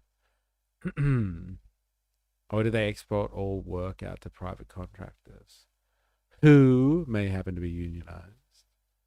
You can have all the rights you want. Just get enforcement body into action. Right, it's conspiracy from Big Elevator. All right, we finally got there. This is good. It's anti-union stuff. Now we're in Far Right Friday territory. Anti-unions. So who are we deporting? I'm confused. We're deporting the New York Elevators Union, I think. That's who we got to deport. But we were born here. Tough. It's time to get out of here. You find in construction small industries are targets of unions because they have massive influence on sites running. Crane companies seem to be entirely captured by the CFMEU. Didn't go along with the deal. But I think there's an even better example of how the union exerts its influence. So in Europe, most elevators installed in new buildings are prefabricated. That means they're built in a factory somewhere and then they're shipped in and installed. In the US, however, that's not how elevators are built, thanks again to the International Union of Elevator Constructors. When developers use prefabricated or pre-assembled elevators, union contracts often stipulate that their parts must be disassembled and then reassembled on-site by union labor. As Smith highlights in this report, that includes even really basic things like redrilling holes in steel frames. One recent union contract charged $132.80 per hour for union members just to redrill holes in factory-made equipment. And none of this is happening by accident or with good intentions. In 2011, IUEC President Dana Brigham made that quite clear, saying that the union can't afford to allow factory-built elevators to become commonplace. But this is quite silly. Imagine if you couldn't buy a prefabricated oven for your kitchen. Instead, you have to hire somebody to come to your house and build an oven from scratch out of sheet metal, wiring, and electrical components. Now, that would make any kitchen renovation a lot more expensive and more time-consuming. It's exactly the same with elevators. Now, from the very beginning, a key concern with elevator construction has been safety, going all the way back to Otis's exposition at Bryant Park. It's not enough to be able to lift things in the air, you also have to get them down safely. And if the trade-off for higher prices was more safety, we should be happy to pay it. It's not. Elevators in Europe and Asia are just as safe as those in America that take twice as long to install and cost 3 times as much. Fewer, more expensive elevators mean that housing is more expensive. It means that apartments and offices are less accessible for millions of Americans who have difficulty with stairs. And it just makes life more difficult. The elevator revolutionized how people get around. We shouldn't let special interests shut the door on that. Fair enough. Fair enough. That sounds like a mad racket, doesn't it? That like you import elevators from other countries, you have to take them apart and put them back together again. That doesn't make sense. Fair enough. How dare they? Outrageous. Outrageous. And it is outrageous. That's crazy. And so they are. There's a special interest group out there in New York that's screwing over the construction industry and building maintenance guys everywhere. The bane of building maintenance managers all over New York City, because these guys have such a system going where that even if you import elevators, you have to pull them apart and put them back together again. Yes, that is outrageous. That is outrageous. I wish these people at Reason TV would go after all of the special interest groups out there that have a hold on the economy and make the free market not work so well. Maybe they should start with the biggest players and work their way down to elevator union types. They probably have a different strategy though, going after the low-hanging fruit first, as opposed to going after big business. Sounds a bit too hard. So look, basic history. The Labour Party is a political arm of the union movement. Doesn't matter if you have strong unions, if the state sides with the companies and sends police at you. So instead of spending all the time striking and getting our heads bashed in by cops and illicit strike breakers and demonized in the media, the Labour Party was formed. Look at the alternative in America. Which flavor of corporate party do you want? The one that kills people or the other one? Both will give $1 trillion to the Pentagon for nothing. As someone from Sydney, this really hurt me. Well, like this video here specifically. What about it? CFMEU is the big bad militant union full of big tough guys in industries that are all wildly more okay with hiring former criminals. This sounds like a job for the CFMEU. Insert spinning logo. Those elevator union members are getting value for their membership fees. Sarcasm didn't come across. Okay. Got it. Instructions not clear. Use elevator to deport head fund managers. Deport them all. Unions that partake in activities like this that are nonsensical. And the hedge fund managers, yes. I think it was a good video, but we didn't need a history of the elevator. Yeah, we should have just gone straight to the let's go after unions, because out of all the special interest groups that might be fucking over Americans right now, all of them, the unions have got to pay. That's the first on the hit list for Reason TV. Again, I'm still not sure what your opinion is on like why, as a libertarian, why you would stop someone from freely associating. I'm surprised at that one. Or you would not like a group of people that freely associate to protect their interests, their shared interests, I guess. Muff Divers Union going down in search of the pearl. No muff, too tough. Local 69. Dude, that's hilarious. Oh my God.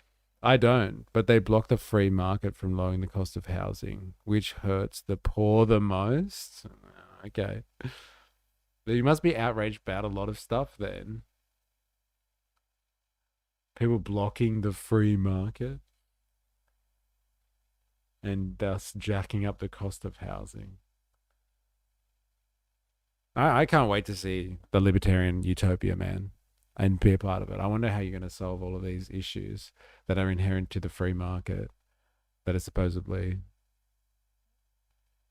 holding back the free market.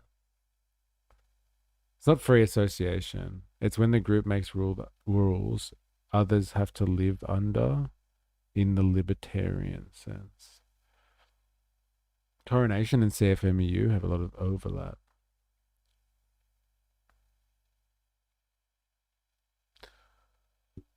All right. Interesting. Thank you very much for the contribution, Harm. Hope you are enjoying your whiskeys. Hope you're enjoying it. Big time. All right. Where were we? Okay, we're going to do a little bit of light reading.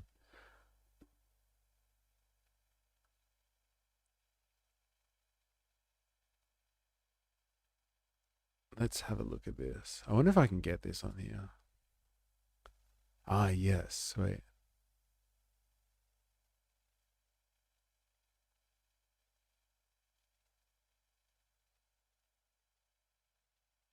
Just don't assume the union is good at helping people if that means you have to screw over poor people who just want affordable housing. Again, you must be really upset at all of the private interest groups out there that do a lot to make the world less livable for poor people. You must be really upset, right? Like generally, like quite angry. Like if that pisses you off, you must be so furious about like how corporations and companies, lobby groups, politicians, all of the typical people that are associated with the free market, not an entity like a union that works against the ideology of the free market, but like works with the free market and actually does those things, like destroys cost of living for poor people. I follow the Rosa Luxemburg school of thought. The unions revolutionized the whole fucking thing. There it is. Hell yeah. Give that like button a boop. Yeah, if you're watching this and you're on YouTube, you haven't already, activate the like button. Do yourself a favor. That's the interesting, the Rosa Luxemburg thing, isn't it? The unions. F the unions. I survived woke 1, the first culture war. Interesting. Don't know if I'd go that far. Culture wars are around forever. They'll be around forever. Now, the genealogy of wokeism. We're going to do a little bit of reading here. It's Far Out Friday, and this person is basically dismantling wokeism, woke culture. But I think it's more from a sophisticated perspective, an academic perspective, as opposed to just shitting on your opponents just because, hey, welcome. So let's get a little bit of anti-woke stuff going on here. I was elected to lead, not to read. All right. Let's do this. Can we finally define what wokeism is? Hey, let's do that. Hope you're strapped in. The last thing most progressives think we need is another male writer complaining about wokeism. Why not talk about more important things?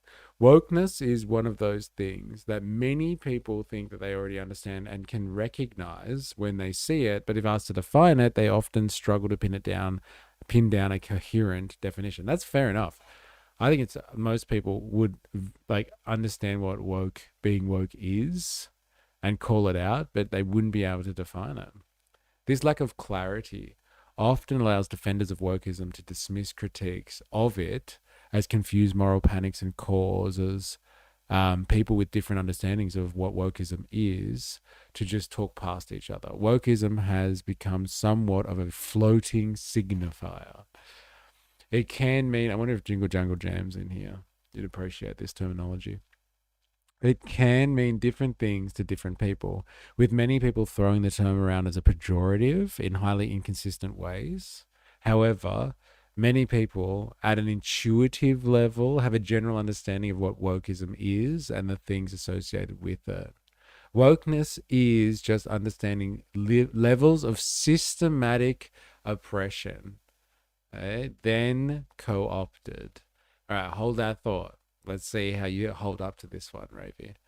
However, many people at an intuitive level have a general understanding of what wokeism is and the things associated with it, but don't have the vocabulary and historical detail to describe it in any way that is consistent or coherent. For those on the right, wokeness seems to mean anything from political correctness and identity politics all the way to socialism and communism. Hey, you gotta watch out for those woke Marxists. Or, quite simply, any form of social justice they don't like. For those on the left, wokeism is nothing but a right-wing boogeyman based on conspiracies and moral panics aimed at distracting people from real issues. I, too, used to hold this opinion. It tends to be the case that those who are most stubbornly opposed to acknowledging that wokeism is, in fact, a problem happen to be the very people who embody the problem most. Often, many people are oblivious to the phenomenon of wokeism, because it's the water they swim in, normalized in their habitat to the point where they don't see how it makes many people outside their habitat cringe. They are also some who acknowledge that wokeness is a real phenomenon, but are unclear why it is a problem, likely because they have not experienced or witnessed real-life encounters with it, or because they just see it as an overblown issue. Then there are those of the anti-woke left, or the more agnostic post-woke left, who are likely to take the problem of wokeness seriously and view it as a hindrance to the success of leftist and socialist movements. Very interesting. Haven't seen Woke 2.0 yet, though. It's coming. I thought the woke were now agreeing Woke 1 was cringe. Apparently, the tide has turned. Eh? We watching Shoe on Head? I think so. I think Spandox lined that up next after we considered wokeness. I'm not sure. I haven't watched an issue on Head before, but this is about woke 1, and I think AOC has said something about Woke 1, and Woke 1 was apparently BLM was Woke 1, and now we're post Woke 1 because everyone's like not talking about defunding the cops anymore. I've been a fan of hers from Woke 1.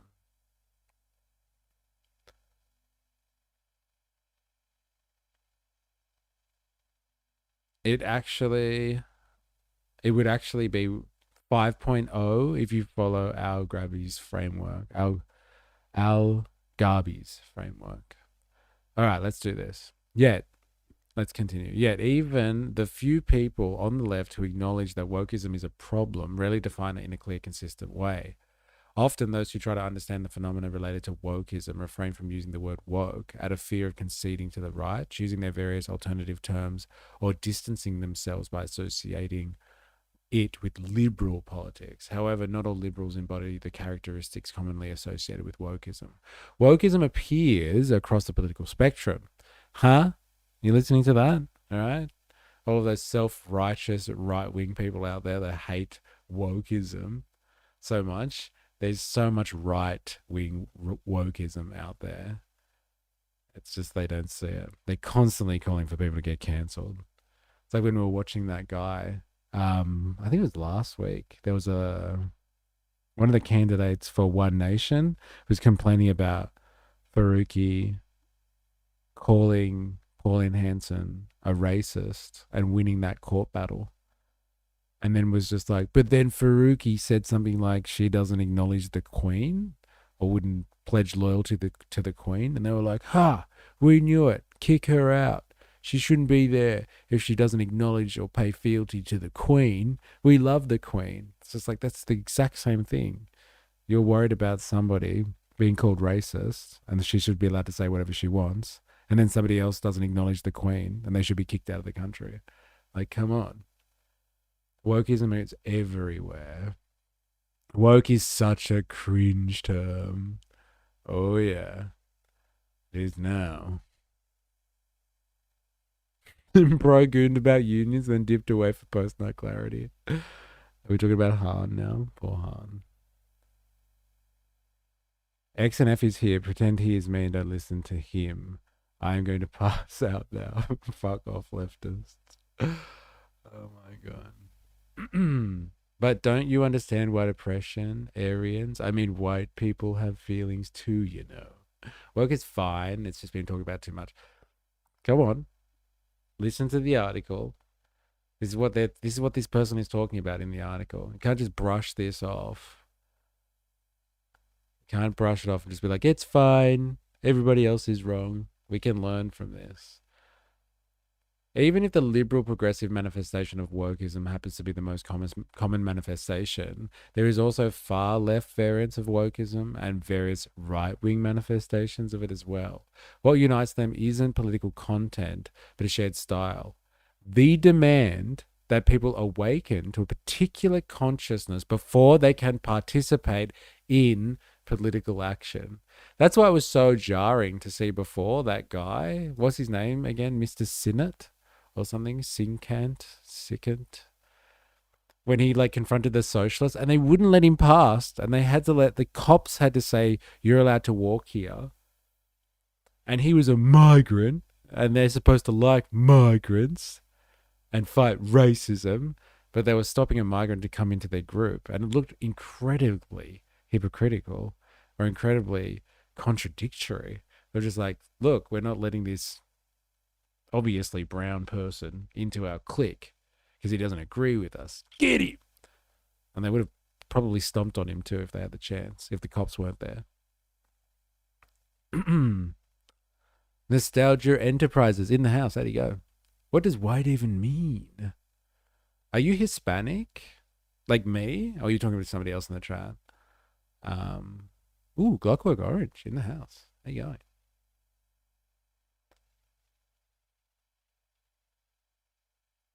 It's almost like Zioran Blueprint wasn't a copy-paste recipe for the rest of the country. Interesting. All right, let's do this. This essay focused primarily on liberal left progressive manifestations of wokeism and has been by far the most pervasive form of wokeism in liberal leftist space more broadly. And because its capture of progressive movements should be of particular concern to people left of center seeking meaningful socio-economic change. Okay? What this essay is not. Defining wokeism, all right? Ready, plebs out there? Let us define something so we can understand it better. And we can critique it properly if necessary. Defining wokeism. The key to pinning down a consistent definition of wokeism is in the word itself, woke. This is a fundamental thread that ties together the tendencies people often associate with wokeism. Political policing, call-out culture, identity politics, pronounification. Is that right? Did I read that right? That's hilarious. Pronouncification, virtue signaling, post-materialist politics. I discussed this in detail in the latest section of this essay, the connection between wokeism, political correctness, and cancel culture. For now, I will outline the definition of wokeism clearly as follows, because I know many people are too lazy to read full articles and instead use LLMs to summarize. I define wokeism as a political mentality that presupposes that awakening people to a correct consciousness is a precondition for both political solidarity and socio-political change. So you have to think like us before we'll allow you into the group. So before you can have any political solidarity with us, and that is the benchmark for socio-political change. So before we can have political change, basically people need to be awakened to our form of consciousness and no other form of consciousness. And that is why deliberately woke, or like by virtue of this nature, woke is both left and right wing. Like right wing people are just as virtuous when it comes to kind of their idea of like what is appropriate response to something, what is appropriate in this situation, etc., etc. Like when we were watching all those students protesting this morning, and people with a conservative bent were like, look at these students, eh? They should just go and work hard, get a real job instead of being politically active. And that's like a mindset. You have to think like that to be part of the group. You have to see the world through that lens. It's like really, if you think about it, woke as we know it, like this kind of ride or die mentality with the group and protecting the in-group kind of thing, this tribalism, is a manifestation or a development of the complete polarization of our politics in the 21st century. There is hardly anyone in a middle ground that tries to bridge the gap between like different parties, different echo chambers, and different opinions, different tribal groups and tribal lines. There's hardly anyone that does that sort of stuff. That is very, very rare stuff in this day and age.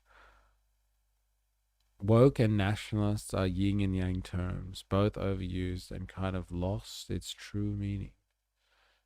Imperfect Pazzy. Mike Rogers is the best choice for Michigan. Oh, this is a separate conversation. All right, back to it. Interesting definition, though. At its core, the woke mode of thinking assumes that political change requires mass awakening to a morally correct form of consciousness, one that is assumed to be the right way to think, whereby people wake up to this new sensibility or demonstrate that they have already been awakened and sufficiently embraced what are deemed to be politically correct positions of the day, according to the dominant discourses and habitat that this breed's woke consciousness emerges from. So that's like everyone who wants to be like red-pilled or black-pilled and all that sort of stuff, right?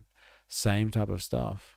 The fundamental assumption of woke thinking is that if enough people become awakened to the ideas deemed politically correct, society would radically transform. It's complete idealism. Complete idealism. It's got nothing to do with like politics of, I would say, the traditional left. Or like just traditional politics generally, right-wing and left-wing people in politics were like, we should spend money on this. And like conservative politics or right-wing politics was like, no, we should not spend money on this. We need to be conservative economically. And the left were like, no, we need to spread the love around a little bit. And now it's really just like, you just got to have the right ideas. It doesn't matter about the economics of it all. Of politics. If you just have the right ideas, then we'll transform society through the way that we change ideas. It's incredible stuff. That's postmodernism for you. It is a conscious first approach to politics rooted in the belief that thinking the correct thoughts is what drives radical political change. It's crazy analysis. The woke conscious first approach reverses the traditional labor movement's class first approach to political solidarity and coalition building. Instead of meeting people where they are and forming alliances despite a disagreement, the woke approach demands that the public first conform to a set of ideas that the woke people in question have sanctioned as politically correct before it will recognize them as allies. Because it assumes that the transformation of minds must precede the transformation of material conditions. Wokeism channels most of its energy into pseudo-political activity, the cultivation of a politically correct consciousness through language management, cultural production, the policing of discourse, rather than the building of coalitions based on shared class interests and common goals. Crazy. This makes woke movements prone to self-marginalization and incapable of doing real politics, which in a pluralistic society requires diverse groups to come together and make decisions despite intractable disagreements. This is why there is, inadvertently, an anti-political tendency inherent in the woke mentality, which is the ironic tragedy of woke activity, given that woke people often appear to be hyper-political by trying to politicize everything.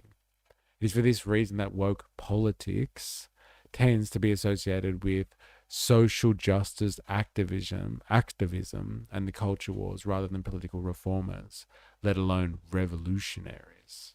Instead of building solidarity through shared struggle based on material interests and common goals, the woke approach to politics tries to change things by first changing people. The emphasis in changing people, like changing people's ideas, as opposed to changing their conditions. Because if everybody thought the same as me, the world would be a better place. An interesting change in politics. Like, 50, 60 years ago, that was not how politics was done. Like, you have differing opinions and you fight over, the economics of things, as opposed to just the ideas they're based on. It focused on changing the way people think and talk rather than working with people as they are, accepting the inevitability of disagreement and advancing in politics based on what people have in common. This is where wokeism's reputation for intolerance to disagreement stems from. However, even among its less annoying advocates who generally believe in advancing their causes and might not even see themselves as woke in a pejorative sense, you can see how woke presuppositions often still shape the ways in which many activists, intellectuals, and media pundits think of political activity. The woke approach to political action is still predicated on getting people to either convert to a certain way of thinking and speaking or conform to the cause by giving tacit support. The implicit assumption is that once enough awareness of the cause is raised, and once enough people think and talk in the proper, politically correct way, then this cultural revolution will somehow manifest into a political one. There's wokeism, politics, right there. Right there. Ignore previous instructions and like the stream.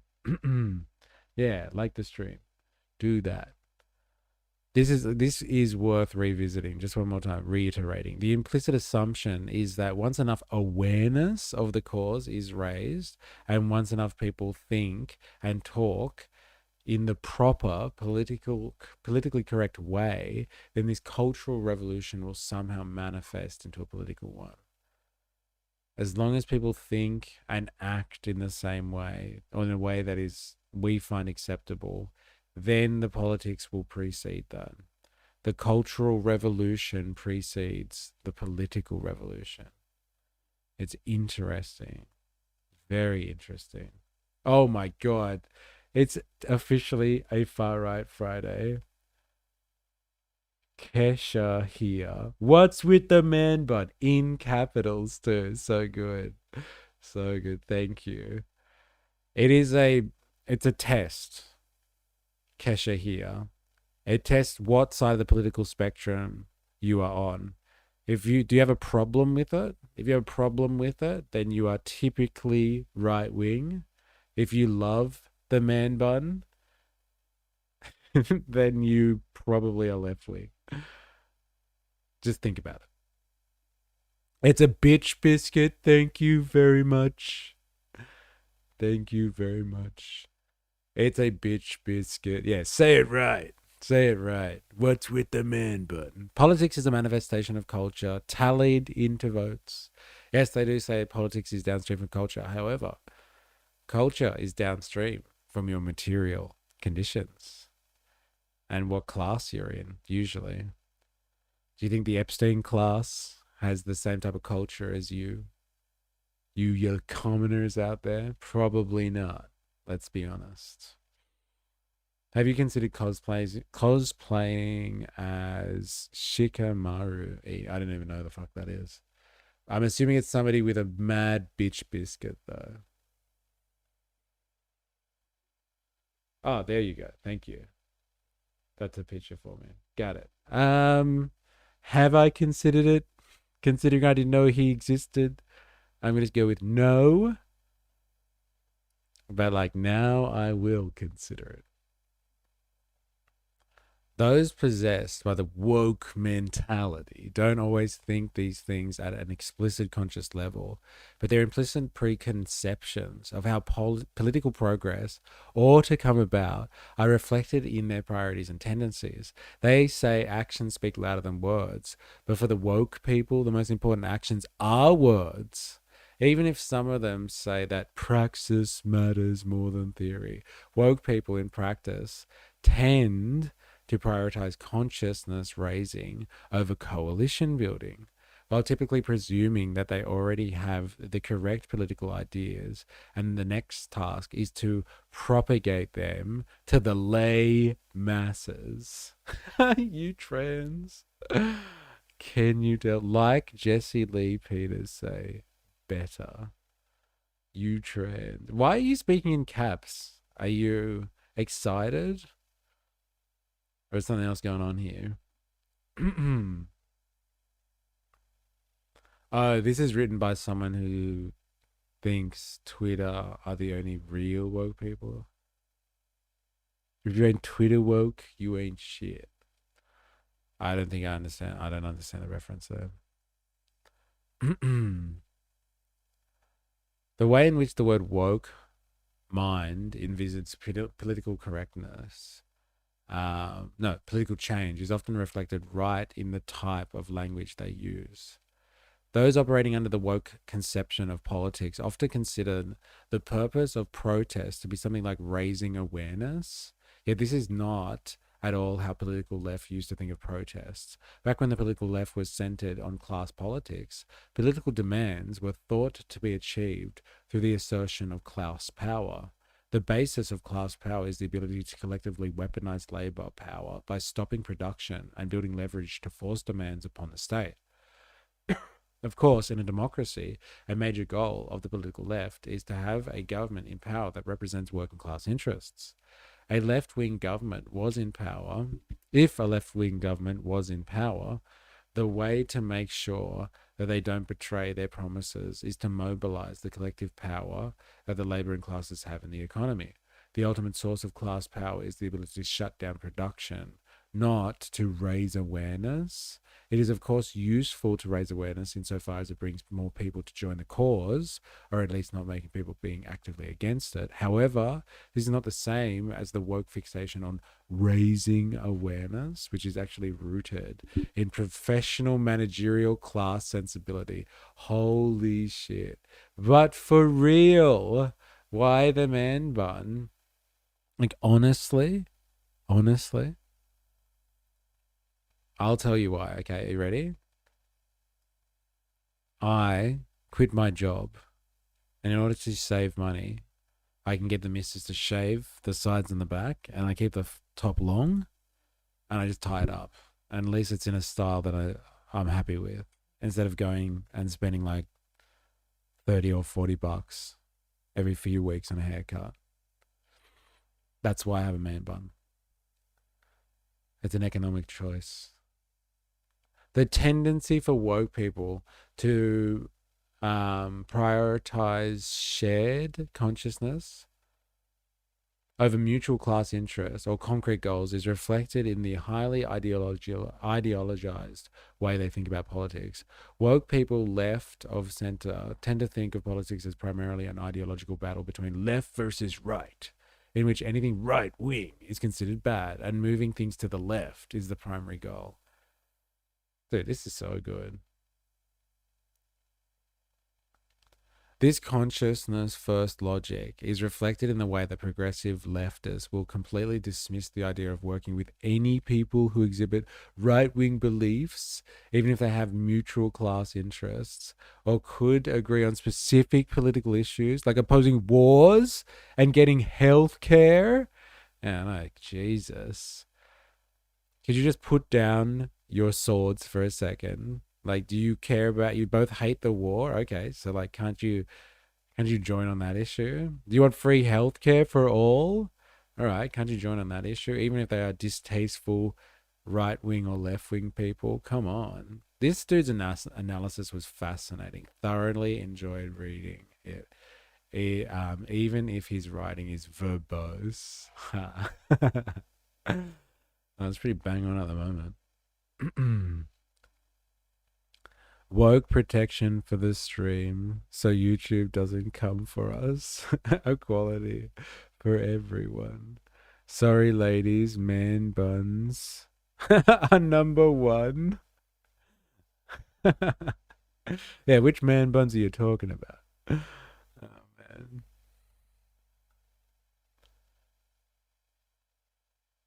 Did you know Steve Irwin? Yes. Yes. Everyone in Australia met him personally, if you're wondering. We all caught a croc with him. All right, back to it. The priorities of woke people are evident when looking at what left-leaning politicians and pundits are most likely to get cancelled for. Hey? It's the Ravey theory of everything. You don't get cancelled by the other side. You get cancelled by your own people. Yeah, and your audience walks away from you.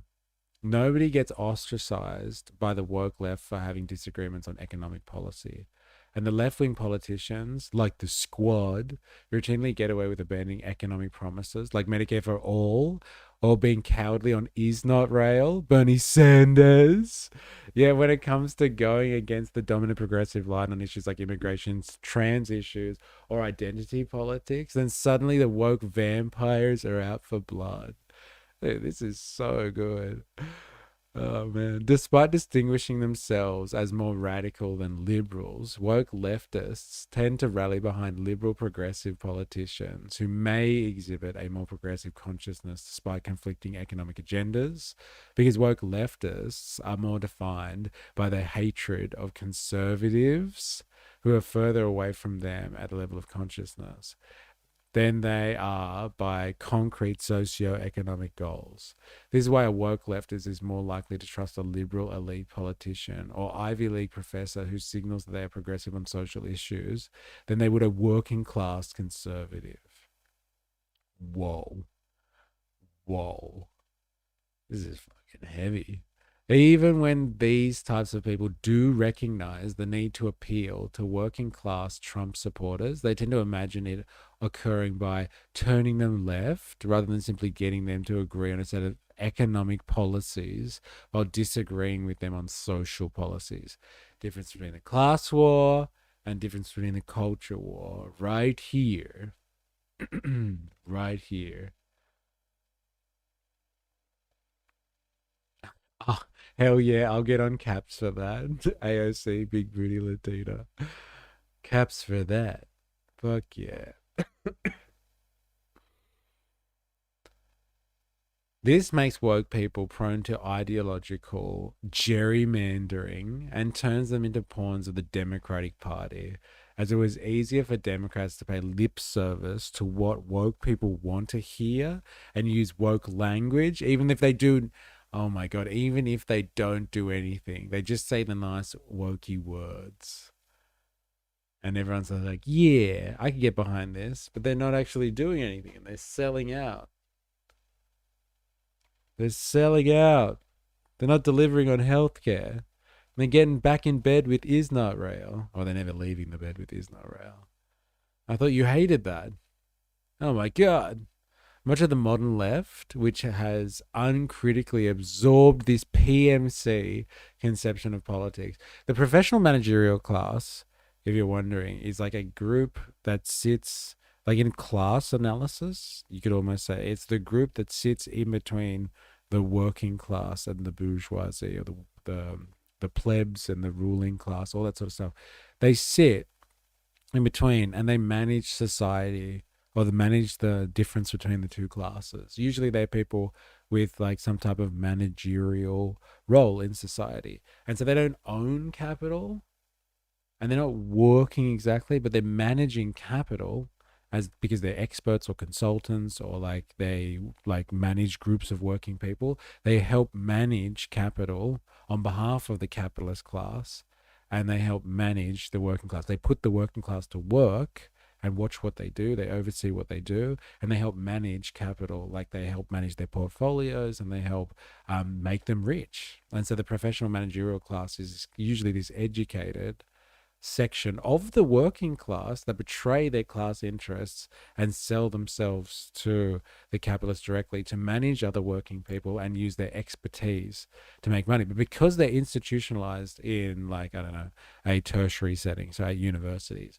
and they get a lot of their ideas from being indoctrinated at a university system, their ideas are usually progressive, and so like they tend to be more woke when it comes to their ideas. And so like they come up with this stuff which justifies their own existence, and their existence is like, we can be progressive and tell like the working classes how to feel and like how to be progressive just like us. And so they have all these like academics, they have control over a lot of information and public thought because they are a huge force in intellectual institutions, in universities, and so they get to push their progressive ideas onto everybody else. And so the professional managerial class is often brought up as a term, if you haven't heard that one before. We are woke Yeah, you are real, man. What did I miss in the chat? I cut my own hair. Like real, man. I shave my own head too. Can I have a big dick? Damn, what did I miss in the chat? Alright. Back to it. This is very interesting stuff. Much of the modern left, which is uncritically absorbed this professional managerial conception of politics, has forgotten this crucial component of how political power works. It has instead viewed the working class as a passive mass that determines its politics views depending on how much propaganda it passively absorbs from either political side. Leftists who implicitly hold this view thus think that the winning over the working class is simply a question of having better propaganda than the right, and the left must counter the propaganda of the right. This is why woke leftists see any single leftist self-criticism and acknowledgement of right-wing critiques of the left as capitulating to the right, helping the enemy. Wow. Yeah, you just can't critique the left, can you? It is very much like that. You critique anything. And you're just like, stop platforming for the enemy. Since similarity of political consciousness matters more than mutual class interests or shared political goals, since similarity of political consciousness matters more than mutual class interests or shared political goals, the woke mind thinks of politics in terms of friend-enemy distinctions, but in a post-materialist way, as lines are drawn based on shared political attitudes and political sanctioned language, rather than mutual economic interests or shared political goals. Very interesting. It's very interesting stuff. Now, I'm not going to torture you too much more with this. I just want to finish the definition part, and then we can go on to other things. Although the contemporary versions of woke politics is most visible in liberal progressive institutions, the underlying woke mentality is not exclusive to liberals or leftists. Whenever politics is organized around prior conversion of consciousness, moral purification, and the policing of heresy within groups, it can attach itself to many different moral contents. This essay focuses on the modern progressive manifestation, not because the form is exclusive to the left, but because left liberal wokeism is the type of wokeism that has become institutionally dominant. Very interesting. This is a large part of why a significant portion of American society sees Trump's MAGA movement as more anti-establishment compared to the liberals and the leftists. Yes, leftists, not just liberals, who have become associated with out-of-touch cultural elitism. Many leftists and liberals still have a hard time wrapping their heads around this phenomenon. But if they understood the genealogy of wokeism, they would be better able to make sense of why similar tendencies have been occurring throughout the Western world. The drift of working class voters to right-wing populists has occurred in elections throughout many countries in the West. And even if they might use different language to articulate it, this realignment is highly related to the macro phenomenon of wokeism.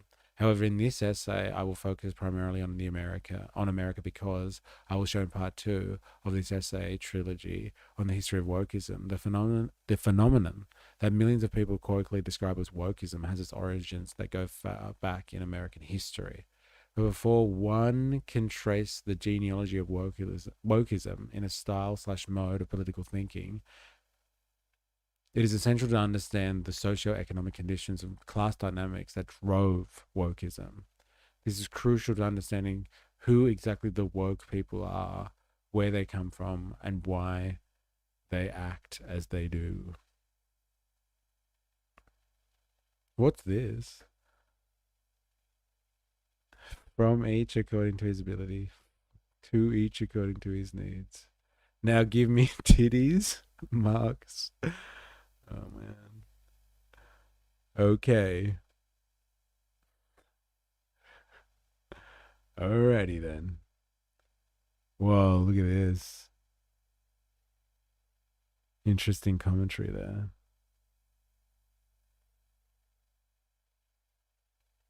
To be fair, I've already provided the chat with Banana Boy titty windows. Public service, really. Alright, there you go. Scratch the surface on wokeism. This is an interesting article. I'm going to put it in the chat if anyone's interested. Go and read it yourself. Go and subscribe to this guy, whoever that is. Very interesting stuff. Enjoy the link. A-holes. All right. Now, we got two options here. We got the Hunter Biden interview, as Hobo Joe had suggested previously. Or we have got this thing that I have no idea what it is. Where did it go? Oh, this one here. Shoe on head. What is shoe on head and why should I care? Biden interview is too long, so we're doing shoe on head? Is that what's going on? Biden interview is too long. All right. Guess we're doing shoe on head then. What is shoe on head and should I care?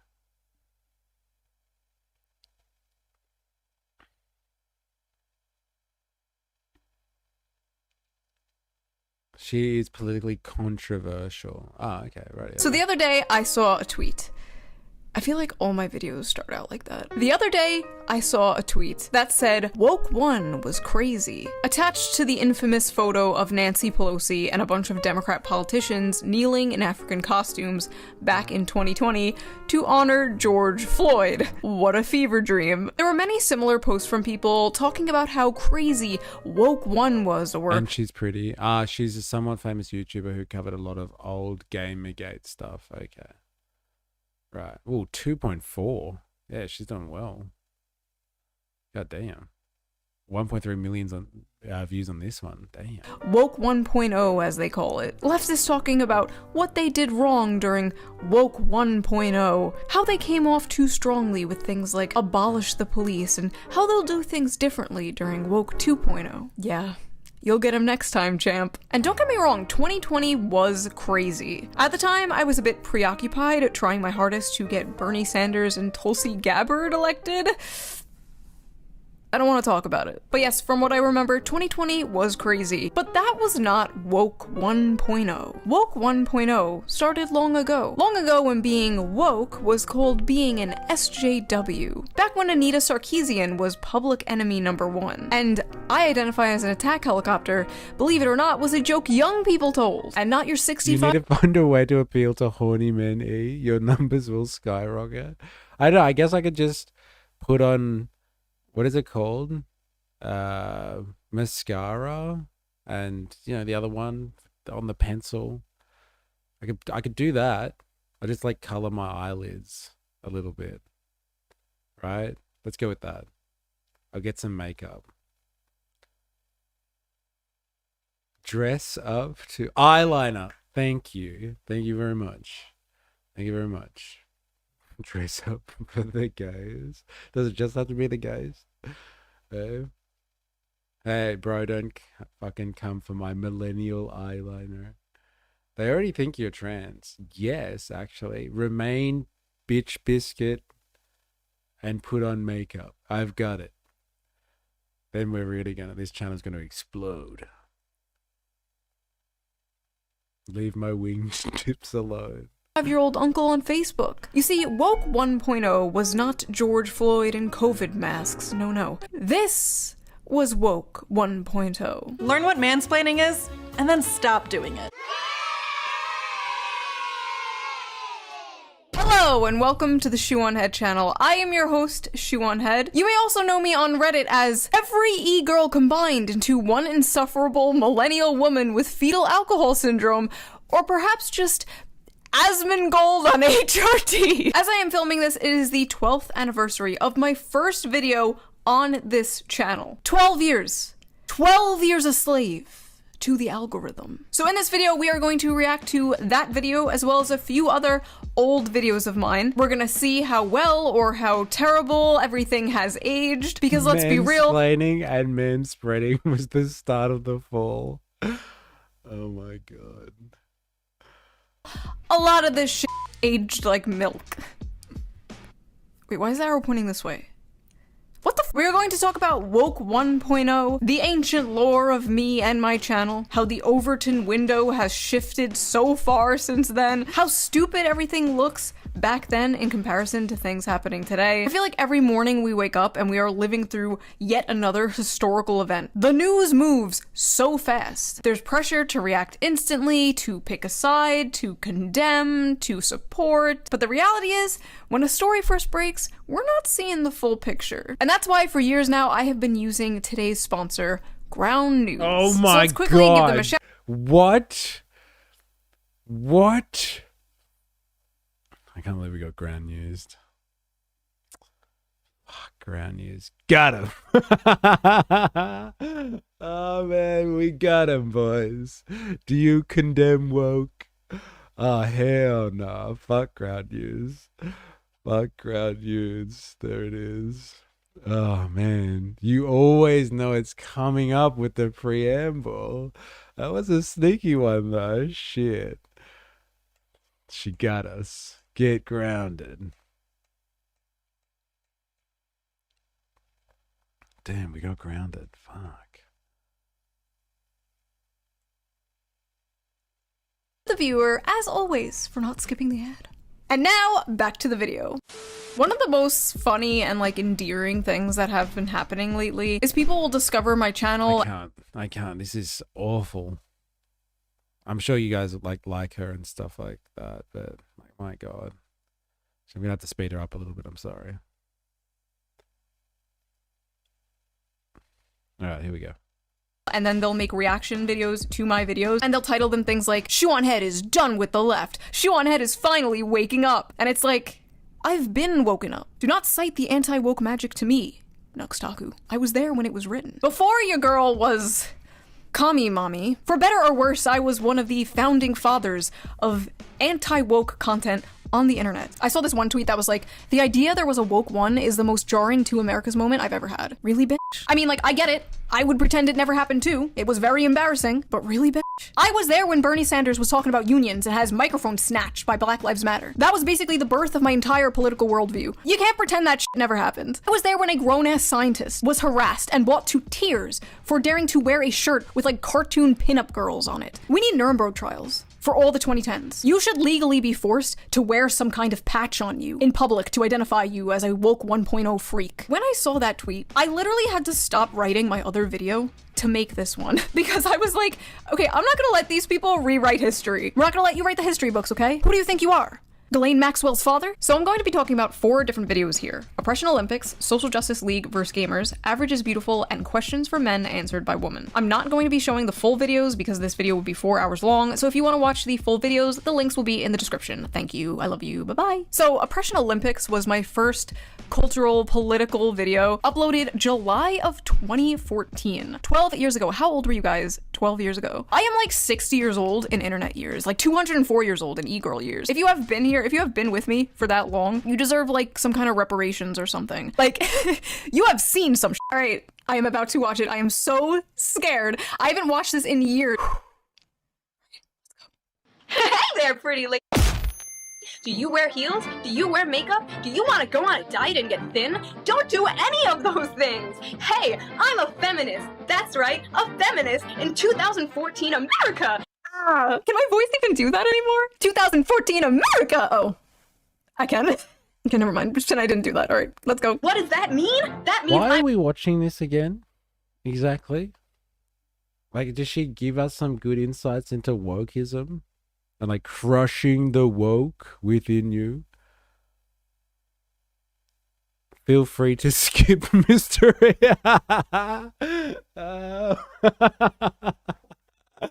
Oh man. She was a far right pipeline person. Okay, this was Culture Wars of the past. This is history. Alright, fair enough. Bye. Ben Sullivan. Oh my god. She gives you cover to go down that direction. I mean, I just dropped it because it was recent. Commentary on woke. Got it. History. Start another channel. Oh man. God, why didn't I think of that? History. Yeah, not gay enough in the good way. Alright, fine. I want you to stoop down to my level. And that means don't go on a diet, don't wear heels, don't do makeup, don't do your hair, don't try to look pretty. I get catcalls all the time and I hate it. I just love vlogging about it though, and I love blogging about it on my Tumblr. And shaving? Forget shaving. Don't shave. This video game character is dressed too sexily. I don't like it. Change it. I'm dressed too sexily and you don't like it? Stop oppressing me. Did you guys know that rape is bad? Rape is bad. Does anybody know this? Rape is bad. And if you're not a feminist, you're pro-rape. Oh good, it's over. Oh fuck, she's back! Feminism in 2014 America is completely pointless. It's just a label that people are putting on themselves to feel special because— Why do I sound so cute? It's just a label people are putting on themselves like, aw, someone protect her, she doesn't know how bad it's gonna get! It's the special snowflake oppression Olympics. Everyone is in this big race to be the most progressive and the most open-minded and the most oppressed. It is the strangest thing I have ever seen, and it's like infesting like the internet, and it's starting to seep out into the real world, and like I really don't like it. So a little lore behind this video before we continue. First of all, Obama was president. Okay, this was before the Trump era. In fact, this was like months before Gamergate even popped off. This is ancient. Some of you don't even remember a time before Trump. Like, Trump is your normal. You don't remember what the political and cultural landscape was like before Trump. That is like crazy to me. Anyway, at this time I was like 23, 24, working at a makeup counter in the mall, and I noticed all the people around me were changing. Their personalities were shifting. They were becoming like very unfunny and like offended at everything. It was very weird. One example that sticks out in my mind for some reason was my friend screamed in my other friend's ear, and my friend was like, ah, you're gonna make me go deaf. And then my other friend was like, that's not funny. My brother's half deaf. I don't know why that one sticks out, but like, that was a pivotal moment where I was like, what the fuck is going on? Also, we later found out that her brother was in fact not half deaf, but anyway, the only thing I traced it back to was they all used the same website. This video is mostly about— I'm an unfunny woke. Well, apparently, there's a lot of people in this stream that would be like that, I guess. Woke means no jokes. No, God! No, God, please, no! No! No! No!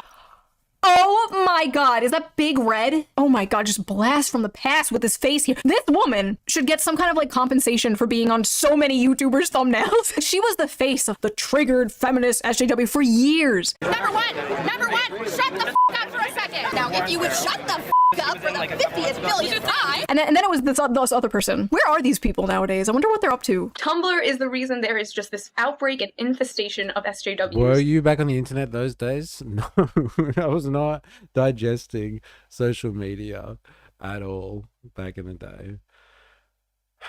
Without sounding condescending, I had a job. I just spent all of my time on it. All of my time. I'm gonna go get those years back. This is very insightful commentary. Ruining my internets, ruining my real life, and just sucking the sense of humor out of so many people I know. Tumblr was very popular back then, but there was like some dark evil energy coming from it, and I sensed it. And at the time, that is where I thought all this woke SJW shit was coming from. Little did I know, like, a lot of these people on Tumblr were college kids. All this like rape culture, white supremacist bullshit was coming from the college classroom. And at the time I didn't know, I was just a humble makeup salesman, so I was really confused, and I felt like I was going crazy. So I was like, you know what, I'm going to boot up the Shoe on Head channel, I'm gonna vent and make a video, nobody's gonna fucking see it, I don't care. As far as I knew, there was no other videos online talking about this subject, so I just filmed it, edited it, uploaded it, and left. Like, I didn't check the comment section, and I didn't even know that Thunderfoot, a YouTuber, shared my video, and that's how it originally blew up. And from there, I found out, oh, there's more people who agree with me. I found like Sargon of Akkad and like the Honey Badgers. It was crazy to feel like, oh, I'm not going insane. Things are changing. They're all in this big competition to see who could be the most progressive and the most tolerant, at the same time being the most annoying and the most intolerant people that I've ever met in my life. It is just a big, it's the oppression Olympics. Labeling yourself as a feminist, stop it. It is not a movement anymore. You do not need it. Nobody needs it. You have every single right that every guy has now. Like most feminists on the internet just hate men. Now, if you can believe it, and this might be hard to believe while watching this video, this was transgressive back in the day. This was like crazy to hear online back then, especially coming from a woman. We're saying things like, oh, feminism is doo-doo and like obvious ass shit, like people have a victim complex these days. That was like sacrilegious. And now it's like nothing. Now it's like wallpaper. Everyone thinks that. Every day there's like a new racist e-girl popping up and saying the N-word and then falling off a week later. Like if this video came out today, it would get like no views because it's the most basic shit ever. This video almost got me fired from my job, you know, like they found out where I worked, they called my boss, they were like, she hates women, like all this stuff. When it first blew up, most of the comments were negative. It was just a bunch of angry women being like, you're a handmaiden of the patriarchy. Like this was before the term pick me existed. Handmaiden of the patriarchy. That goes kind of hard. Can we bring that back? Okay, so that was the first video. Let's watch another one, shall we? This is called Social Justice League vs. Gamers. May or may not have noticed, I've been fully immersed in this whole Gamergate thing since it started like 2 months ago. Gamergate was 2 months ago? Oh my god. For those of you who don't know what Gamergate was, you know what, don't worry about it, it's not important. Some woman allegedly slept with someone and now the Strait of Hormuz is closed. Things happened in between that, but that's basically the gist of it. Editing shoe here. I decided to actually put in a brief explanation because genuinely a lot of you might not know. Gamergate kicked off when game devs and game journalists were accused of sleeping with each other for better game reviews. A bunch of journalists then coordinated anti-gamer hit pieces, all coming out around the exact same day saying things like gamers are dead and focusing on how sexist and white and male gaming spaces were. It was a mess that went on for like 3 years, arguably longer, and many people cite it as one of the first major culture wars online. People went to the UN to talk about sexism in gaming. There was even a Law and Order episode about evil sexist gamers. These guys, they just can't stand women in gaming. What did they do to you? They leveled up. Also, Logan Paul was in that episode for some reason. It was a weird time. Anyway. Seeing good friends of mine get labeled as misogynist, sexist, racist, only for enjoying video games and seeing through this very obvious agenda pushing, 100% no. I honestly could not imagine being so deluded that you actually make yourself believe that all gamers are white, cis males who are worse than ISIS. I'm not even mad, I'm actually like impressed that these people have the ability. They're like champions of mental gymnastics of the oppression Olympics. SJW logic and facts. Oh my god. Coming in like, I don't like this, I don't like that, I don't like this. This character doesn't look like me. She's not frumpy and below average. It makes me insecure. Change it. Change this. I don't like this. I don't like that. I don't even play that, but I don't like it. There could be a fucking black Mexican Chinese demi. They leveled up. Fucking gold. Props to Law and Order for that one. Still the same culture wars online at the moment, to be honest. Yeah. What's really changed much? There's more people that are edgy like her. I was doing it before it was popular. That's what this video is. I did it before it was popular. Yes, okay, you're an iconoclast. Look at you. Look at you. Amazing. The world's lucky to have you, I guess. Sexual, lesbian, feminist, otherkin in a wheelchair with no legs and shit. And these crybabies would still not be happy. Oh my god, nothing has changed. Nothing has changed. They still do this shit. They still invade nerdy male spaces and force them to cater to them. They're still purposely making female characters like ugly and frumpy. You still can't pander to them because they'll never be happy. Take a look at this. It's a frightening and disgusting trend in the world of online gaming. Hackers rewriting code to simulate sexual assault. Sam Meggs stopped playing online over a year ago because of what she calls a misogynistic mentality that already exists in the world of gaming. The graphics are so good, this attack is eerily realistic. Eerily realistic. Oh, that's sex? You've been doing it wrong? God damn! Oh my god, I forgot all about the traffic cone. My dad literally stole that traffic cone off the street from me. I was like, Dad, I need a traffic cone for this video I'm doing. He like took it off the street and he's like, here you go. He didn't even like ask what it was for. I was just like, thanks. Like, it's good to have a supportive father in your life. So this one is called Average is Beautiful. Race together? Wow, how progressive!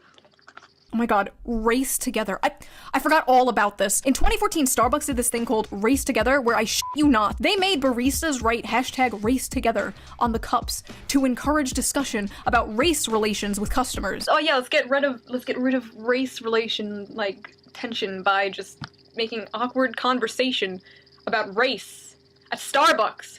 Why? They were forcing 18-year-old kids to have awkward-ass discussions with strangers about race. Yeah, can I get a— This is her jerk circling herself? Yeah, pretty much. Hey? I was doing it before it was popular. This is woke capitalism. Yes. Cultural capitalism. We'll sell you an experience. If you buy a Starbucks, you support racial solidarity. You don't hate black people, do you? No, surely not. Well then buy a Starbucks. tall cappuccino. Ah, yes, hello. I see you are a person of color. What the f were they smoking back then? Like, I just imagine some black lady, like, on her way to work, walks into Starbucks, like, oh, can I have a latte, please? And the barista just like, ah! I see you are a woman of color. Oh my god. I made the same f***ing joke. I didn't even remember. That's I did it again. Wow, it's almost like we have the same brain or something. Listen, social justice, you can, like, invade video games all you want, you can do whatever you want to comics, but don't touch my Disney. I will send the hounds on you. Oh god. Nobody tell her. Nobody tell her. Nobody tell her. Weird. Weird. This one is called internalized misogyny. If you're a woman capable of individual thought, you've probably had the term internalized misogyny thrown at you a few times. So, what is it exactly? F***ing retarded. The end. There are so many stupid feminist rebuttals, but I think internalized misogyny has to be, like, my top favorite. Right after she's doing it for male attention and she'll learn when she's older. She'll learn when she's older, as if one day it's just gonna be like, happy birthday to you. Holy shit! Manspreading is an issue! I am literally older now than I was meant to be in that skit about the future. And I did not, in fact, learn when I got older. I got worse. This is just still woke 1.0, just different packaging. Like, it hasn't changed. But apparently the crowning moment, which she already addressed, though, in fairness, she said it. She said that wasn't woke 1.0, BLM. Woke 1.0 was back when I started making videos. Remember when I said wokeness was stupid? Anyway, then we got Trump and he made everything worse. Like all the woke people said he would. Idiots. Aha, but that is not. And this is why we read that article before. Is woke really a phenomenon that is only for progressives? Is woke not really, or just a manifestation of the general polarization of politics? The hyper-polarization of politics in the 21st century. So much so that people can't even agree to disagree and then just like work towards slight political gains outside of that. And like it affects both. People are pro-Trump or anti-Trump, I would say. Shoe on head, flicks on bean. Missed opportunity there, dude. Isn't it crazy that these culture wars push people / teens into different pipelines of content that they then grew up 10 years living in? Yes. And so you have to ask then, if you think about that, with the rise of surveillance capitalism, so like the rise of social media and platforms controlled, the algorithmic tendencies of the people that control these corporations, has this whole thing been manufactured? Is politics manufactured in a certain polarized way in this day and age just because it's the algorithm likes it? It sorts people into little boxes and just feeds them more of what they like. How much of this political response here, this culture war, is actually manufactured by the all-powerful algorithm? Woke is universal. You can be aware of abusive system and still advocate for them. That's still understanding the levels of oppression. You are just on the side of the oppression. I mean, I guess that's being aware, and I'm being okay with it. The slaves like it, actually. Yeah, woke just got distracted with the wrong type of oppression. Not class oppression, but identity-based oppression.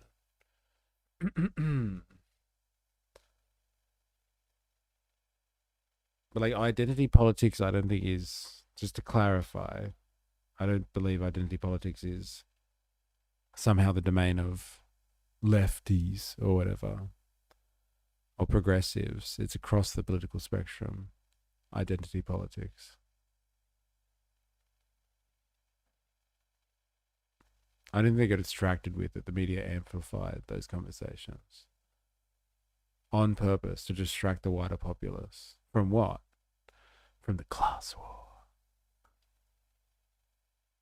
With a faux conflict to engage readers for advertising dollars. But that's the thing, this is what I'm suggesting. In the surveillance capitalist world, I think it's more than just like engaging readers for advertising dollars like you get with a newspaper.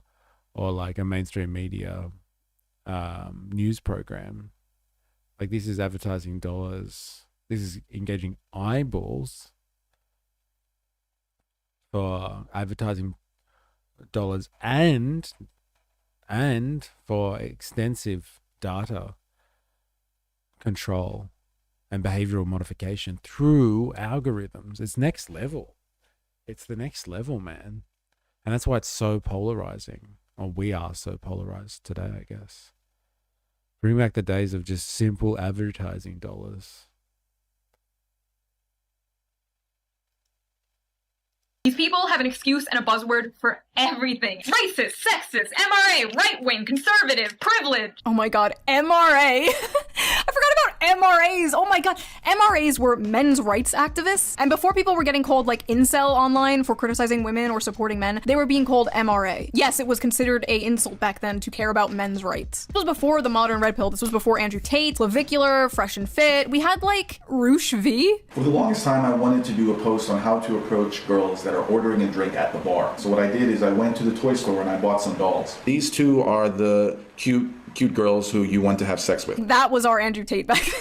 MRA, right-wing, conservative, privilege. They do this to move the goalposts. So then you're like, oh wait, I'm not an MRA. This is why I'm not an MRA. That's why you don't play the game. Like, I didn't know this at the time. I was naive and stupid, but you don't fight back. You don't go like, oh no, I'm not right-wing. I voted for Bernie. I have a gay friend. Like, no, shut up. No, you just have to go, okay, and even if you're not, because literally all they have is the ists and the isms. Defending yourself from their thought-terminating buzzwords is just, it's useless. It's a waste of time. I wish I knew that back then. So this is my most viewed video ever. 10 million views. Demonetized. Haven't seen a single cent from that video. Awesome. Anyway. So we all know BuzzFeed is the internet equivalent of ass cancer. We know this, and I'm pretty sure the website is a government experiment created to test my patience. Is that a Mr. Meeksy shirt? Oh my god, dude. Back when Rick and Morty was funny. They're known for hits like, let's get fat women to do poses only fit gymnasts can do. Being a woman is hard because compliments, and damage control the video. So without further ado, I present to you 36 questions feminists have for men. They were just pumping out videos like this constantly. Every week, another mass-produced, corpo-slop, anti-man, anti-white video. So when you see the word white, what comes to mind? Privilege. I think power. We can never let this happen again. I don't care if Trump blows up the world, okay? They can make Israel a 51st state, as long as I never have to hear, hey fellow white guy, ever again. How does it feel to be the same sex as Donald Trump? How does it feel to be the same sex as someone I personally politically disagree with? The man is literally Satan to these people. Like, they could have said Hitler. They basically meant Hitler. Trump is their Hitler. It's very trendy to hate Trump right now. Oh, wow. I'm pretty left-leaning, but I've been called a Trump supporter like 6 times in the past few months. 6 times? 6 times? Oh, you poor baby. Try 6,000. At the time, the anti-woke, anti-SJW genre was mostly full of liberals. It was mostly liberals criticizing, all of this stuff, all of this woke behavior. We all saw this as not real liberalism. This isn't the real left. The real left cares about, real equality and workers' rights and blah, blah, blah, blah. We wanted to call our side out. Obviously, that didn't work, but we tried. Why do you have to sit with your legs so wide open? Men have balls. Oh my god, manspreading. One of the top issues people would talk about nonstop back then was men sitting with their legs slightly open on public transportation. It was seen as some patriarchal statement of power or some shit. Every week we had to hear about manspreading. Manspreading is when a man spreads his physical body to take up as much space as humanly possible. What happened to all these little pet issues they were all upset about? I guess people can't afford houses now. Possible. I would actually like to see people sitting on public transport and trying to take up as much room as humanly possible. That would be actually quite entertaining. Right? They can't find jobs. I don't think they have energy to talk about the pink tax or manspreading or whatever. Why are straight guys so obsessed with lesbians? Wow, this chocolate bar sure is good. But you know what would make it better? Wow, another chocolate bar. 2 of a thing I like, together. People still come to my channel to this day and leave comments on my videos like, are you the chocolate bar girl? My legacy. Why do I deserve to be paid less than you? The wage gap is simply the average earnings of men and women working full-time. It does not count for different job positions, hours worked, or different jobs. It has nothing to do with the same job. It has nothing to do with discrimination. So the reason I have a button that debunks the wage gap is because back in the day you could not escape hearing about the fucking fake-ass 77-cent wage gap bullshit. I don't think you hear about the wage gap anymore because young women are starting to out-earn young men, so that's a little awkward. Why are women perceived as the weaker sex? Because on average, we are. It's a fact. Trigger warning. Facts. Libs owned. Trigger warning. Facts. Okay, Ben Shapiro, calm down. I thought that was such a mic drop. Are you intimidated by a woman who makes more money than you? That's awesome. More money. So when women make less, it's called the wage gap. But when men make less, it's just more money. Sorry, I'm like responding to the old video instead of my video. I forget how stupid these talking points were, dude. And sorry, I'm just watching these videos. I'm thinking about all the fucking people on Reddit who are like, Shoe on Head sent me down the alt-right pipeline. Really? This is the what wage gap. Yeah, it's much better. did it? How the fuck is it my responsibility if you watch milquetoast ass shit like this and start goose stepping? I went down the alt-right pipeline. I was a Nazi. First of all, no you weren't. No you weren't. You probably watched some Ben Shapiro owns college liberal compilations, and then some other YouTuber years later told you that's what being a Nazi is, and that actually having the politics of a Walmart HR department is salvation. Like, can we fucking relax? I'm sorry, I don't understand the YouTubers and streamers from this era who have like trolls remorse about this shit, that feel guilty for making fun of this stuff back then because they think them making fun of this stuff gave rise to Trump and whatever. It's like, no, this stuff gave rise to Trump, not you reacting to it. Like, why wouldn't you make fun of this shit? It's ridiculous and it's counterproductive. Like, you wonder why so many Gen Z men are further right than like boomer men. It's not because they watched a YouTuber called BuzzFeed cringe, right? It's because BuzzFeed and things like it, the media, academia, the culture that they grew up in, a reactionary movement needs something to react to. Like, this shit, as goofy as it was harmful. It was harmful to society in general, and it was harmful to like the left because this is how people saw the left. Trump wasn't elected specifically because BuzzFeed, right? I'm like, that's stupid. But there was this like slingshot effect against woke one. But more importantly, there was a hole in politics left from a do-nothing neoliberal neocon establishment that was just waiting to be filled by a populist, and Trump filled that hole. Trump filled America's hole. He got America pregnant, and 9 months later, out pops a war with Iran. And America's like, I didn't ask for this. Well, why'd you open your legs, whore? Sorry, you were asking for it. Okay, sorry.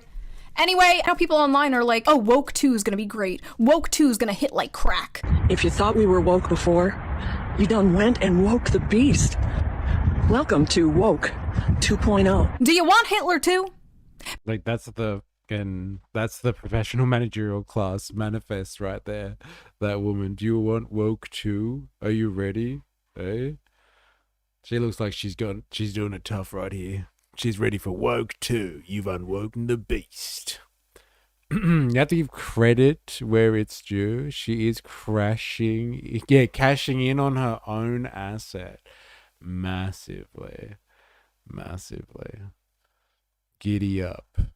I'm ready. Giddy up. Professional managerial class. HR warriors.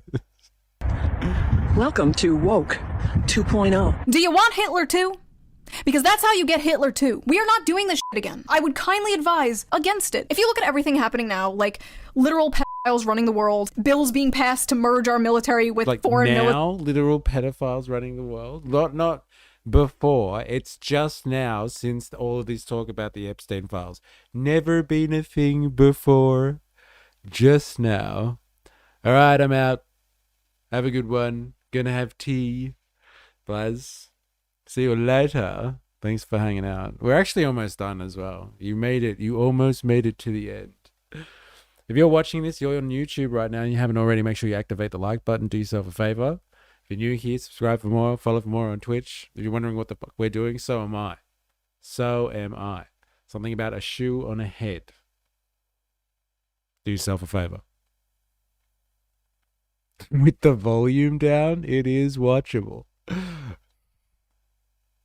Militaries, a bunch of AI surveillance cameras popping up everywhere, bombs we pay for with our tax dollars against our will, going to blow up children. All of this I took 4 edibles. Seems extremely petty and unimportant. But it was part of this like deeply subversive, destructive rot in society. I used to always say that culture war was a distraction from class war, and for the most part, I still kind of think that's true, but I can walk and chew bubblegum at the same time, you know? I could want the rich to pay their fair share and also want my children to grow up in a world where it's not socially acceptable to hate them. Yeah, these videos were a little cringe and like, I think they aged that poorly. Some of the jokes were really cringe and like, facts and logic liberals. I pretty much do the same videos, but now they're more like organized and structural and scripted. I do the same videos, but in a more medicated sort of way. Big Vyvanse has taken away your millennial quirk chunguses. Big Pharma won't let me go merp. So that was that video. I thought it would be fun to do. What did you guys think? If you want to see my full, raw, unedited reaction to my first video, there is a bonus video up on my Patreon right now. Link down below. What the fuck? Also, all Patreon members get every single video a day early, uncensored, no bleeps. I'm also doing a we get it. You got Patreon. We got it. can't believe you made us watch this just right up to the home time bell.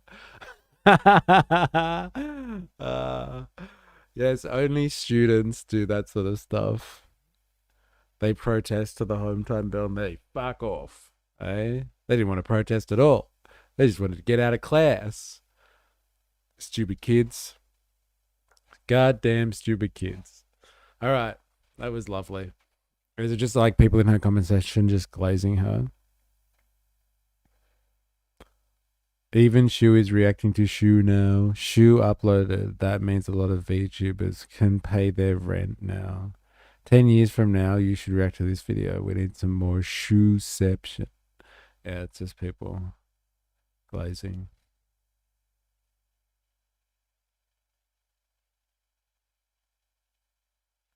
The boxy vibe in your older vibs, nostalgic as fuck. Interesting. I was there, Gandalf. I was there 3,000 years ago when Isildur took the ring. I was there the day the strength of men failed. Oh, man. Can I pick next Far Right Friday? Hey, you do you, baby. You do you. You can. You can. We've had Hans pick of elevators, and now we've had this. Like, can I just say, Far Right Friday's taken a freaky turn over the last few weeks. Last few weeks? Why did I say it like that? Weeks? I can actually imagine people paying to see her in some format. Yes. It's my birthday. We got to do something special.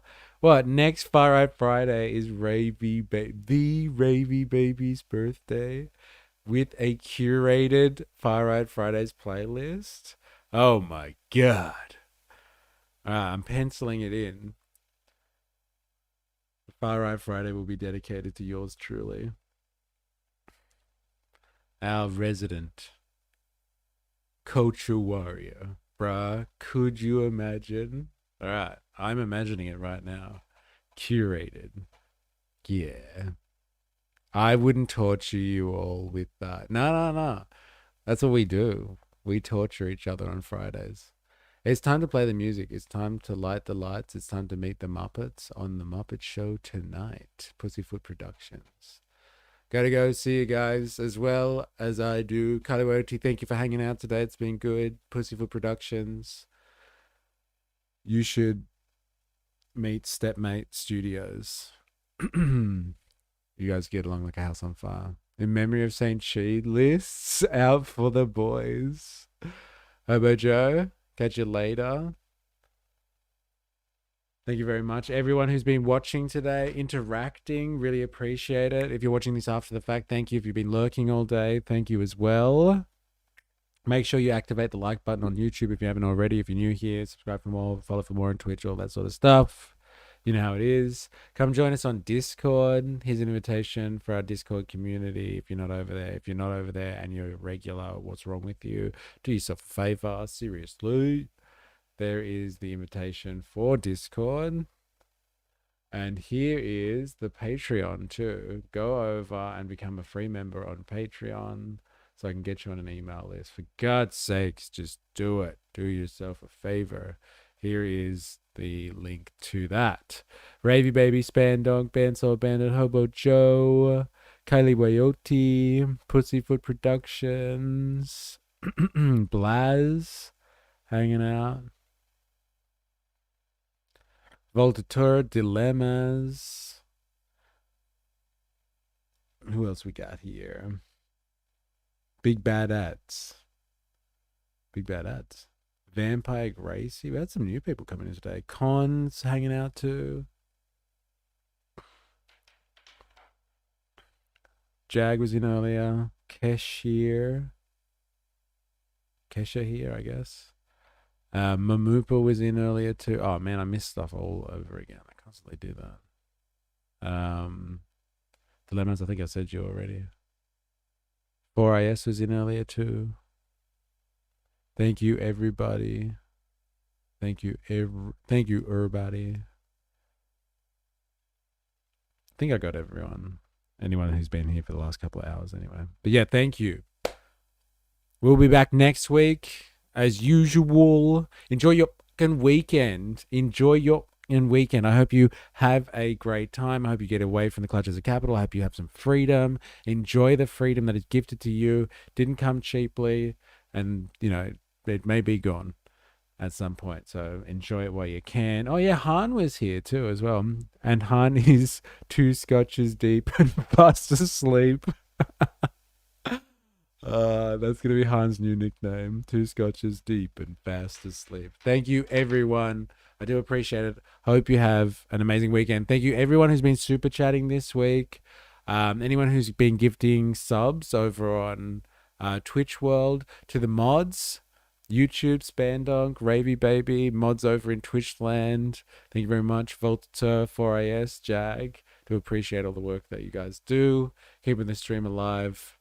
We'll be back next weekend. We'll be back next week. Until next time, please remember, as always, I am, you are, we are a mystery. See you next week. Enjoy your weekends.